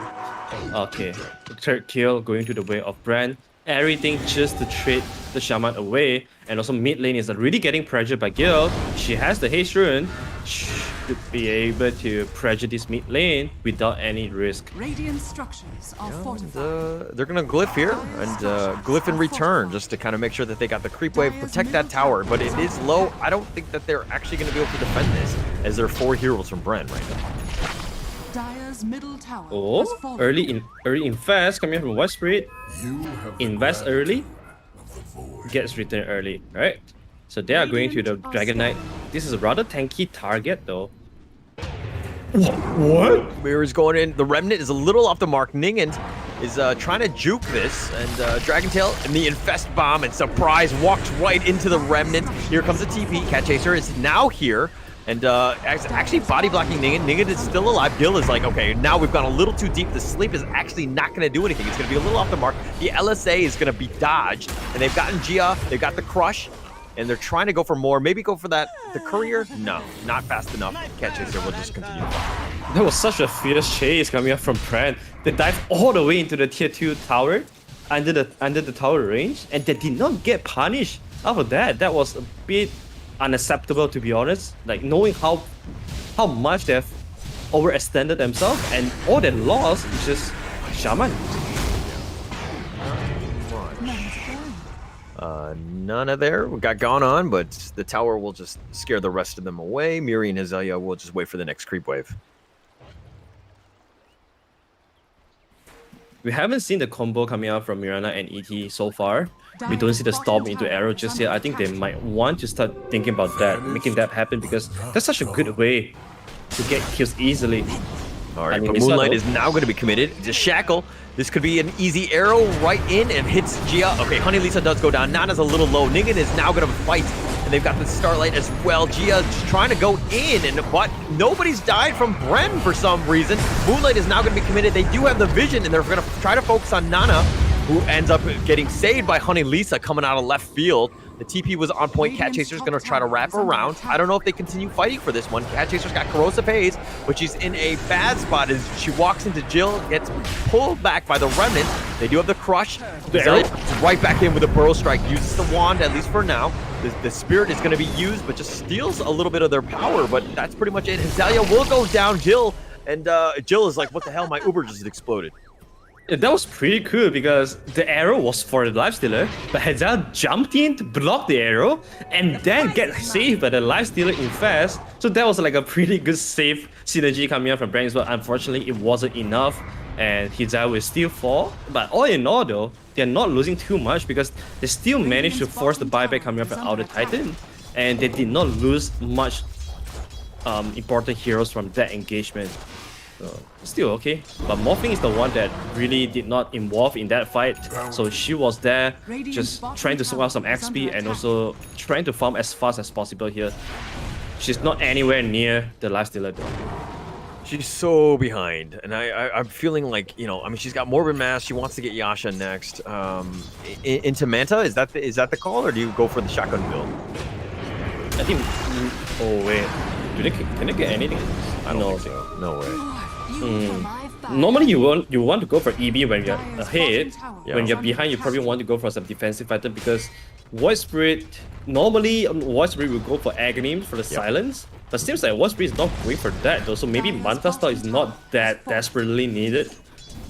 But still, Yasha I think is you just couldn't skip Yasha. That's too good of an item for Morphling. But I think the next item after Yasha, it really depends on what Spirit is having. Well, top three going the way in terms of net worth to Bren Esports. Honey Lisa does need to be careful, but Bren Esports do this time and time again, and it's funny because, you know, I'm not sure who picks what, but it looks like they're going to continue to play the same side in the sense of Foxy Gaming is still on the Dire, but Radiant have, in my opinion, done a good job of understanding how to choke them out, right? Controlling that triangle and doing the same thing of just, you know, just taking away a lot of the farm that Foxy Gaming can get access to.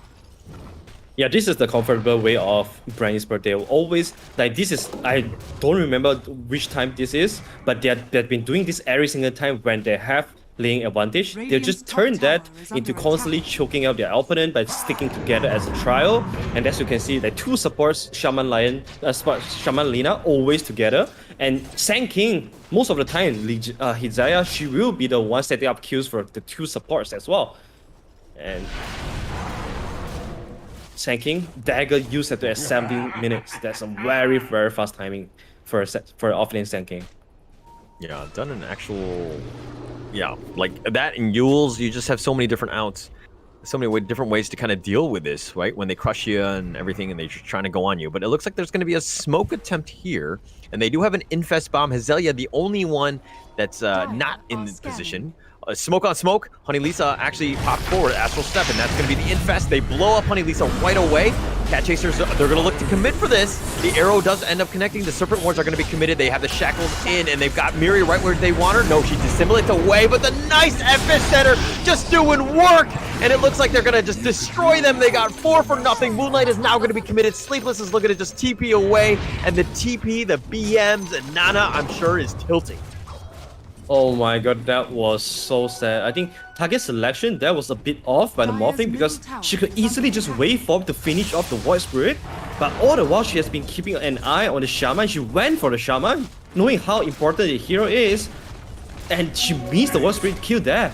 And then of course Zaya just came in last, and we talk about how strong Sand King is as a counter initiator. That was a perfect epicenter into Borrow Strike plus Sandstorm there that cleaned everyone out.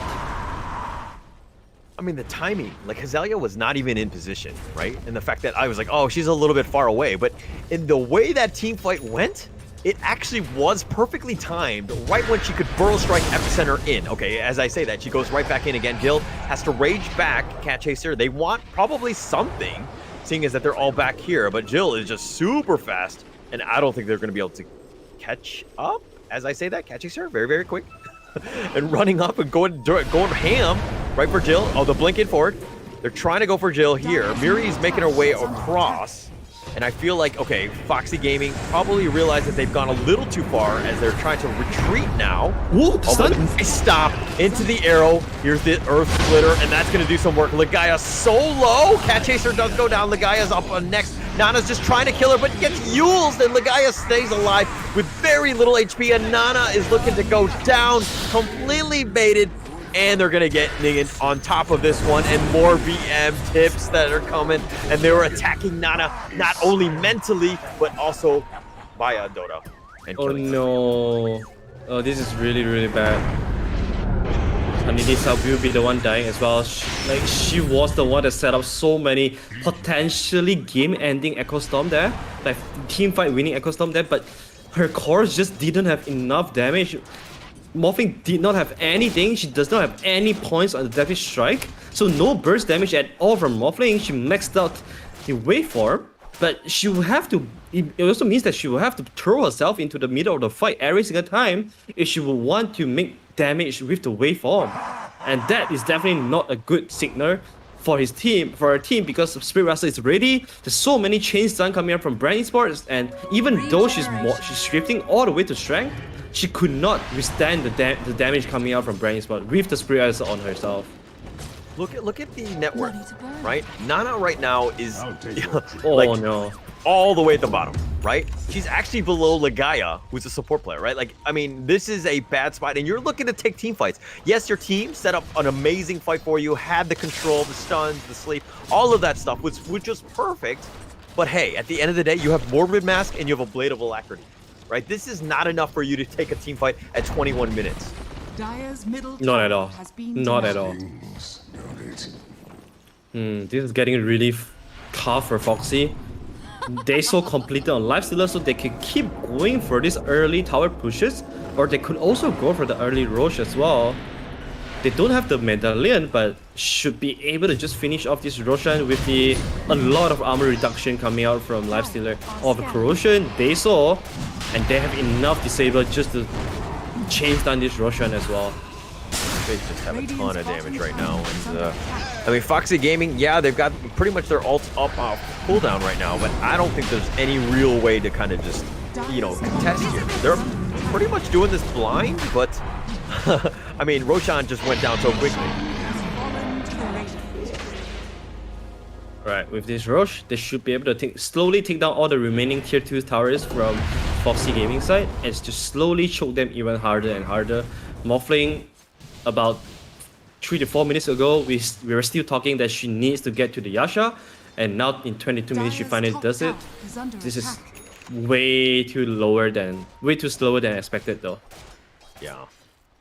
I mean, didn't have a very great lane. Like, I think that Bren did a great job of focusing on, you know, making sure that Nana had a rough start. And I think that Foxy, they need to look at the replay in the first 10 minutes of just doing a better job, setting it up so that Nana can, you know, have a successful, good game by just, you know, maybe tri-laning it, whatever it is, whatever it takes to make sure that she has the space to farm. Because again, I haven't seen it in the past 2 games. Yeah, that's true. That really comes down to the death at level 4 that she wasn't supposed to die at, and everything just kind of snowballed from there. And Bren absolutely take advantage of this mistake coming out from Foxy Gaming. And we have always known that Bren Esports, they are a team that will want to be playing aggressively. They want to be the one snowballing and keeping control of the game, and they are doing exactly that again this game. They are very consistent in this way. Yeah, they're just I mean, they're a force to be reckoned with in that sense. I think the game one caught people off guard, and I think that Bren Esports thought they were strong, and then in actuality, in the laning phase, they weren't actually that strong. So seeing them now, this is the Bren that we know, where they have that net worth, and now they can be aggressive, so to speak, which was what they were trying to do without the net worth, and so a bit of a difference in that sense.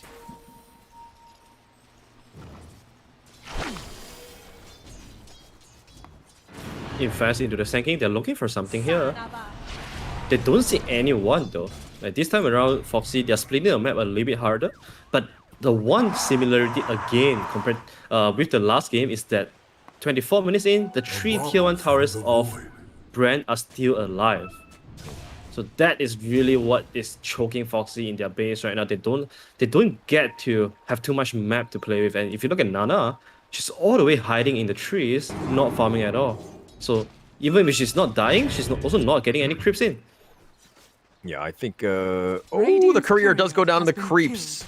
Score 1 for the creeps there. But I think Nana at this moment went to the woods alone to just kind of meditate a little bit, because she's not able to farm, not able to find any space, and she's going to try to do what she can. But Jill is focused on this T2. Meditation not working well. Oh, working well. She walked into the vision range of Bren Esports, and next thing you know, she wasn't anymore. DD rune on 1 spirit now, plus the Agonims plus Spirit Vessel. So Manta Style is absolutely the item that Nana needs here, but that is so far away. And she's actually queuing up the S and Y of everything. Might not be the item that she needs though. However, this is Bren attacking. Oh, they're gonna just look to go. Cat Chaser's gonna try to fight 1 versus 2. Oh, doing some damage! Almost killed Lagaya, but not enough. Miri's there. Got her back. For these seconds without the Slaughter. And Slaughter is the richest hero on Foxy's side, holding the BKB as well. So without the strongest hero on the map for them, they might not be able to do this. We still don't see the Echo Stop. Okay, now we see it. Oh, they're gonna go for this. They're gonna look to fight this 4 versus 5. I don't think that this is a good idea. Jill is getting very low with the rage. And yeah, into the infest, into the body. Hazelia is gonna queue it up. No, she actually cancels it, and she backs off here. I think Jill was like, I'm too low, do not go in. And Hazelia was like, all right, we'll cancel this one. We'll abort mission. Oh, they're gonna go in now. Ningen is getting a little bit low and trying to fight this one. And the infest bomb is just on point. Honey Lisa with the stomp, but don't really care because I got rage. And they're gonna look to focus on this one. Cat Chaser is now out, and that's the biggest one. Yeah, you have a 2-man crush, but can you fight this? The buybacks are real. They're all coming in. Azalea's looking to just run away. They get a nice little bash there. They got something with Hazelia there, and they're trying to focus on Jill now. Do they have the damage with the arrow? They're trying to focus this up. They get the stop, and that's gonna be ages. They got something out of this. The nice little sleep here. They're gonna put out Corrosive Haze on a number of heroes, but I think that's gonna be the end of it, with Hazelia being the only one that actually died. 3 buybacks for that though. Well, yeah, they successfully defend their racks. Morphling did not die, so that's a good news for them. But Morphling also did not involve in any of their kills, so she actually didn't get any experience. And now, Bren Esports, they're making a move on Morph. Oh no. No. Just the amount of burst, the pullback, and again, the disrespect. This is the thing where, I mean, oh, Nana, you just need somebody, like, do you just have your team just babysit you?